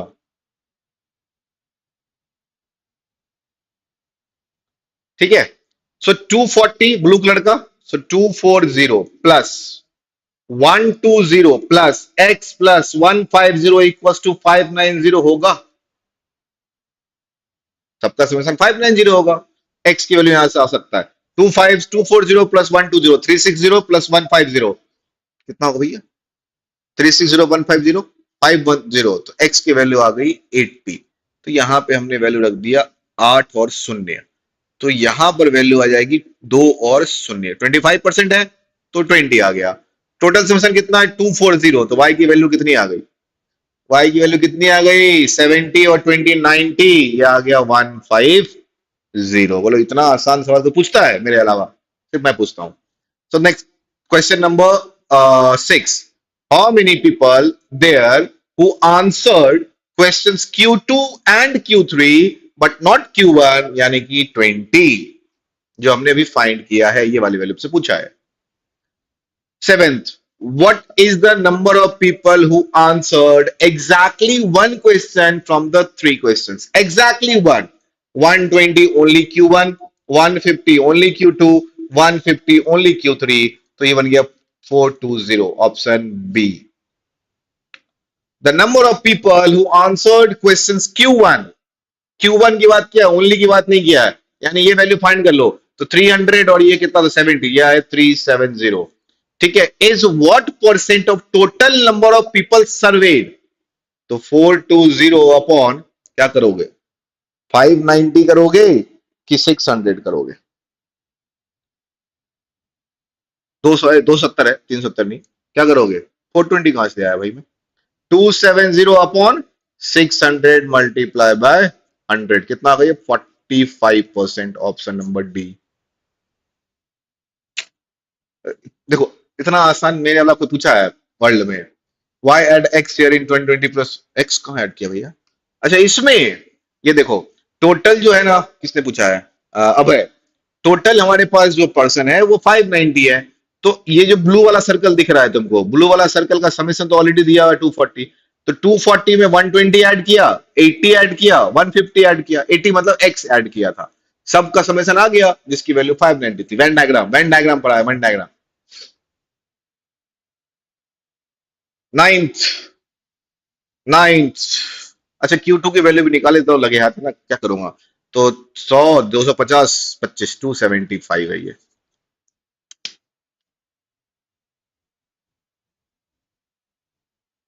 क्या हो गया Suyash? How did you get the X value? Total is 1590। Total is 590। Why you add? अरे रे, तुम लोग को वैन डायग्राम बड़ा दिक्कत है। ये देखो, टोटल पीपल सर्वेड कितने होते? 600, जिसमें से 10 ने किसी आंसर नहीं किया, तो कितने को करेंगे? 590 ने आंसर किया ना। अब देखो 590 में कौन कौन आएगा? एक तो ये आएगा वाई, ये आएगा 45, ये आएगा 25, ये आएगा 0.25x, ये आएगा 120, ये आया x। इन सभी का समेशन कितना होगा? 590। तो जो ये आपको ब्लू वाले सर्कल के अंदर दिख रहा है, ये 45, लोगों ये इस पे चेंज करता हूं कुछ अलग दिखेगा। ये 45, ये 25, ये 22, ये y की वैल्यू, इन सबका समेशन तो 240 दिया ही था ना। तो इसमें हम क्या ऐड करेंगे? बस 120 x और 150, इसका समेशन 590 होना चाहिए। वहां से x की वैल्यू आ गई। वेन डायग्राम का बेसिक फंडा है।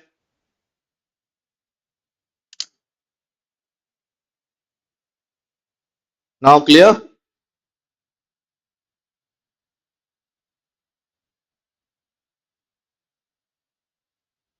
अब आ गया होगा, उम्मीद करता हूं। उम्मीद पे दुनिया टिकी है, मैं भी टिक सकता हूं। आ गया होगा, है ना? चलो, तो नाइन्थ में क्या दिया? What is the difference between the number of people who answered at least one question? अरे एटलीस्ट वन, कम से कम एक। सभी लोग हैं, 590 है। What is the difference between the number of people who answered at least one question? Is 590। तो किया ही है कम से कम एक, दो भी किया हो, तीन भी किया हो। And number of people who answer at most one question, that is 10। अरे इसका आंसर गलत नहीं। एट मोस्ट वन क्वेश्चन में आएगा वन वाले कितने कितने हैं? 121 वाले हैं, 151 वाले हैं और 151 वाले हैं, प्लस 10 जीरो वाले हैं। तो ये आ गए वैल्यू। तो 320 कितना आ गया? ये 300, 420, 430, और ये कितना है? 590। So difference is 160।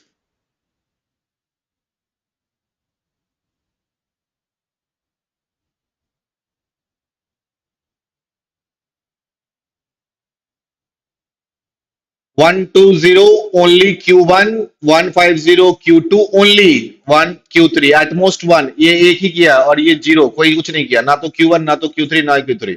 ये भी एट मोस्ट में आएगा। एटलीस्ट में कौन सा 590 क्यों रखा? एटलीस्ट में 590 क्यों रखा पता है? एटलीस्ट 590 रखा क्योंकि इसमें Q1 वाले भी आएंगे, Q2 वाले भी आएंगे, Q3 वाले भी आएंगे, Q1 Q2 वाले भी आएंगे, Q2 Q3 वाले भी आएंगे, Q1 Q3 वाले भी आएंगे और Q1 Q2 Q3 वाले भी आएंगे। कम से कम एक बोला ना, अधिक से अधिक कितने भी हो। ठीक है ऋतिक, आपका 170 इसीलिए आया क्योंकि आपने जो ये एक भी आंसर्स नहीं किया हो ना, इसको आपने ऐड नहीं किया होगा एटमोस्ट वाले में, इसीलिए वैल्यू 420 आई होगी। तो 590 माइनस 420, 120 कर दिया होगा। लेकिन एट मोस्ट में क्या होता है? मैक्स टू मैक्स एक क्वेश्चन का आंसर करना है। अगर नहीं भी किया वो भी इंक्लूड होगा, जीरो वाला भी इंक्लूड करना है। Sorry.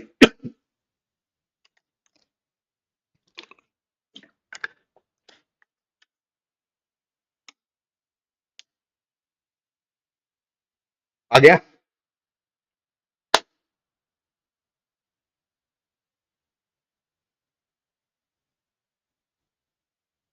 10th, 10th। What is the ratio? 10 क्यों ऐड के बताया तो फिर भी डाउट है? अधिक हिंदी बताना पड़ेगा। ओ, अधिक से अधिक एक, मतलब इसमें सुनने वाले भी आएंगे। तो 10 जो बच्चे हैं ना, 10 10, इसमें इसने कोई आंसर नहीं किया था, जीरो वाले। तो ये जीरो वाला हो गया, ये एक क्वेश्चन, ये एक क्वेश्चन, ये एक क्वेश्चन, ये Q1, ये Q2, ये Q3 और जीरो। एटमोस्ट वन मीन्स और less, and at least one means one और मोर। या हाँ, सही पकड़े हो अपराजिता, बिल्कुल सही पकड़े हो। चलो, what is the ratio of the number of people who answered question one? अच्छा, ओनली बोला नहीं है, इसकी वैल्यू अपन ने 270 निकाली थी। Number people who answered question only in Q3 is, only Q3 is 1 250। इसका रेशियो निकालना है 270 अपॉन 150, 9:5। Option number B. बताओ, इतना आसान सवाल मेरे अलावा कौन कराएगा? कौन कराता है? झूठ बोलता हूं मैं? बिल्कुल नहीं, शाम को बिल्कुल झूठ नहीं बोलते। हाँ, इजी प्रॉब्लम है। आगे बढ़े, move to the next one. Shivam Siddharth Mishra, इक्का लिखो भैया तुम। हिंदी में अंग्रेजी में लिखो, ये कौन स्पेनिश फ्रेंच क्या लिखे हो भाई? चलिए। अरे रे रे, तो क्रिकेट में मैच पे आ गया, खेल पे। तुम लोग को मजा आएगा इसमें तो, है ना?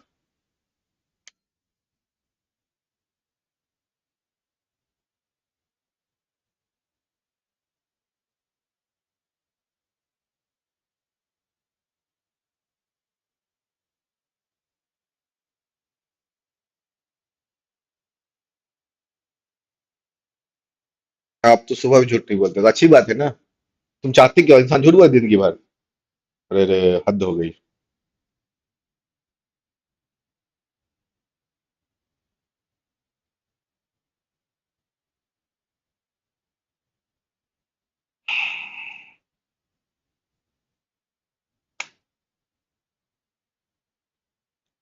80 फुल फॉर्म बताओ यार तुम अपना।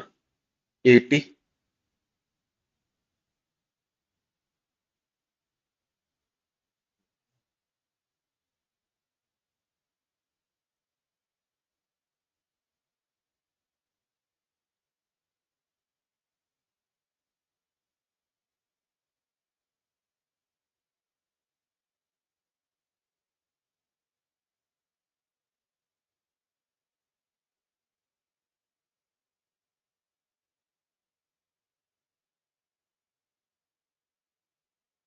Five sports, hockey, cricket, tennis, badminton. पिछली बार कहा था शाम को चलता है। अरे रे, सो यस, सवाल बनाओ, सवाल है, सवाल बनाओ।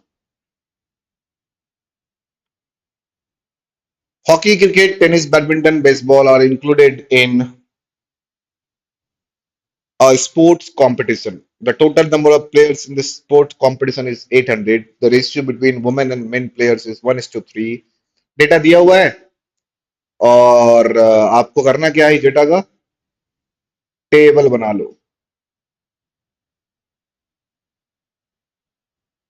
टेबल बना लो।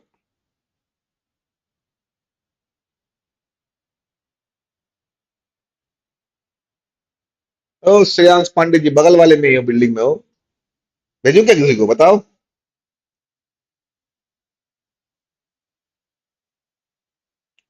टेबल बना लीजिए।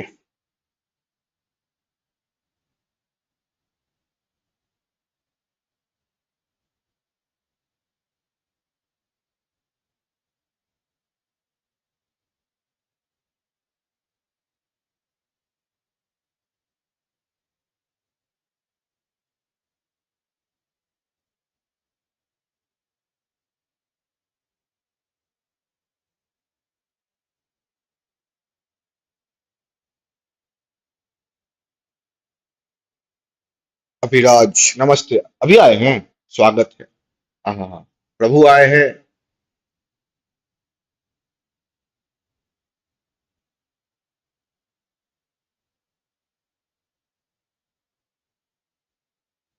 Good, very good Priyanshi.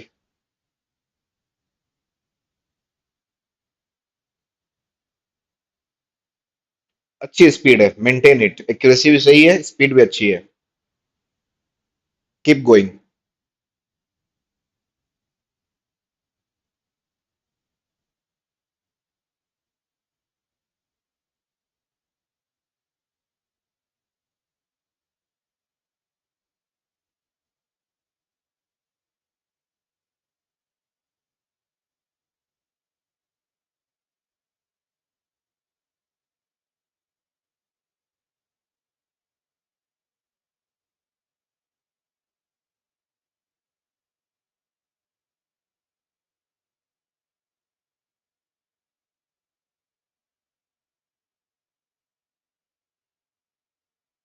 अच्छा,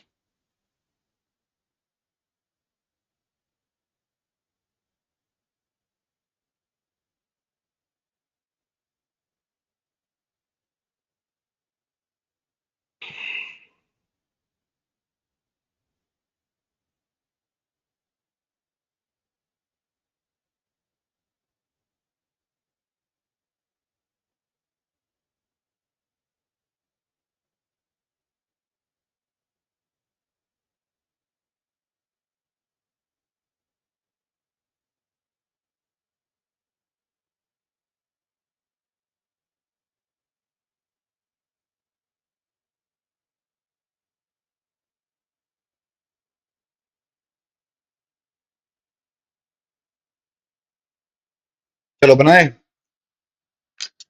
अब मैं इसके फॉन्ट को थोड़ा सा छोटा करूंगा, फिर दिखेगा नहीं।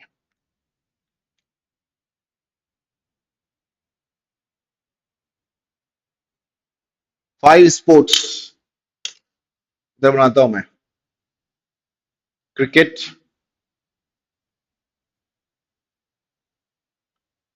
और साथ में है इसमें boys and girls, male female दिया गया, वुमेन और मेन एंड वुमेन दिया है। चलो अपन बॉयज गर्ल्स दे देते हैं, बात तो एक ही है। तो cricket, badminton, cricket, badminton, tennis, और 2 गेम कौन कौन से बच गए, छूट गया क्या? हॉकी छूट गया, hockey and baseball. Hockey and baseball, total भी ले ही लेते हैं, टोटल वाले को बुरा क्यों मनाया अपन। चलो, टोटल नंबर ऑफ पर्सन कितने? 800। तो टोटल नंबर ऑफ पर्सन कितने हो गए? 800, यहां लिख दिया। Women and main ratio of 1:3। 800 को 1:3 में डिवाइड करोगे तो ये आएगा 200, ये आएगा 600, हो गया 1:3। ये तो ओरली सॉल्व होने वाला था। आगे बढ़ते हैं। 25% of player are in cricket of total players. तो क्रिकेट में हो गए 800 का 25%, यानी 200, 1/4। 110 प्लेयर्स प्ले बैडमिंटन, तो बैडमिंटन में आ गए 110। 10 players play in tennis of total player, तो टेनिस में आ गए 80। 800 का 10%। Hockey players are 2 times of badminton players. Hockey players are 2 times of badminton players. Remaining players are baseball. सबको ऐड करके 800 से माइनस कर दीजिए। सबको ऐड करके 800 माइनस कीजिए, देखो कितना आएगा। ये आएगा 300, 500, 610, 800, आएगा 190। 190। नाउ आगे पढ़ते क्या दिया हुआ है। 30% of cricket players are women. So 200 का 30%, 60, तो ये आ गया 140। Half of the women cricketers are equal, half women cricketers are equal to women badminton players. Women badminton players, half women cricketers, अच्छा हाफ वुमेन क्रिकेटर्स। वुमेन के 30, तो badminton में कितने आ जाएंगे? 30 आ जाएगा, हाफ है, हाफ है। 10 players of 10% players of hockey players are equal to women tennis player। अच्छा, 10% ऑफ हॉकी प्लेयर्स, तो हॉकी में है 220, इसका 10% हो गया 22। वो है वुमेन के टेनिस में, तो वुमेन के टेनिस में 22, तो ये 80 आ गया, ये आ जाएगा 58।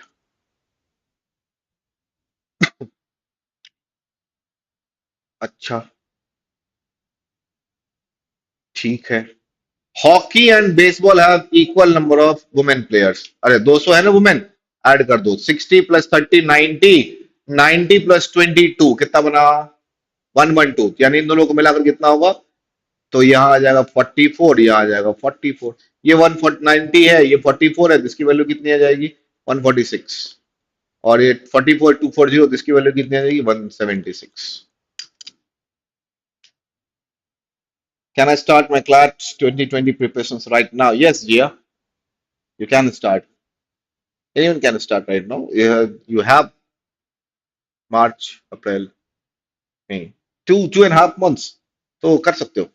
बहुत है, बहुत टाइम है। हाँ, अगर आपके पास क्या बोलते हैं उसको, अगर आप ड्रॉपर है तो, क्योंकि अगर आपका स्कूलिंग साथ में चल रहा है तो थोड़ा फिर मैनेज करने में प्रॉब्लम होगी, हैक्टिक हो जाएगा। जिया को भी बताओ ये, ठीक है। तो उसमें थोड़ा सा आपको प्रॉब्लम हो जाएगा, हो सकता है कि स्कूल वर्क, बोर्ड एग्जाम्स, उसको मैनेज करना, देन फिर क्लैट की प्रिपरेशन, ऑलरेडी इतने सिलेबस होते हैं। तो थोड़ा सा अगर आप ड्रॉपर हैं तो यू कैन स्टार्ट विथ, कर सकते हो, तो कोई बड़ी बात नहीं है। What is the ratio between the women hockey players and men badminton player? Women hockey players are 44 and men badminton 146. Women hockey कितनी है? 44। ठीक है, चार से काट दो। और men badminton is 146। ठीक तो है।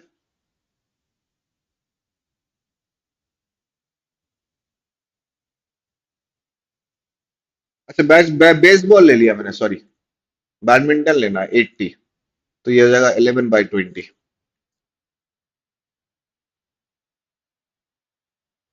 What is the total number of man players in hockey? Total number of man players in hockey 176। Cricket, cricket में मैन कितने? 140। एंड बेसबॉल में कितने? बेसबॉल कितने? 146। 17 14 31 320, 460 है, 462।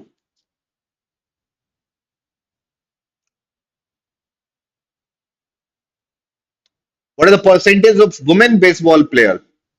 वुमेन बेसबॉल प्लेयर, बेसबॉल कहाँ लिखा है मैंने? नीचे लिखा है वुमेन, ये 44 है। Comparison to men hockey players 176। So 44 upon 176 multiply by 100, 4 हो गया ये 25%। 25%, कितना आसान है बताओ यार। रुद्र, हाय। इतनी जल्दी कैसे आते हो प्रभु आप लोग? पुष्पक विमान नहीं है तुम्हारे पास? रावण लेके चला गया, क्या करोगे? अरे इसीलिए दिक्कत हो गई है। पहले बताना चाहिए था, मैं बोल देता उनको, पहुंचा देते, तब जल्दी आते तुम। ओके, नेक्स्ट करें क्वेश्चन नंबर 14। अच्छा, मेरी बातों का तुम बुरा मानते हो? मान लिया करो कभी कभी, पढ़ाई लिखाई शुरू कर दोगे।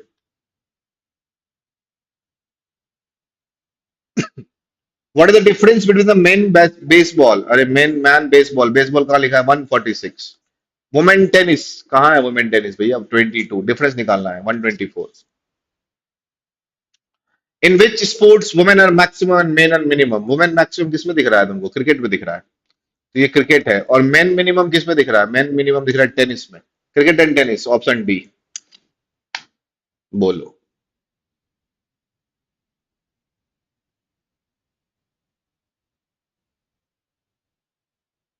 अब भरोसा हो गया ना कि मैं आसान सवाल पूछता हूँ? आज इतिहास गवाह था कि आज से कोई टफ सवाल पूछा ही नहीं, तुम लोग भरोसा नहीं होता था। अब तो हो गया होगा कि नहीं सर सही बोलते हैं, सर सर झूठ नहीं बोलते, है ना? सही सवाल पूछता हूं मैं, इजी आसान, है ना? जो बोलता हूं वही। Let's move on the next one. कितना आसान है, देख रहे हो? इसी तरह का क्वेश्चन आएगा क्लैट में, बता रहे हैं हम, अभी बता रहे हैं, फिर बाद में बोलोगे सर आप बताए नहीं। ये लेवल ऑफ डिफिकल्टी इससे थोड़ा सा ऊपर नीचे हो सकता है, +- 10%, but most of the cases यही रहेंगे। इस सेट में, ऐसे सेट में स्पीड कितना जल्दी बन गया, देखा? स्पीड बन जाएगी। Practice makes perfect but in the right direction. सही दिशा में अगर आप प्रैक्टिस करेंगे तो आराम से कर लोगे। अरे ये नया इंसान आया, हरली परली, ठीक है। It's facing a decision problem. He has excellent training products but is not sure about the demand for his products. ही पहले वाला बीआई थोड़ा कठिन था, है? कुछ भी नहीं बना तो कठिन था। अभी तुम बस सामने होते तो ठाक बता देते, बताओ कठिन था इजी था? कितने देर ये सेशन चलेगा? बताओ यार, ज्ञान दे रहे फिर ही बता रहे, बताओ। हाँ, क्या पढ़ रहा था? He wants to set up a training centre to provide training programme of senior executive, junior executive and non executive level. Sir speed में दिक्कत आती है बस। आ जाएगी भाई, आ जाएगी। No I am the math sir please, I am completely exhausted. तुम जाओ, तुमको बोला गया। वाह, वाह अंकित जी। क्लैट में पेपर में भी ऐसे आना, जब थक जाओ ना रीडिंग करते करते, तो नीचे ओमार सीट पे लिख देना, मैं थक चुका हूँ, कल आके आगे लिखूंगा। अरे, इतने उच्च विचार कहाँ से लेके आते हैं प्रभु? वाह। चलिए सॉल्व कीजिए. His financial advisor Mr. Balma told him that if he wants to set up a non-executive level programs, अरे इजी है, इजी है, इजी है, कर लोगे, आराम से कर लोगे. आई नो दैट, आराम से कर लोगे. मुझे तुम लोग के टैलेंट पे पूरा भरोसा है.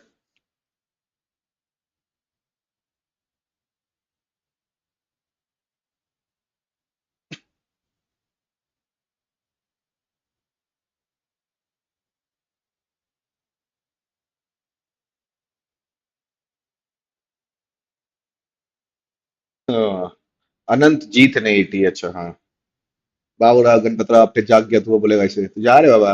हाँ, चलिए सवाल कीजिए. मूवी तो ही चल रही है. अच्छा, आप समझ में आया अंकित क्यों बोल रहा है एक्सेल खत्म करने के लिए. मैंने बोला था ना क्लैट पेपर में क्या आने वाला लास्ट बताऊंगा.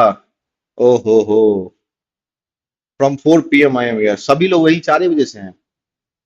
हम तो 10 बजे से हैं. मेहनत करनी पड़ती है, मेहनत करनी पड़ती है अंकित जी. माना आप एग्जॉस्ट हो गए, क्या करोगे.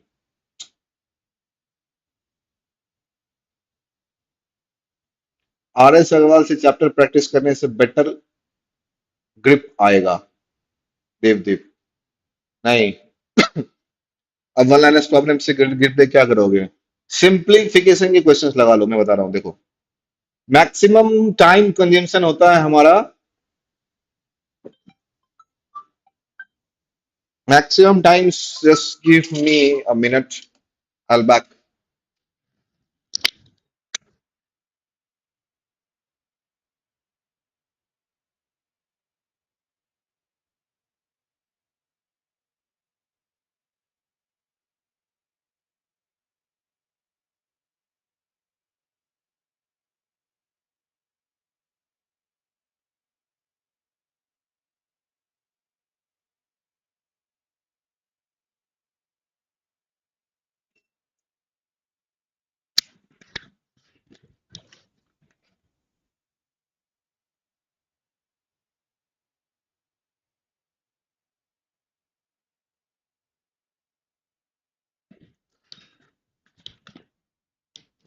हाँ, मैं कुछ बता रहा था, तुम लोगों को ज्ञान की बात दे रहा था. क्या बता रहा था कि जो कैलकुलेशंस में समय बर्बाद करते हैं ना अपन, मैक्सिमम समय बर्बाद करते हैं भाई. तुम मानते नहीं हो.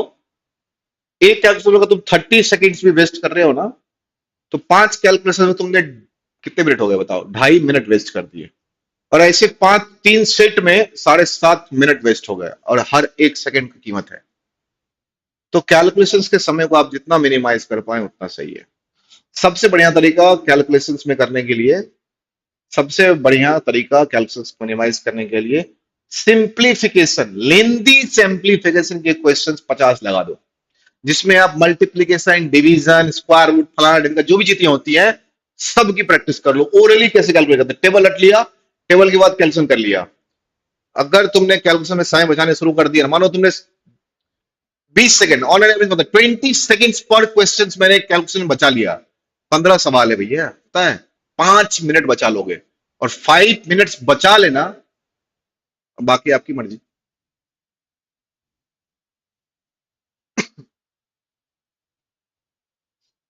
हाँ, तुम वो सब बता देना, लॉर्ड खलीफा जी. हाँ, बताओ, सब बता दें हम. चलिए, तो आते हैं अपन प्रॉब्लम पे. और प्रश्न ये कह रहा है हमसे, प्रश्न कह रहा, मैं नहीं कह रहा, मैथ कह रहा तुमसे. क्या कह रहा है, जो मिस्टर हरली परली है ना, ये ट्रेनिंग सेशन करना चाहते हैं. तो उसका जो एग्जीक्यूटिव है, फाइनेंशियल एडवाइजर बलमास, उसने बताया 3 तरीके बताए. कैसा तरीका. अब ट्रेनिंग किसको देना चाहता है वो, तो सीनियर एग्जीक्यूटिव. 3 पोस्ट है, junior executive and non executive. In 3 level देना पाता है. तो उसका जो फाइनेंशियल, उसने बताया कि भैया देखो 3-4 तरीके हैं, आपको जो इच्छा आप कर सकते हो. तरीका क्या क्या है. अगर आप केवल नॉन एग्जीक्यूटिव को देना चाहते हैं, देखो मैं लिख देता हूं, सीनियर एग्जीक्यूटिव, जूनियर एग्जीक्यूटिव और नॉन एग्जीक्यूटिव, ये 3 लेवल के इनके पास है. तो उसने बोला कि यदि आप केवल नॉन एग्जीक्यूटिव को देना चाहते हैं ट्रेनिंग, तो आपको 2 लाख रुपए तो फिक्स लगेगा ही लगेगा, इससे कम तो मैं नहीं कर सकता. प्लस ये फिक्स चार्ज है, प्लस 1,000 रुपीज पर एम्प्लॉय देना पड़ेगा, कैंडिडेट देना पड़ेगा. तो 1000 रुपीज पर एम्प्लॉय, एम्प्लॉय मानो एक्स मानते हैं, एक्स एम्प्लॉइज हैं, तो केवल नॉन एग्जीक्यूटिव के लिए आपको इतना देना पड़ेगा। लेकिन अगर आप क्या कर सकते हो, अगर आप चाहते हो कि नहीं कम खर्च में करो, थोड़ा सस्ता कर दो, ऐसे बोला उसने, इतना महंगा कराओ कहां से कर पाएंगे, तो उसने बोला कि आप इन दोनों का कंबाइंड पैकेज अगर लेते हैं, देखो ये वही है भैया, समझ लो पैकेज की बात है। अगर आप इन दोनों का कंबाइन, ये सिर्फ इसके लिए है, अगर आप इन दोनों का कंबाइंड पैकेज लेते हैं तो आपको लगेगा 3.2 लाख फिक्स प्राइस, ये तो फिक्स लगेगा, प्लस देखो 3.2 लाख फिक्स प्लस 750 रुपीज पर एम्प्लॉय लगेंगे, तो 750x जितने एम्प्लॉय हैं। बोला कि अरे और सस्ता कुछ कर दो, बहुत महंगा है बता रहे हो, बताओ समझ रहे हो, गरीब आदमी है वो भी, मिस्टर हरली परली मेरी तरह। तो बोलता है अच्छा ठीक है, एक काम करो, तीनों का कंबाइंड पैकेज ले लो, इन तीनों का कंबाइंड पैकेज ले लो, आपको अच्छे सस्ते में करा देंगे। बोले कैसे, सस्ता कितना, तो बोलता है इन तीनों का करोगे तो 5 लाख रुपीज तो फिक्स देना पड़ेगा, लेकिन इसके बाद में सिर्फ 500 रुपीज पर एम्प्लॉय खर्च होगा एडिशनल, बस यही इंफॉर्मेशन है।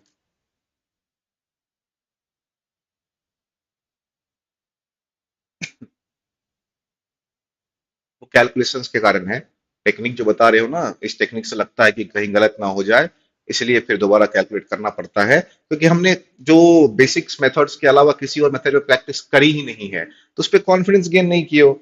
ये कैसे हो गया भाई,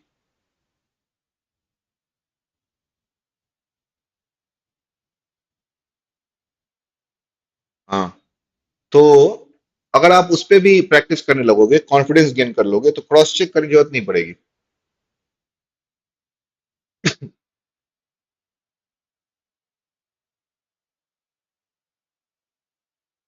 16th प्रॉब्लम देखते हैं, what would be the volume that mister Hurley परली शुड ट्रेन, यानी नंबर ऑफ एम्प्लॉय की बात किया है, कितने एम्प्लॉय को वो ट्रेन करे, कौन, हर्ली परली जी, जिससे क्या हो, where he would be indifferent between setting up a non executive level and a junior executive level training centres.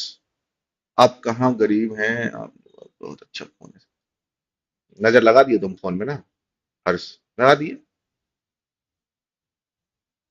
ये शिवम सिद्धार्थ मिश्रा ये कौन सा लैंग्वेज लिखता है, ये तो बताओ, ये लगता है अपना अच्छा है नहीं।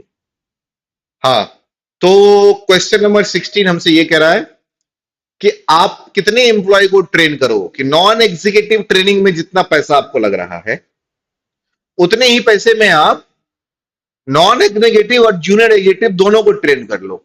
तो मतलब नॉन एग्जीक्यूटिव में मुझे कितना खर्चा लग रहा है, देखो नॉन एग्जीक्यूटिव में लग रहा है 2 लाख, 2 लाख, तो 2 लाख लिख लेते हैं, 2 लाख, 2 लाख हो गया क्या, नहीं 20,000 हुआ, 2 लाख प्लस 1000x, ये नॉन एग्जीक्यूटिव लग रहा है, और नॉन प्लस जूनियर मिला कितना लग रहा है, 3,20,000 प्लस 750x, ये दोनों आपस में बराबर हो जाए, x की वैल्यू निकालने के लिए बोला है, बताओ कितना आसान है, 250x की वैल्यू कितनी हो जाएगी, 1,20,000, x की वैल्यू क्या होगी, 25 गुना 0 0 काट दिया, 25 into 4 और 25 into 8 40 480, कितना आया, सी।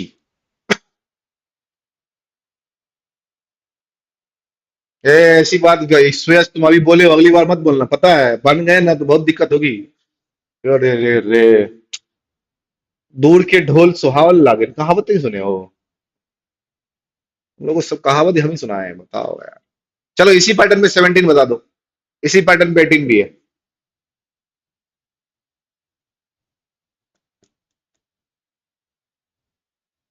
इस लड़के को ना मिलूंगा मैं सिद्ध शिवम सिद्धार्थ मिश्रा को, दो चार नाम और लिख लेते तुम, डू फ्रेंड्स, पता नहीं क्या लिखता है, ये लगता है एनआरआई स्टूडेंट है। या तुम पुतिन जी से ट्रांसलेटर मंगा लो ना, उसके पास कभी अभी ट्रांसलेटर की जरूरत है नहीं, है ना, तो मंगा लो, ट्रांसलेट करके हमको बता दिया करेंगे क्या लिख रहे हो।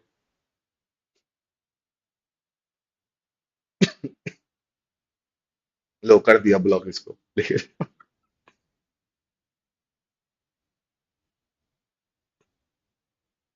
17 और same pattern, answer please, 17th same pattern पे है। What would be the volume that Mr. Hurley should train where he would be indifferent between setting up a training centre for junior and non and senior and non, junior senior and non.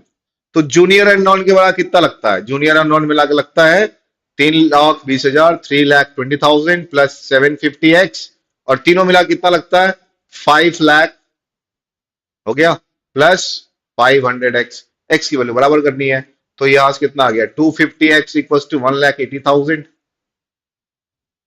तो zero zero काट दिया, x की value निकाल दो, x equal to गया 25 into 7 is 175 और 52 720।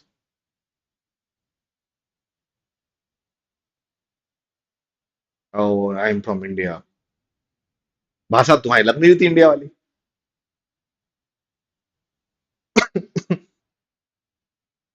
चलो scroll करते हैं, पैसे की जरूरत तो है नहीं, अब हमने पैसेज पढ़ चुके हैं, उसको अपने डिकोड भी कर लिया है। और तो अपन चलते हैं 19 18 19 पे। तो 18 कहता है what would be the volume that mister early so train where he could be indifferent between setting up a training center for non-executive and all the three together. So non-executive की वैल्यू कितनी है 2 लाख। तो कितना आसान है, इतना आसान problem कोई कराया आज तक इतिहास में, बताओ मेरे अलावा? इतिहास गवाही देता है। ऑल थ्री कितना है 5 लाख प्लस 500x। तो देखो 500x की वैल्यू कितनी आ गई 3 लाख, तो x की वैल्यू कितनी आ गई 600।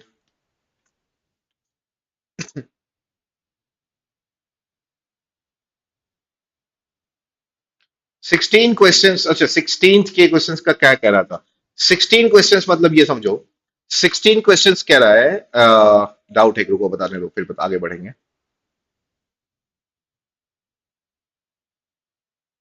देखो 16 क्वेश्चंस कह रहा है कि आप एक बार केवल और केवल नॉन एग्जीक्यूटिव्स को ट्रेनिंग दे रहे हैं, तो इसमें कुछ कॉस्ट आएगा, let's say the cost is this one, and non executive and junior executive को साथ में दे रहे हैं, तो इनका कॉस्ट कितना आएगा 3200 प्लस 75x 0x।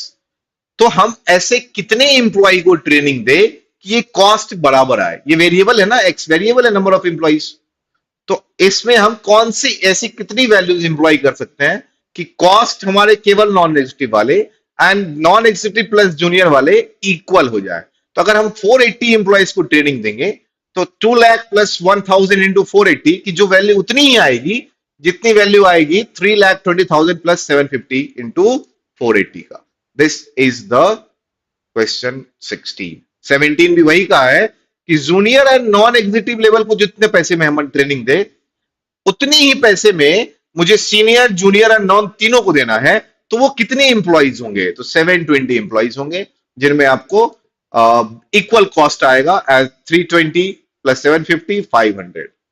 18 कह रहा है नॉन एग्जीक्यूटिव में हम कितनों को ट्रेनिंग दे जो तीनों में उतने ही पैसे में मैं ट्रेनिंग दे सकता हूं, तो 600 इंप्लॉय को ट्रेनिंग देंगे, तो जितने पैसे में आप नॉन एग्जीक्यूटिव दोगे उतने में आप तीनों को दे दोगे। मानो 600 एम्प्लॉय को मैं ट्रेनिंग दूंगा, तो मैंने यहाँ पे वैल्यू निकाली, ऐसे समझो 6 मैं 18 बताता हूँ, 600 एम्प्लॉय को मैं ट्रेनिंग दे रहा हूं, तो 2 लाख मेरा फिक्स हो गया, और प्लस 600 इंटू 1000, तो 600 इंटू 1000, तो कितना बना ये 8 लाख रुपीज आया, 8 लाख रुपीज मेरा कॉस्ट आया। तो मैं 8 लाख में तीनों एम्प्लॉय 600 में तीनों एक मैं ट्रेन जूनियर सीनियर और नॉन तीनों दे सकता हूं। देखो इसमें मैं अगर सकता हूं तो ये आ गया 5 लाख और प्लस 5 इंटू 6 3 लाख, तो ये भी कितना बना 8 लाख। कहने का मतलब ये था। Now I think Bhavana you got the questions.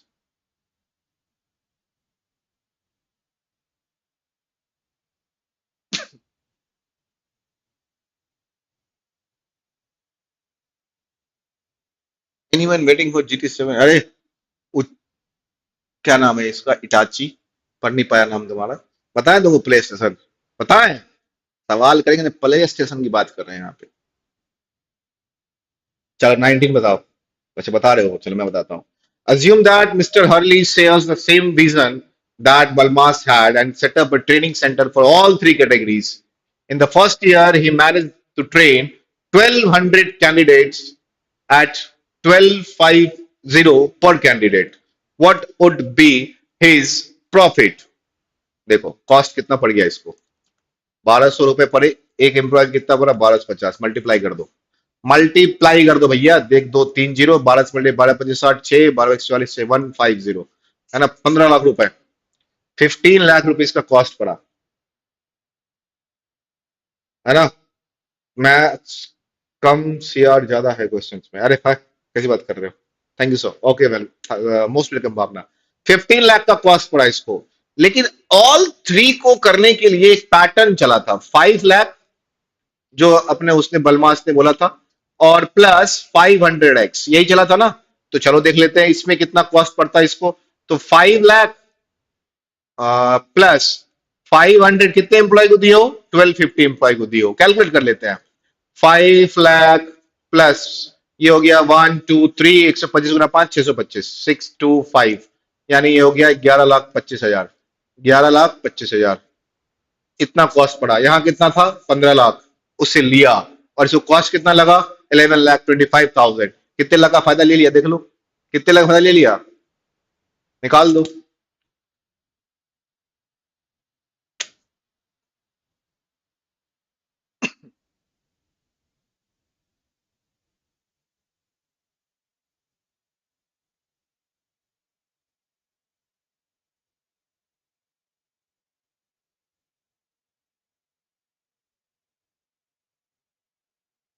अच्छा 1250 रुपया लगा था यार, गलती होगी, देखो यहाँ ध्यान देना, 1250 रुपया दिया था, यहाँ इसको कर दो, 1200 रुपए दिए थे, 1200, तो 12 5 60, ये 6 लाख होगा, ये 11 लाख होगा, 4 लाख का फायदा होगा।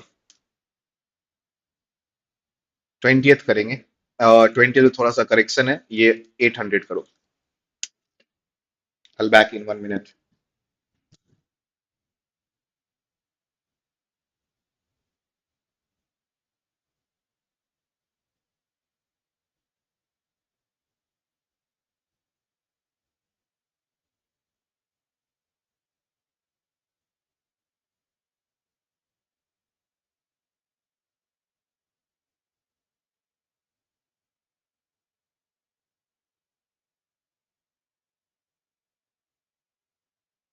हाँ करेक्शन कर दिया मैंने, 1200, सो 1200 इज द करेक्ट आंसर। 1200 होता, मैंने 1250 रुपीज को कैंडिडेट समझ लिया था, but candidate is 1200, so correction कर दिया। अच्छा 20th में मैंने करेक्शन किया है, तो करेक्शंस को थोड़ा मेंशन कर लीजिएगा और उसके बाद बनाइएगा।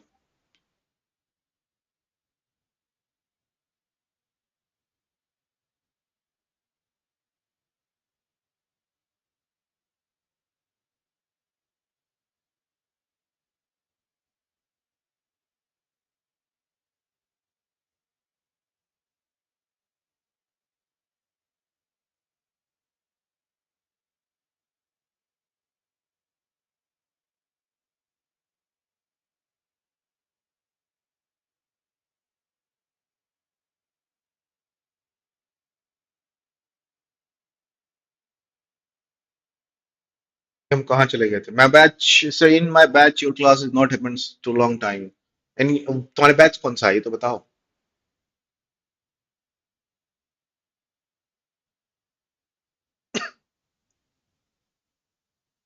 Why have you not added 5 lakh in the first cost of 19? 5 lakh क्यों ऐड करोगे, पर कैंडिडेट से उसने 1200 रुपीज, 1250 रुपीज चार्ज किया, तो उसने इतना रुपए कैंडिडेट से लिए, और उसको कॉस्ट कितना लगा, 11 लाख लगा, तो प्रॉफिट कमा लिया हर्ली बर्ली ने, ये बत पूछा है।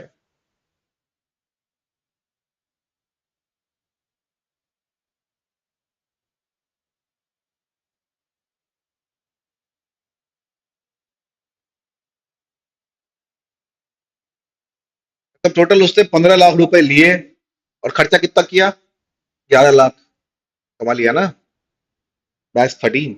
अरे यार फ्रेशर्स वॉरियर कैसे कुछ बताओ, तब तो बताए हम। चलिए आगे देखते हैं 20th, मिस्टर हर्ली स्टार्ट, आनंद जीत में परसों है, अरे यार, ठीक है। Start training centre for junior executive and non executive, and 800 candidates join the centre, what could be the fee per candidate to earn a profit of 25%? तो junior executive and non executive को train करना, pattern क्या था, 3,20,000 plus 750x, कितने employ लिया है? 800, 675 गलत print हो गया था, इंटू 800, ये इसका क्या आ गया आपके पास? कॉस्ट पड़ेगा। किसको? हर्ली वर्ली को। निकाल देते हैं कितना कॉस्ट पड़ेगा।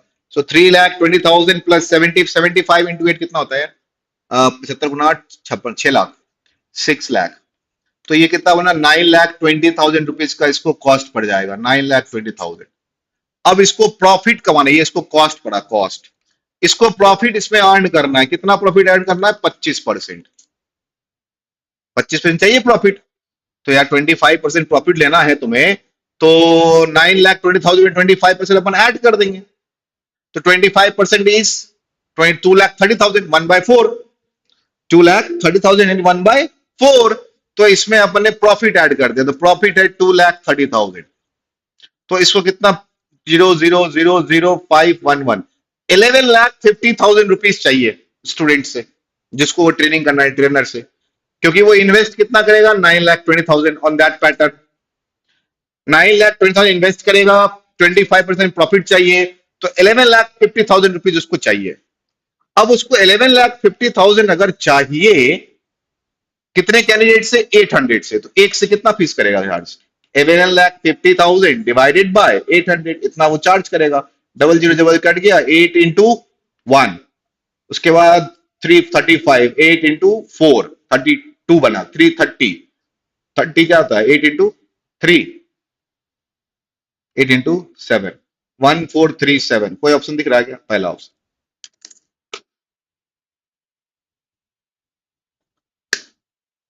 Freshers platinum 5 3। अच्छा आएंगे। So there are one more set. If you wish to do that, we can do. There are 10 more minutes I have to calculate. और बनाने के लिए है हमारे पास। तो एक और सेट है, मैं प्रॉपर लेके आया था, बट आई डोंट थिंक कि तुम लोग की इच्छा है। अच्छा, एक और इन्फॉर्मेशन है, उससे पहले अपन जब सेशन को अपन को, उससे पहले एक इन्फॉर्मेशन बता दूं। इन्फॉर्मेशन ये है कि मैराथन के ये सेशंस कल भी कंटिन्यू रहेगा, बट टाइम होगा 10:30 in the morning, starting with legal and then followed by English and then followed by current affairs GK, जिसको कहते हो। ठीक है?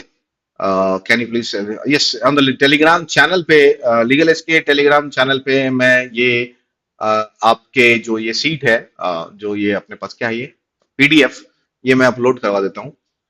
लीगल एज के चैनल पे आपको मिल जाएगा। So download it and try to solve the last 5 questions by your own. एंड जो हमने जो अपने हैं, है ना, जो जो एली के स्टूडेंट्स हैं, उनके लिए तो उनके डाउट्स क्लियरेंस के लिए टेलीग्राम चैनल है। जो नहीं है तो हाँ मैनेज कर लीजिएगा जिस तरह से आप उसके डाउट को सॉल्व कर पाए। ठीक है? सो टुमारो बाय, क्या बोला मैंने? By 10:30 AM the marathon will continue. मैं आपको इनके ऑप्शंस टिक करवा देता हूँ कि what will the correct options for that. So first का ऑप्शन इज बी, जो कि आप अगर ट्राई करें और आपसे बनने और फिर आप बोलेगे सर सही बना या गलत बना, तो उसके लिए आपके पास एक इंफॉर्मेशन होना चाहिए। So the second answer is D and 23rd का आंसर होगा इसका सी, 24th is B and 25th का आंसर होगा, मैं यही लिख देता हूं, D. So these are the answers. ठीक है? So by 10:30 morning, a marathon will be resuming, or starting with the legal, followed by English, and then current affairs और GK. So हाँ सीट अपलोड करवा देंगे। ठीक है? Now I can तो important topics for CLAT वो सिर्फ top rankers के स्टूडेंट्स को देते हैं, पब्लिकली नहीं कह सकते। Strategy. Okay, so have a nice day. Good night. Bye bye. Take care. And thank you very much. You have a great audience. Jai Hind.